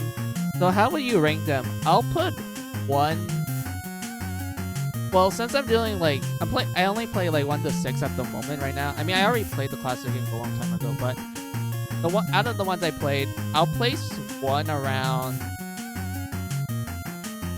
Let's see, ranking from 1 to 5. I would say 1 will be around 4th place, mostly due to the fact that I kind of felt like I did have some fun with it, but I can see why people like go, yeah, there's a reason why Mega Man 1 has like its reputation. I mean, yes, it's the first game, of course it's gonna be janky, but man, I didn't really expect 1 to have like the most awkward feeling controls in the world, because I was like, dude, was it always this slippery when you move around? But yeah, I'll place Mega Man 2 in the kind of in the middle. Yeah, in the middle, so like third place. Mostly due to the fact that while it's a step in the right direction, I still kind of hate how some parts of the games was balanced, like especially for the last few stages, because I kind of went like, they're like, how did they even playtest this at all? But I know the one complaint is like the turret boss. Like, look, I get it. Like, it's really easy to get soft locked in that one. But at the same time, I thought to myself, like, they still could have just like figured out a better way of handling that boss, because that boss battle literally was glitching on me because there was too many things happening on screen. So the game literally slowed down and actually hid the projectiles that were shot by the turrets, so I couldn't see where to go for me to like jump and avoid. So I was like, are you kidding me? Like, the game is actually struggling to play. And whatnot. But outside of that, I thought 2 was like fine. I just have issues with the last few stages because of like how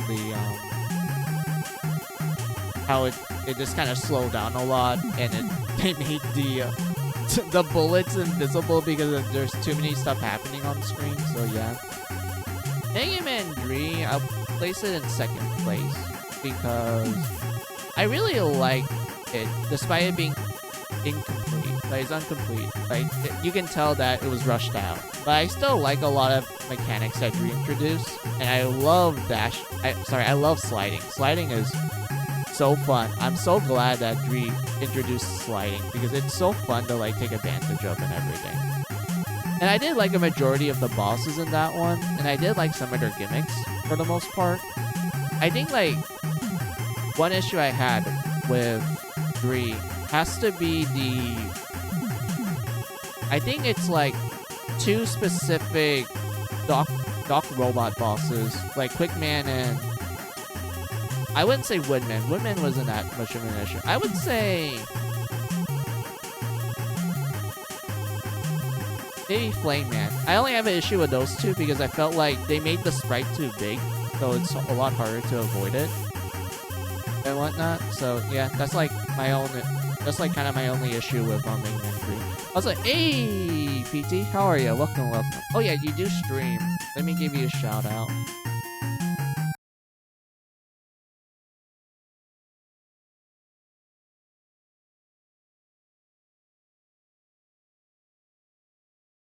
There you go, PT. Welcome, welcome. Hello. But yeah, what was I? I was still trying to answer your question, Queen Victoria. Oh yeah, Mega Man 4. Mega Man 4, I'm gonna place it to like number 1 spot for me. I felt like 4 was the perfect middleman. Like, it was unironically like, you know, the right amount of difficulty, the right amount of like, hey, you can kind of give this to a beginner and it can like pick it up really fast and whatnot, but also has a good amount of challenges to it. I love the bosses. The bosses were so cool in Mega Man 4. My favorite is Pharaoh Man. I love Pharaoh Man, dude. He is such an awesome boss. And I did like a majority of the Wily Fortress bosses because I thought they were pretty cool. And I do like the charge shot in 4. I felt like the charge shot in 4 was pretty good. Like, it was a really good addition. And I would place Mega Man 5 at like 5th place. I know like that's kind of the common consensus. Like a lot of like people be like, yeah, Mega Man 5 is kind of like the weakest game of the classic NES games. And I can see why. Because like I feel like 5 just didn't really change too much of the formula. Like 4 pretty much went like, yeah, we got everything nailed down, and then 5 kind of just went like, yeah, we don't need to change too much. Maybe like make the controls a lot more responsive, go a little bit more gimmicky with the stages, which I think that's one of the highlights for me for Mega Man 5. I love the gimmicks of each of the stages. It felt so cool to go through them. And I like a majority of the bosses, although I have to admit they are pretty easy. And I did felt like the charge shot was super like broken as hell. Like I kind of wish they did a better job at balancing it more. And I did felt like 5 was the easy game because they just gave you 1-ups and E-tanks like it's nothing. Well, actually, no, E-tanks were kind of rare, but they gave you 1-ups like it's nothing. So because of that, I was kind of like, yeah, 5 is just weird to me. Like, I like a lot of the gimmicks and the bosses. I just didn't like how easy it is and how charge shot was like really broken and whatnot. And I kind of didn't remember any of the tracks in 5, unfortunately. I felt like the tracks in 5 were like pretty forgettable to me compared to like 1, 2, 3, and 4. So like, yeah, I guess that's how I would rank it, Queen Victoria. So like, Mega Man 5 is in last place, Mega Man 1 is in 4th place, Mega Man 2 is in 3rd place, Mega Man 3 is in 3rd place. Oh, sorry, Mega Man 3 is in 2nd place, and Mega Man 4 is in 1st place for me. That's how I will rank it. But once I finish 6, 6 is probably gonna be like rank 1 for me because I really like this game a lot. I remember spending like so much time on 6 growing up, and I fondly remember this game quite a lot too. So maybe when I get to the end for this one, I'll be like, yeah, Mega Man 6 will take the number 1 spot and whatnot. So yeah.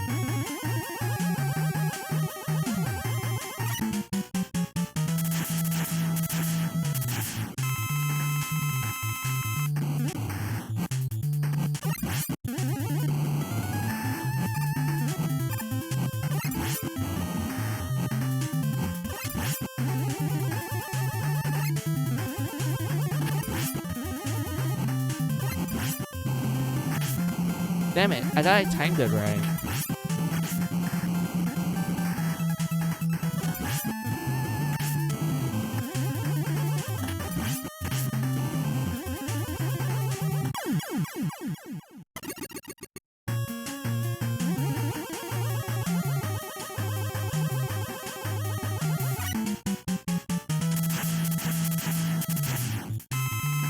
Hey, Blizzard man, my good old Canadian brother.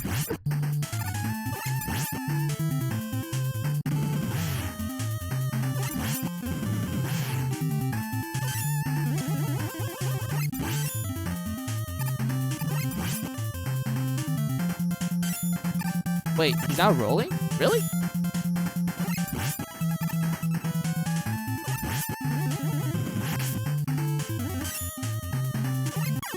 There we go.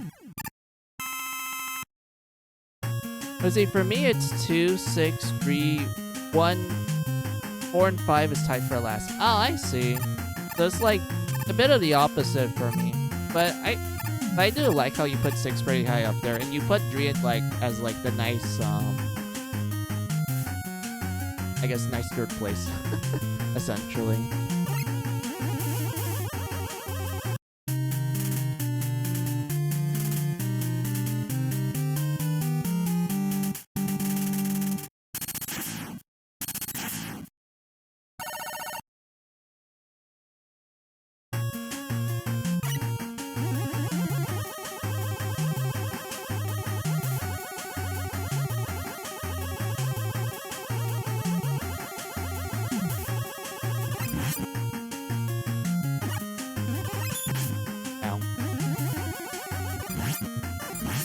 Oh, we can actually reach up there. Hold on. There we go. Rapid fire, bully. Oh, hey, Eddie. Thanks for the E-tank.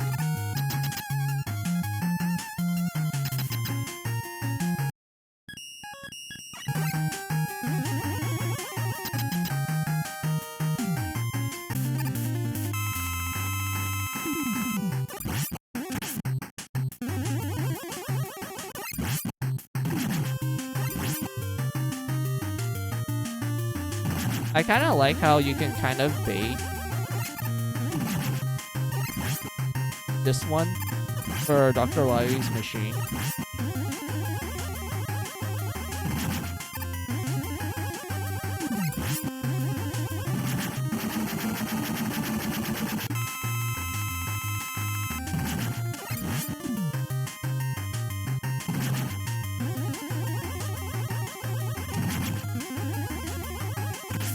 Oh, I thought he was gonna like shoot where I was at.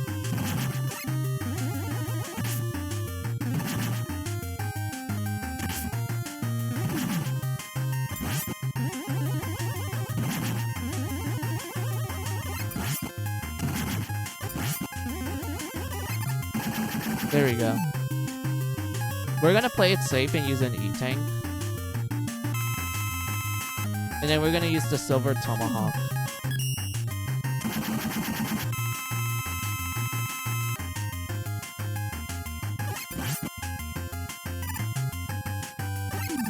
Oh, oops. I keep aiming wrong.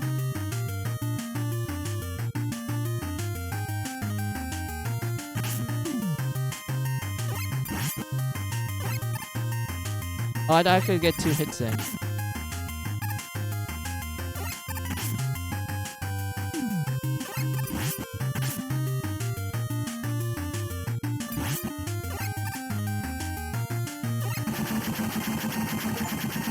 There we go. We did it. We finished Mega Man 6. I still find it funny how how the Wily capsule in this game is actually easy if you just like calm down and just, you know, aim your shots properly. And then we get to 7. And people remember the Wily capsule being so hard in that one.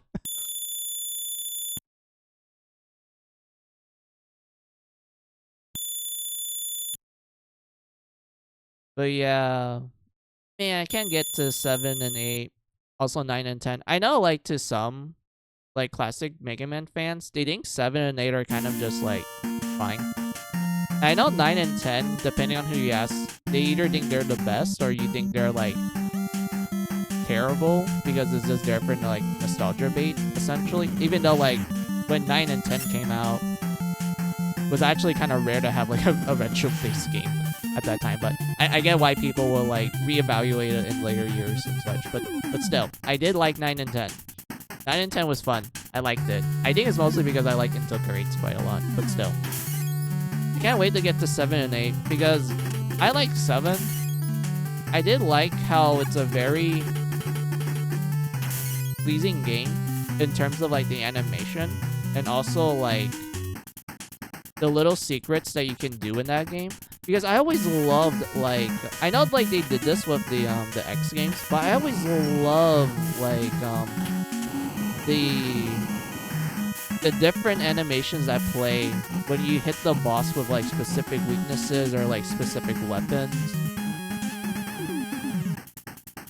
This also applies to, like, the enemies as well. Like, I always like stuff like that. Like, you know, the little small details. And I know, like, 8 kind of took that and went really, like, high with it. Especially given how 8 is very... Would you call it very... Yeah, I would say 8 is very animated. Like, some people call it, like, cartoonish. To an extent. And I'm like... You're not wrong. But I do like it, though. Like, it's very, It's like bursting with personality, essentially. And such. Like, I remember 8 stages quite a lot. Although those ones are pretty gimmicky and such. But I didn't really mind it that much. Because to me, I just went like, yeah, this game is like very aesthetically pleasing. And I think that's pretty good. Although I do feel like... some of the bosses in 8 are like... pretty easy. Like, you won't really struggle that much with them. And I know, like, people will say, like, oh yeah, the snowboarding segments are, like, really, like, hard. And I will agree. I will agree, because I remember getting stuck in them when I was younger, and it took me a really long time for me to get through them. So I will agree with that.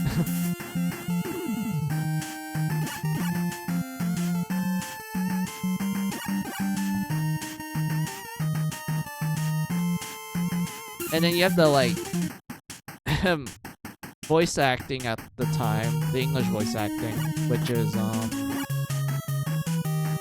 I mean, it's 90s voice acting. Like, what can you do? It's like we all know that English dubs back then weren't that great.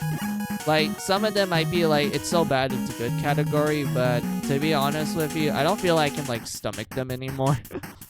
Like, I might have some form of nostalgia for it, but at the same time, my brain's like, yeah, I don't think I can do it. So for like 8, I probably would just do like a little bit of you know, a little bit of moving some files around so I can like hear the game in Japanese. And also, we get to watch electric communication, because like I remember being so excited like for the Legacy Collection too, because I went like, oh, if I switch it to like Rockman, I'll be able to watch the Japanese opening, because I really love that opening quite a lot. But unfortunately for us like Westerners, we don't get it. Like, you actually need to dig through the files and like change a couple of names for us to actually get it. So I went like, okay, I'll just do that.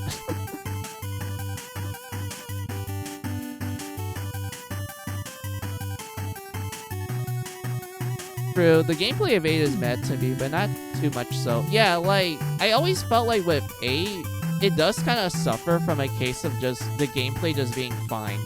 Like, it doesn't really blow any whistles. I do think, like, the game is a little bit on the easier side. But I just love the aesthetic and the charm it has. Like, I feel like 8 does a really good job at the presentation point of view.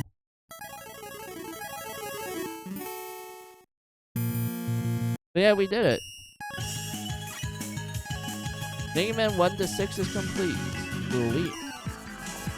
I'm not gonna do any of the challenges because I'm not really that type of a person that would do challenges.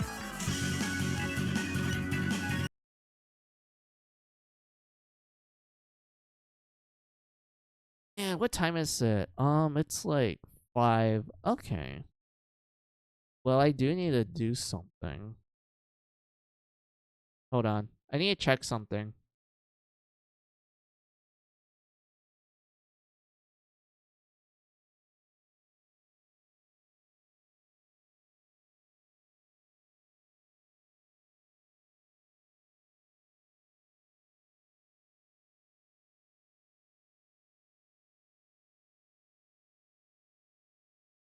Alright, I'm not gonna play 7 right away, but I do want to test if it works. So just let me get the game ready and, like, you know, flip some switches.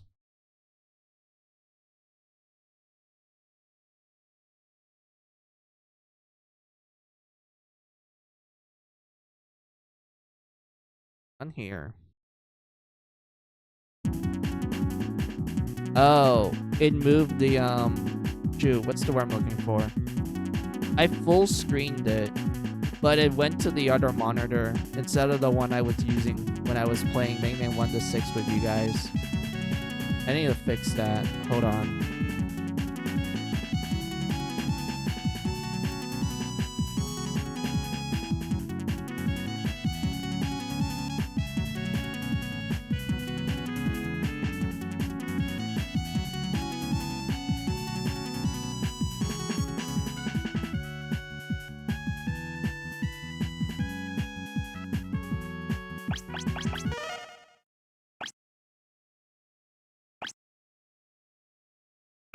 Yeah, it's like it's like glitching out my display. Hold on. I need to fix this.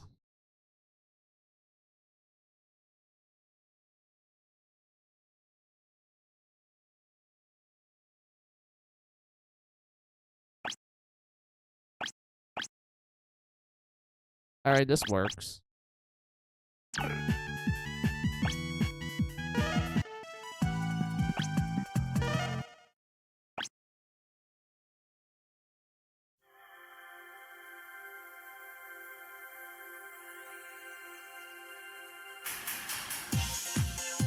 Oh, it's the actual credits.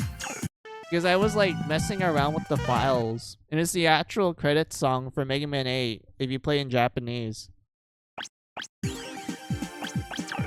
I'm kind of curious. Will it play the opening? Because like I said before, like, I was messing around with the files. So I want to see if they actually play the Japanese opening. Because I love it so much. Electric Communication is such a good opening. I love it. I love it as much as Mega Man X's like PlayStation 1 openings. Like, those openings were absolutely fire. Like, I love them. Especially X6. I know, like, to people, they're like, oh, X6 is like the crap game of the X games. I'm like, no, that's X7. At least X6 is actually fun. They're like breaking shit. Not X7. X7 is the worst.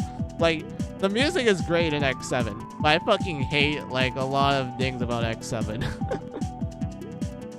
At least X6, I had more fun with that game because I just went like, I'm not gonna play this like a Mega Man game. I'm just gonna snap the game in half and just use any glitch and cheats. Like, I really didn't care. And I think because of me having that mindset with X6, I actually end up liking the game more. Like, I just didn't play like a legitimate Mega Man game. I just went like, yep, I'm just gonna bullshit it. Like, I'm not gonna play fair. Like, I'm not gonna deal with this. And I think because of me doing that, I actually had more fun with it. But yeah, I love the opening to X6 as well. X6's opening was great. I feel like out of all the Mega Man X game openings, I would probably rank X4 as like number 1. And then you have X6 as second place. And then you have X8 in third place. And then the rest of the X openings are like kind of in last place. But I still liked it though. I still enjoyed them. But like I said, like I liked the first 3 that I mentioned. But yeah, let's get to X8 to see if the Japanese opening is working.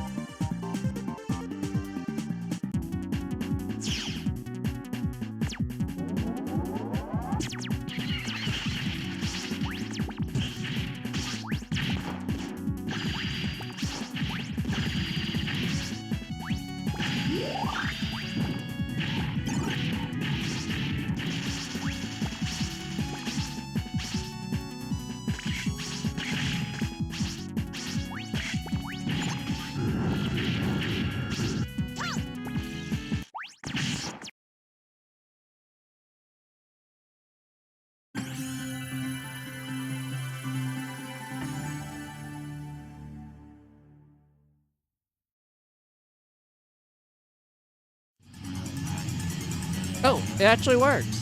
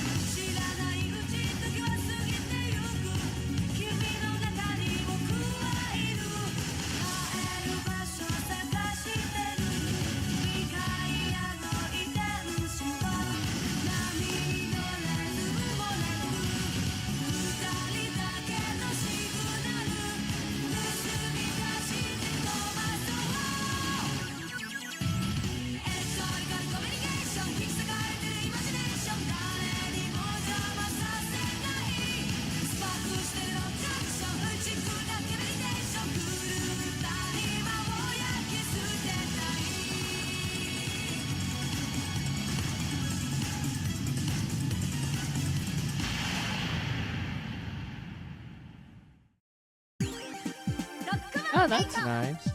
I'm glad that it works. I was afraid that it wouldn't.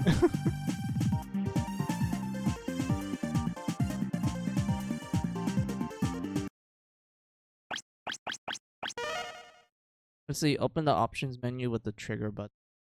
And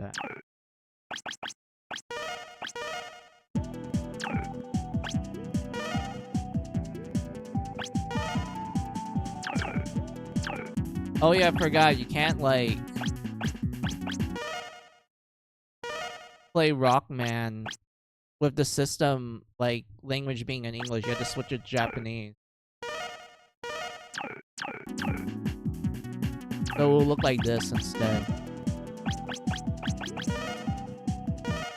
I still kind of find it weird that they still kept this part in English. Because I have the Switch version where they actually swap it to pure Japanese, like for the UI and such. But for here, they just changed the game. But they kept like the English UI. I think it's probably because of me doing some like, you know, tinkering on the side. Maybe that's why. Because I know in Switch, like if you swap it to Japanese, the UI as you're looking through the menu and such will be in Japanese. Yeah, like this, all of this would be in Japanese, but yet it's not here.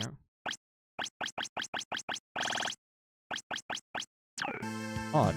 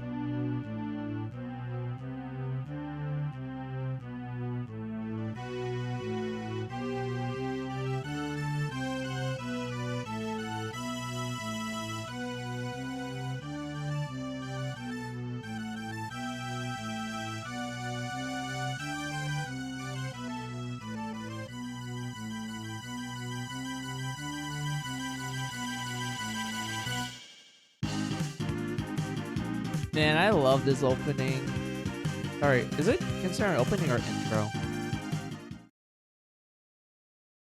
Oh, they give you like a little date of the release date for each of the Rockman games. That's so cute. I don't think that we have that for English, did we?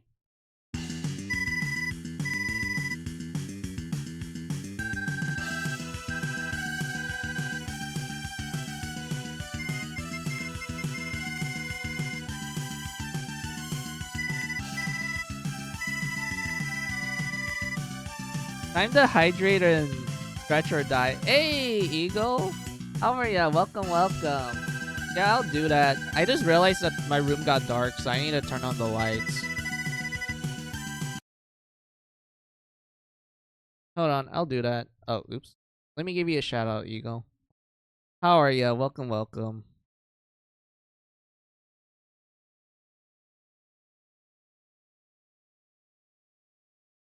Are you guys excited for Thanksgiving? I know you guys are so excited to show off your surprise. But yeah, chat, check out Flying Eagle. They're great twin streamers. They're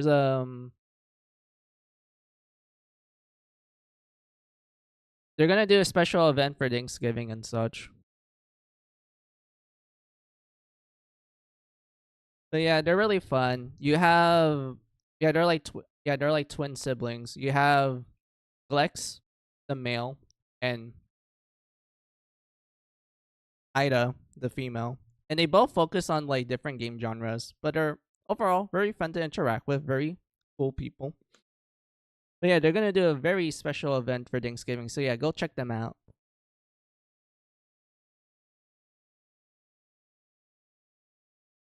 Eh? Oh, what happened, Queen Victoria?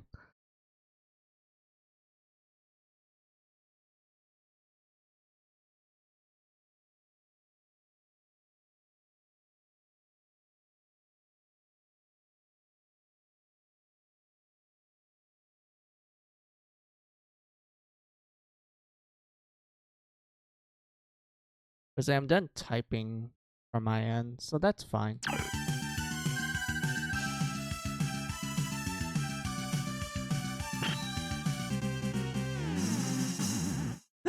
I remember this joke.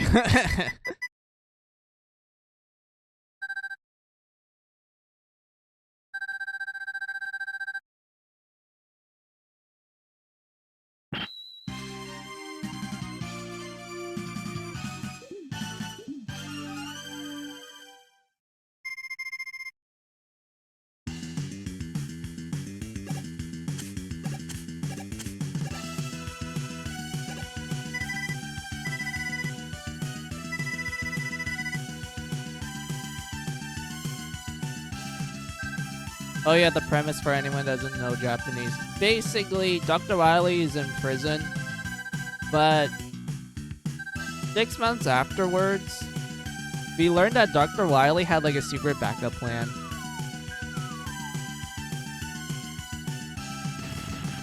So in his lab, there are these 4 like robot masters that are in standby, and if they didn't hear from Dr. Wily, they know something's up.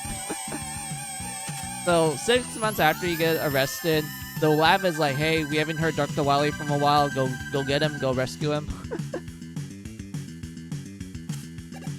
The thing I like about this game is how the weakness affects each master. Yeah, it's so cool.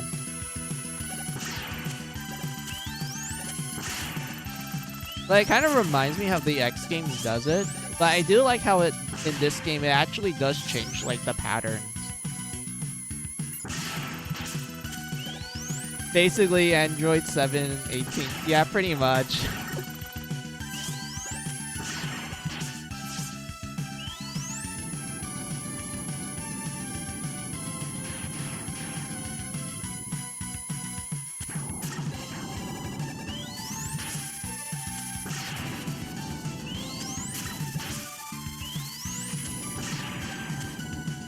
I wonder if it's better for us to rapid fire this. I think it, yeah, it probably is better to rapid fire it.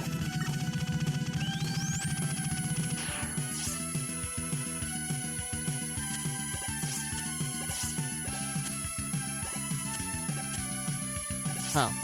I feel a little bit more weighty.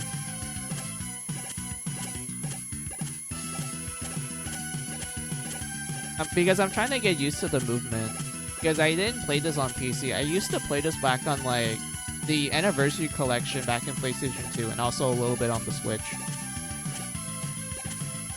So I'm trying to get used to like the feel of it on PC. Hold on. Alright, so it's not...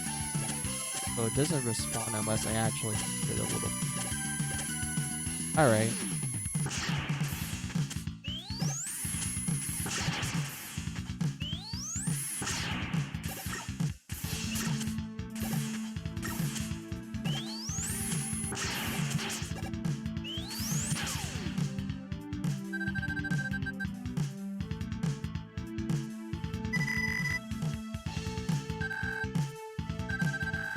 I like how the wrong weapon actually helps the Robot Master. I think if you hit Springman with the Cloudman's weapon, it becomes mechanical coil that pulls you in. Yes, that is one of the examples.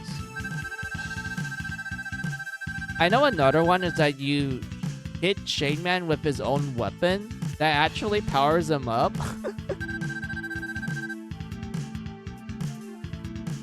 I'm trying to remember another boss that you could do something similar. I think you can do something similar with Turbo Man, but I forgot what weapon you need to do in order for him to get affected by it. I know, like, for... Was his name Chill Man? The ice boss? Or was it Freeze Man? I think it was Freeze Man. I know for Freeze Man, if you use his own weapon, he actually, like, stops, he pulses, and then regenerates, like, a good amount of his HP from that.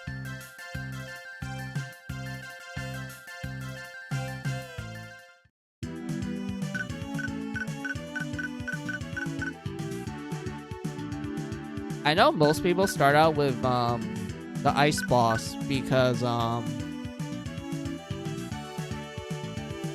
you get a lot of stuff from him. Also, I know like some people say he's a little tricky without his weakness, although I would argue that it just takes a bit of time to get used to his patterns. Okay, it's Freeze Man. I thought his name was like Chill Man, but no, Chill Man was a different person. Don't slip. Wait, they have these little X's in Japanese? Because I don't remember hearing Don't Slip when you play English. That's so cool. I feel like I'm playing like a completely different game when I like swap the languages.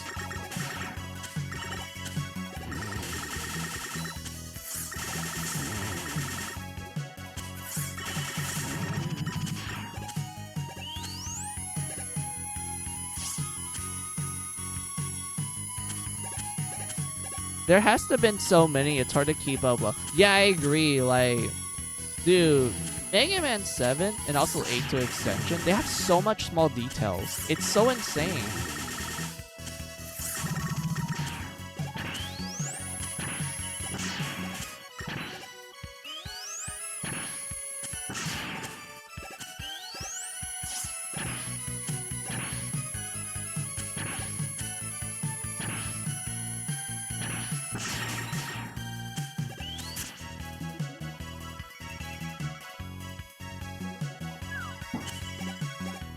I honestly can't wait for the Mega Man Star Force collection.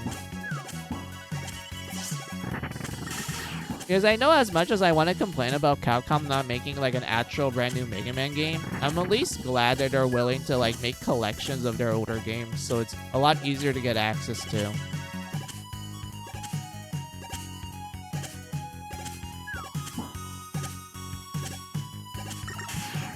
I can imagine them making like a Legends collection, or maybe they might actually unearth like Legends 3, which people were like waiting for such a long time. Wait, why is it not? Wait, let me look at this. Wait, it's the back button? I'm used to putting it on start.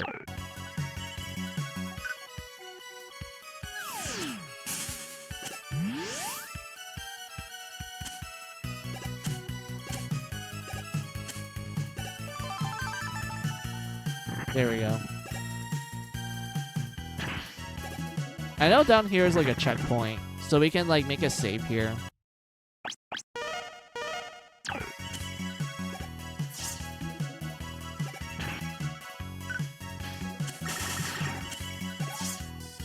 Oh. I didn't really expect the shield drills to die that quickly.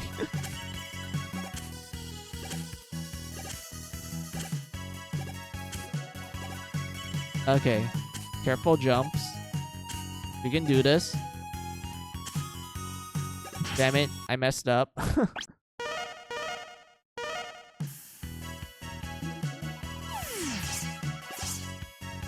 Oh yeah, I should say I'm playing 7. I just realized that. I was like, wait a minute. Change the category.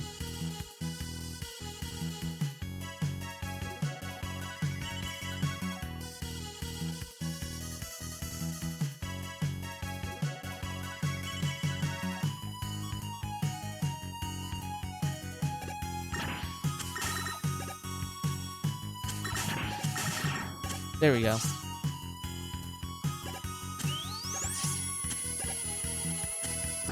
Alright. We need to do this properly because I want to get, like, all the stuff here.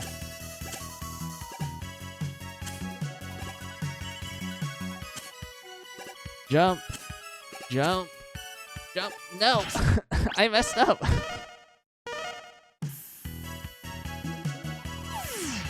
God damn it. Alright. Oh, we got one up. I know, like, if you do a checkpoint save, it actually saves, like, what you grab prior to the checkpoint. So there's, like, one way you can, like, grind, technically.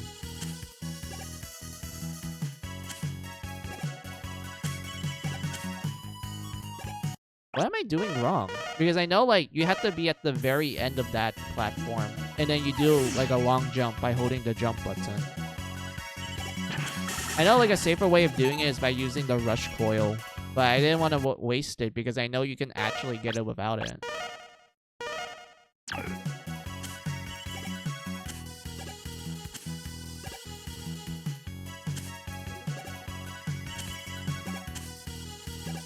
See, like that.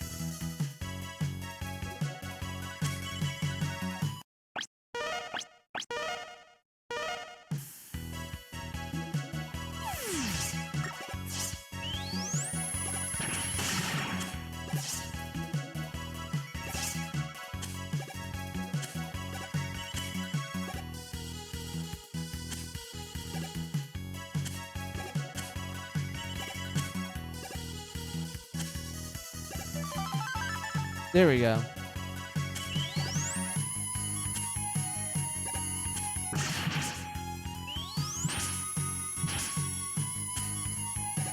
Damn, the iframes we get is pretty short.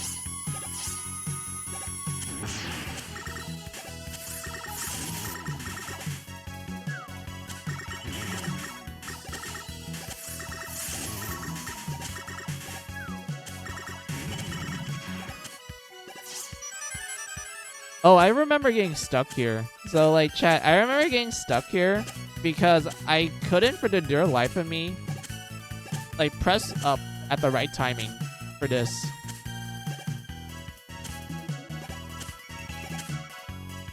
Like, I remember getting stuck here a lot when I was younger because I was like, how do you get up? I'm pressing up, but you actually need to be at a specific angle.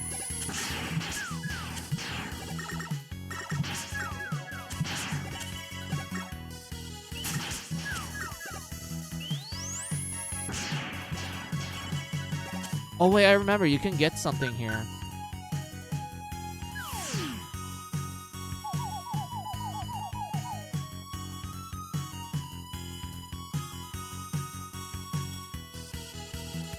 Rush? What are you doing, buddy? You can actually get something here.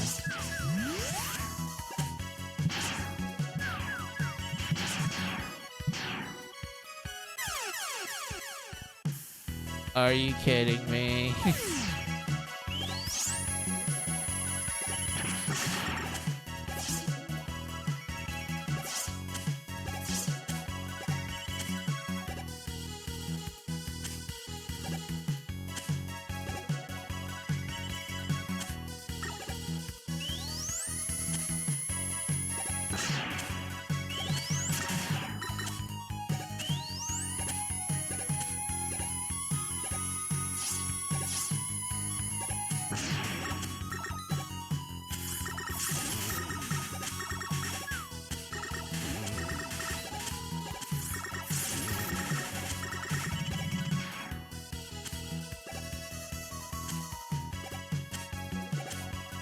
There we go.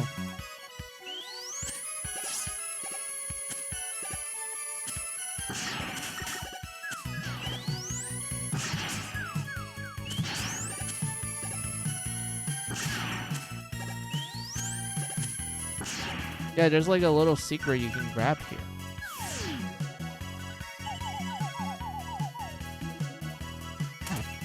Oh, now you got it.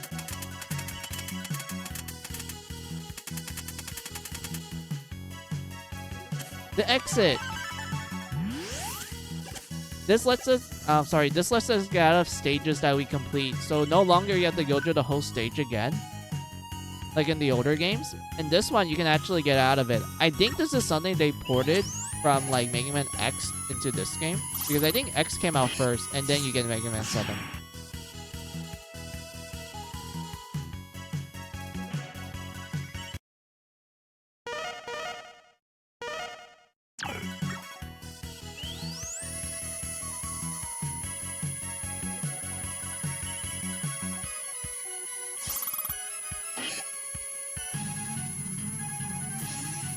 Hey, freeze, man. Hell yeah. Ow. Oh, damn. I didn't expect his platforms to I didn't expect that to hit so far.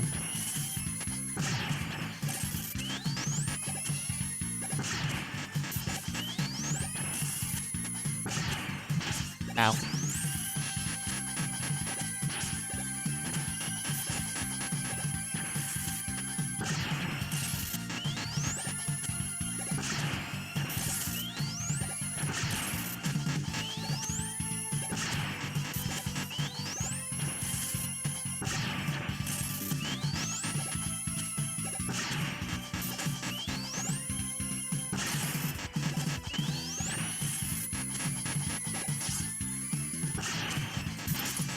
Damn it.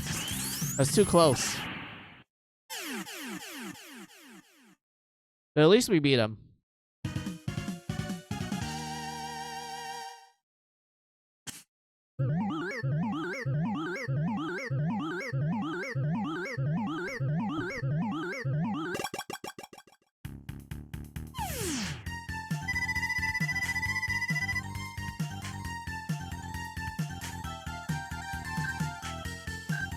Oh, we got auto.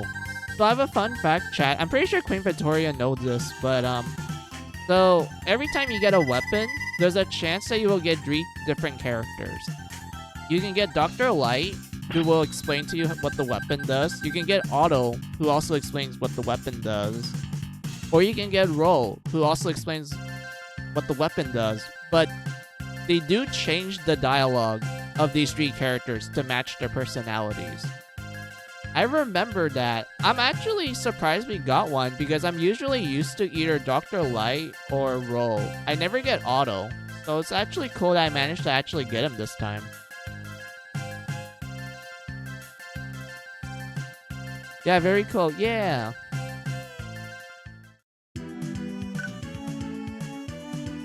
Let's see. If I remember correctly, you do Burst Man and then Cloud Man. Cloud Man?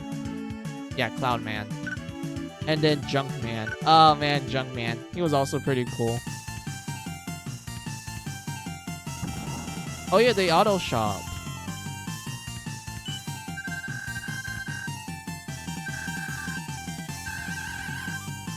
Let's see. Blah, blah, blah. Yeah, I know. You're missing your screw.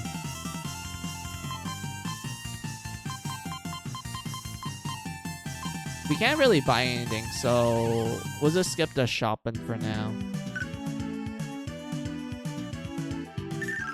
Let's do Burst Man, and then I have to like call off stream because I need to do something. Let's see, Bomber Bomb Fest. Oh, that's cute. I like that. This music is so doubly. Yeah, I do like the music.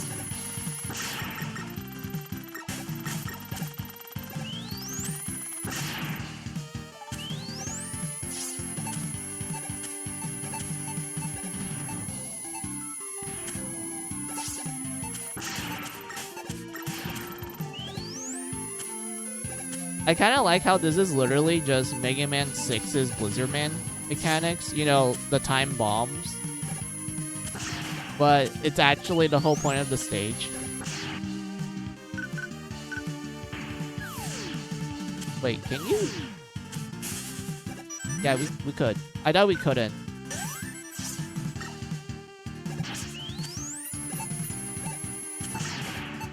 Wait, there's an E-Tank? I could have gotten the E-Tank. Come on. The 1-up was just so good, though.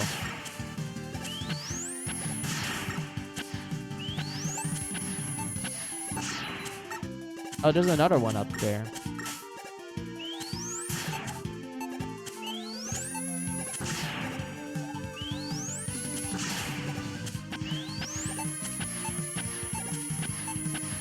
Wait, how would you make it spawn?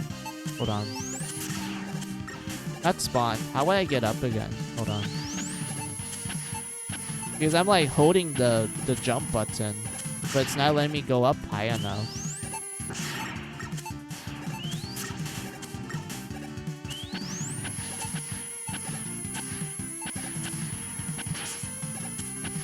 Hold on a minute.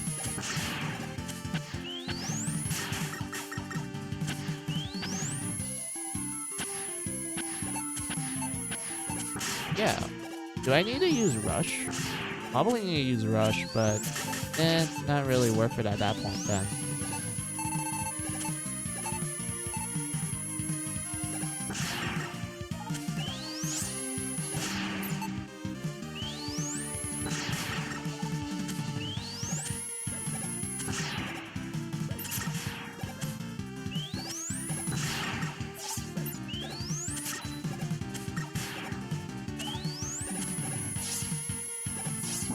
And then this is the mini boss.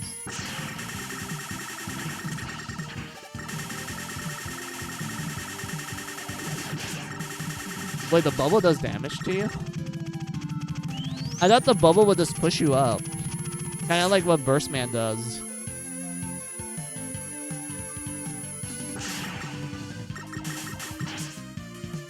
That was close.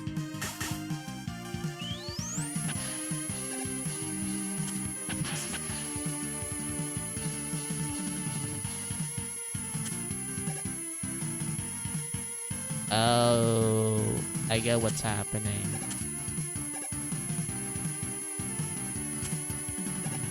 Okay, 1, 2, 3.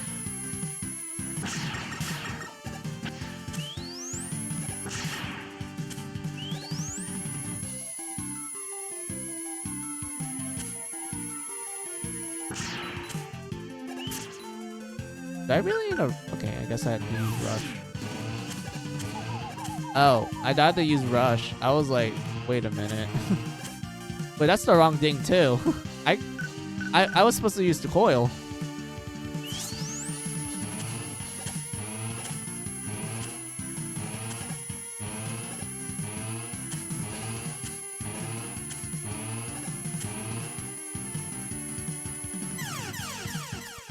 I jumped too early. God damn it.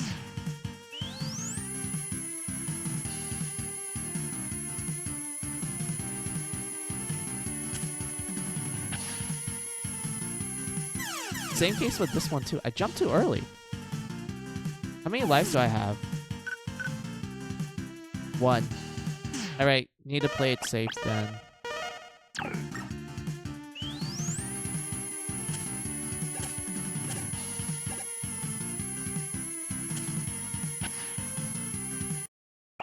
I was able to do this fine.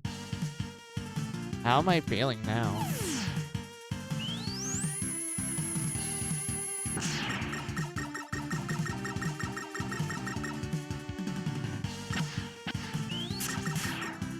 There we go.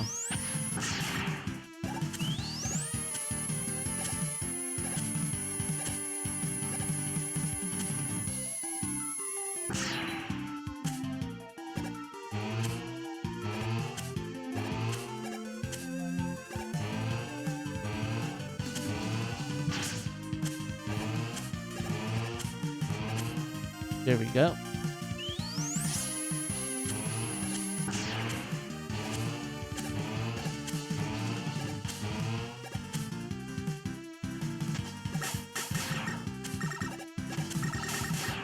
There we go.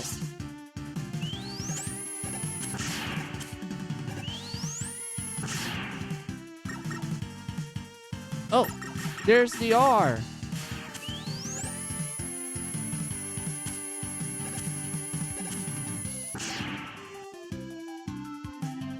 Jump up. We got the R.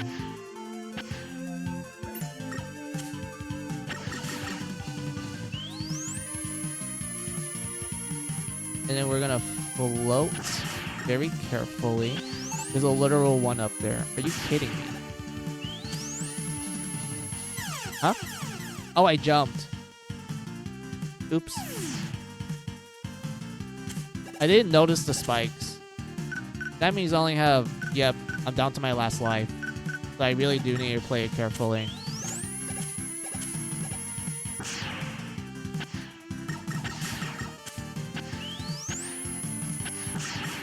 Great.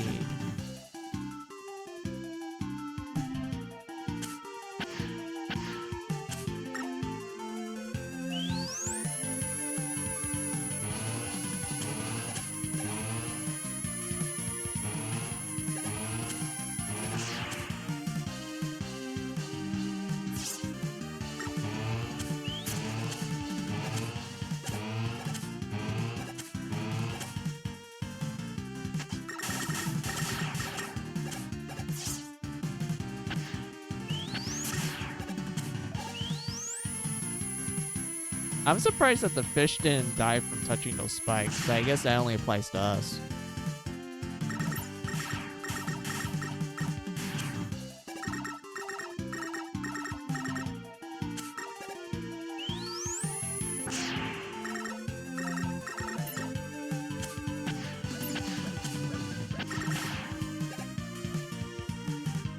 Okay, need to be really careful.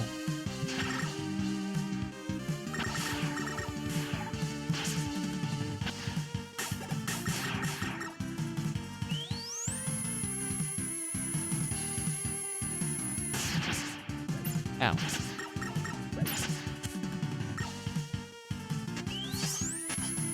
Am I really gonna get to this boss with like not a full bar?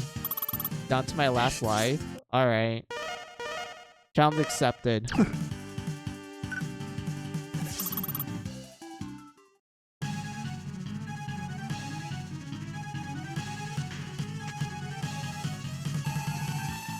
Freeze.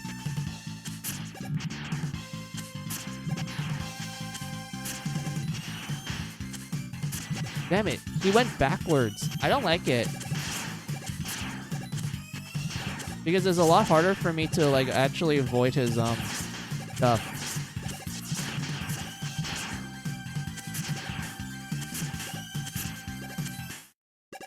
There we go.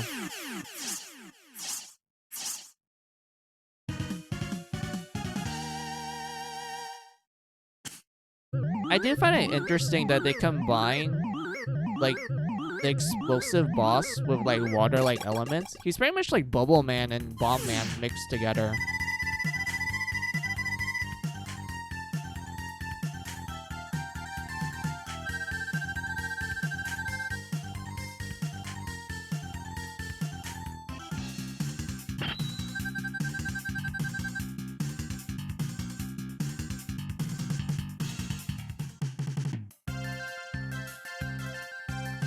Alright, let me write down this password.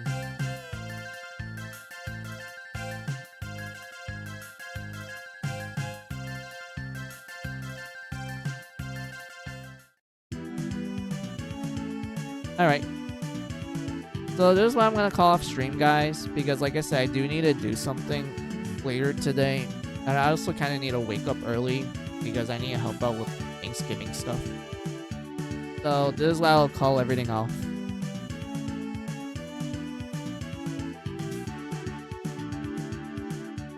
Okay, no problem. Yeah, I'm glad that you guys understand. Just let me... Well, you can't really do a checkpoint save here because there's no checkpoints. So just let me exit this out. And then this... Let me go to the ending screen and just tell you guys the schedule and such. But yeah. Okay, no problem. Good night. Yeah, no problem. Yeah, good night to you too, Queen Victoria. Thank you for like, stopping by and just saying hi and like talking to me. I do appreciate it. And everything. So, yeah, I hope you have a good night.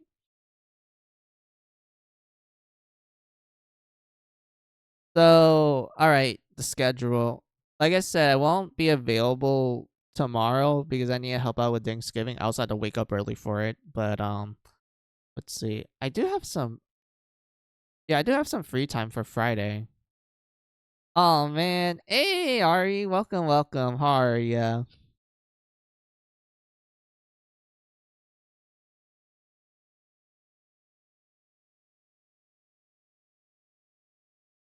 So yeah, let me look at the schedule. Yeah, free time for Friday.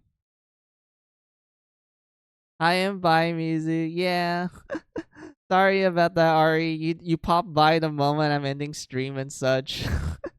I do apologize.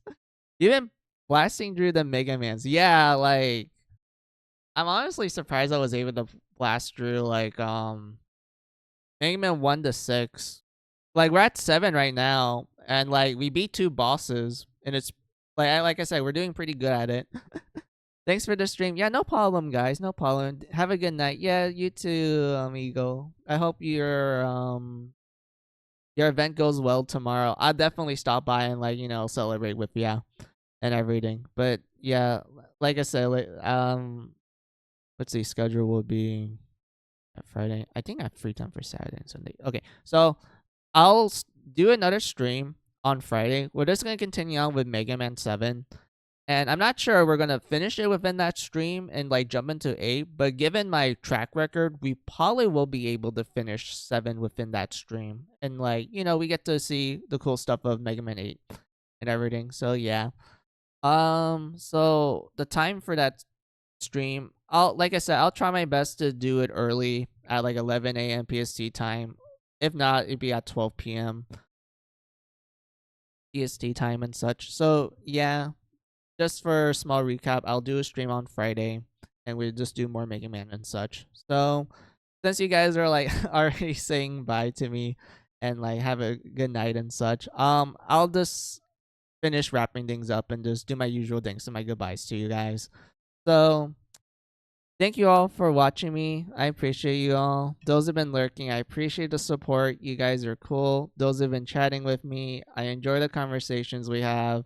Today's conversations, pretty great. I was able to kind of yap more than usual. And I was able to yap about Mega Man as well. So I do appreciate you guys just giving me the opportunity to talk, as I do feel like it does improve my speaking skills and such. And also it kind of helps me figure out ways to deal with dead air, essentially, because I do feel like in real life conversations I do kind of suffer from from like making the conversations go like go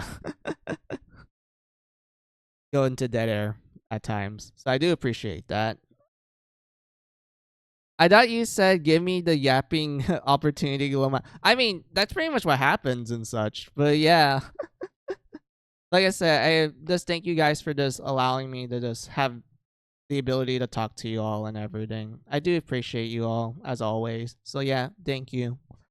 So let me do my goodbyes to you guys. So have a good day, have a good night, have a good afternoon, whatever time it is on your side of the world. This is Final Music saying goodbye. Goodbye.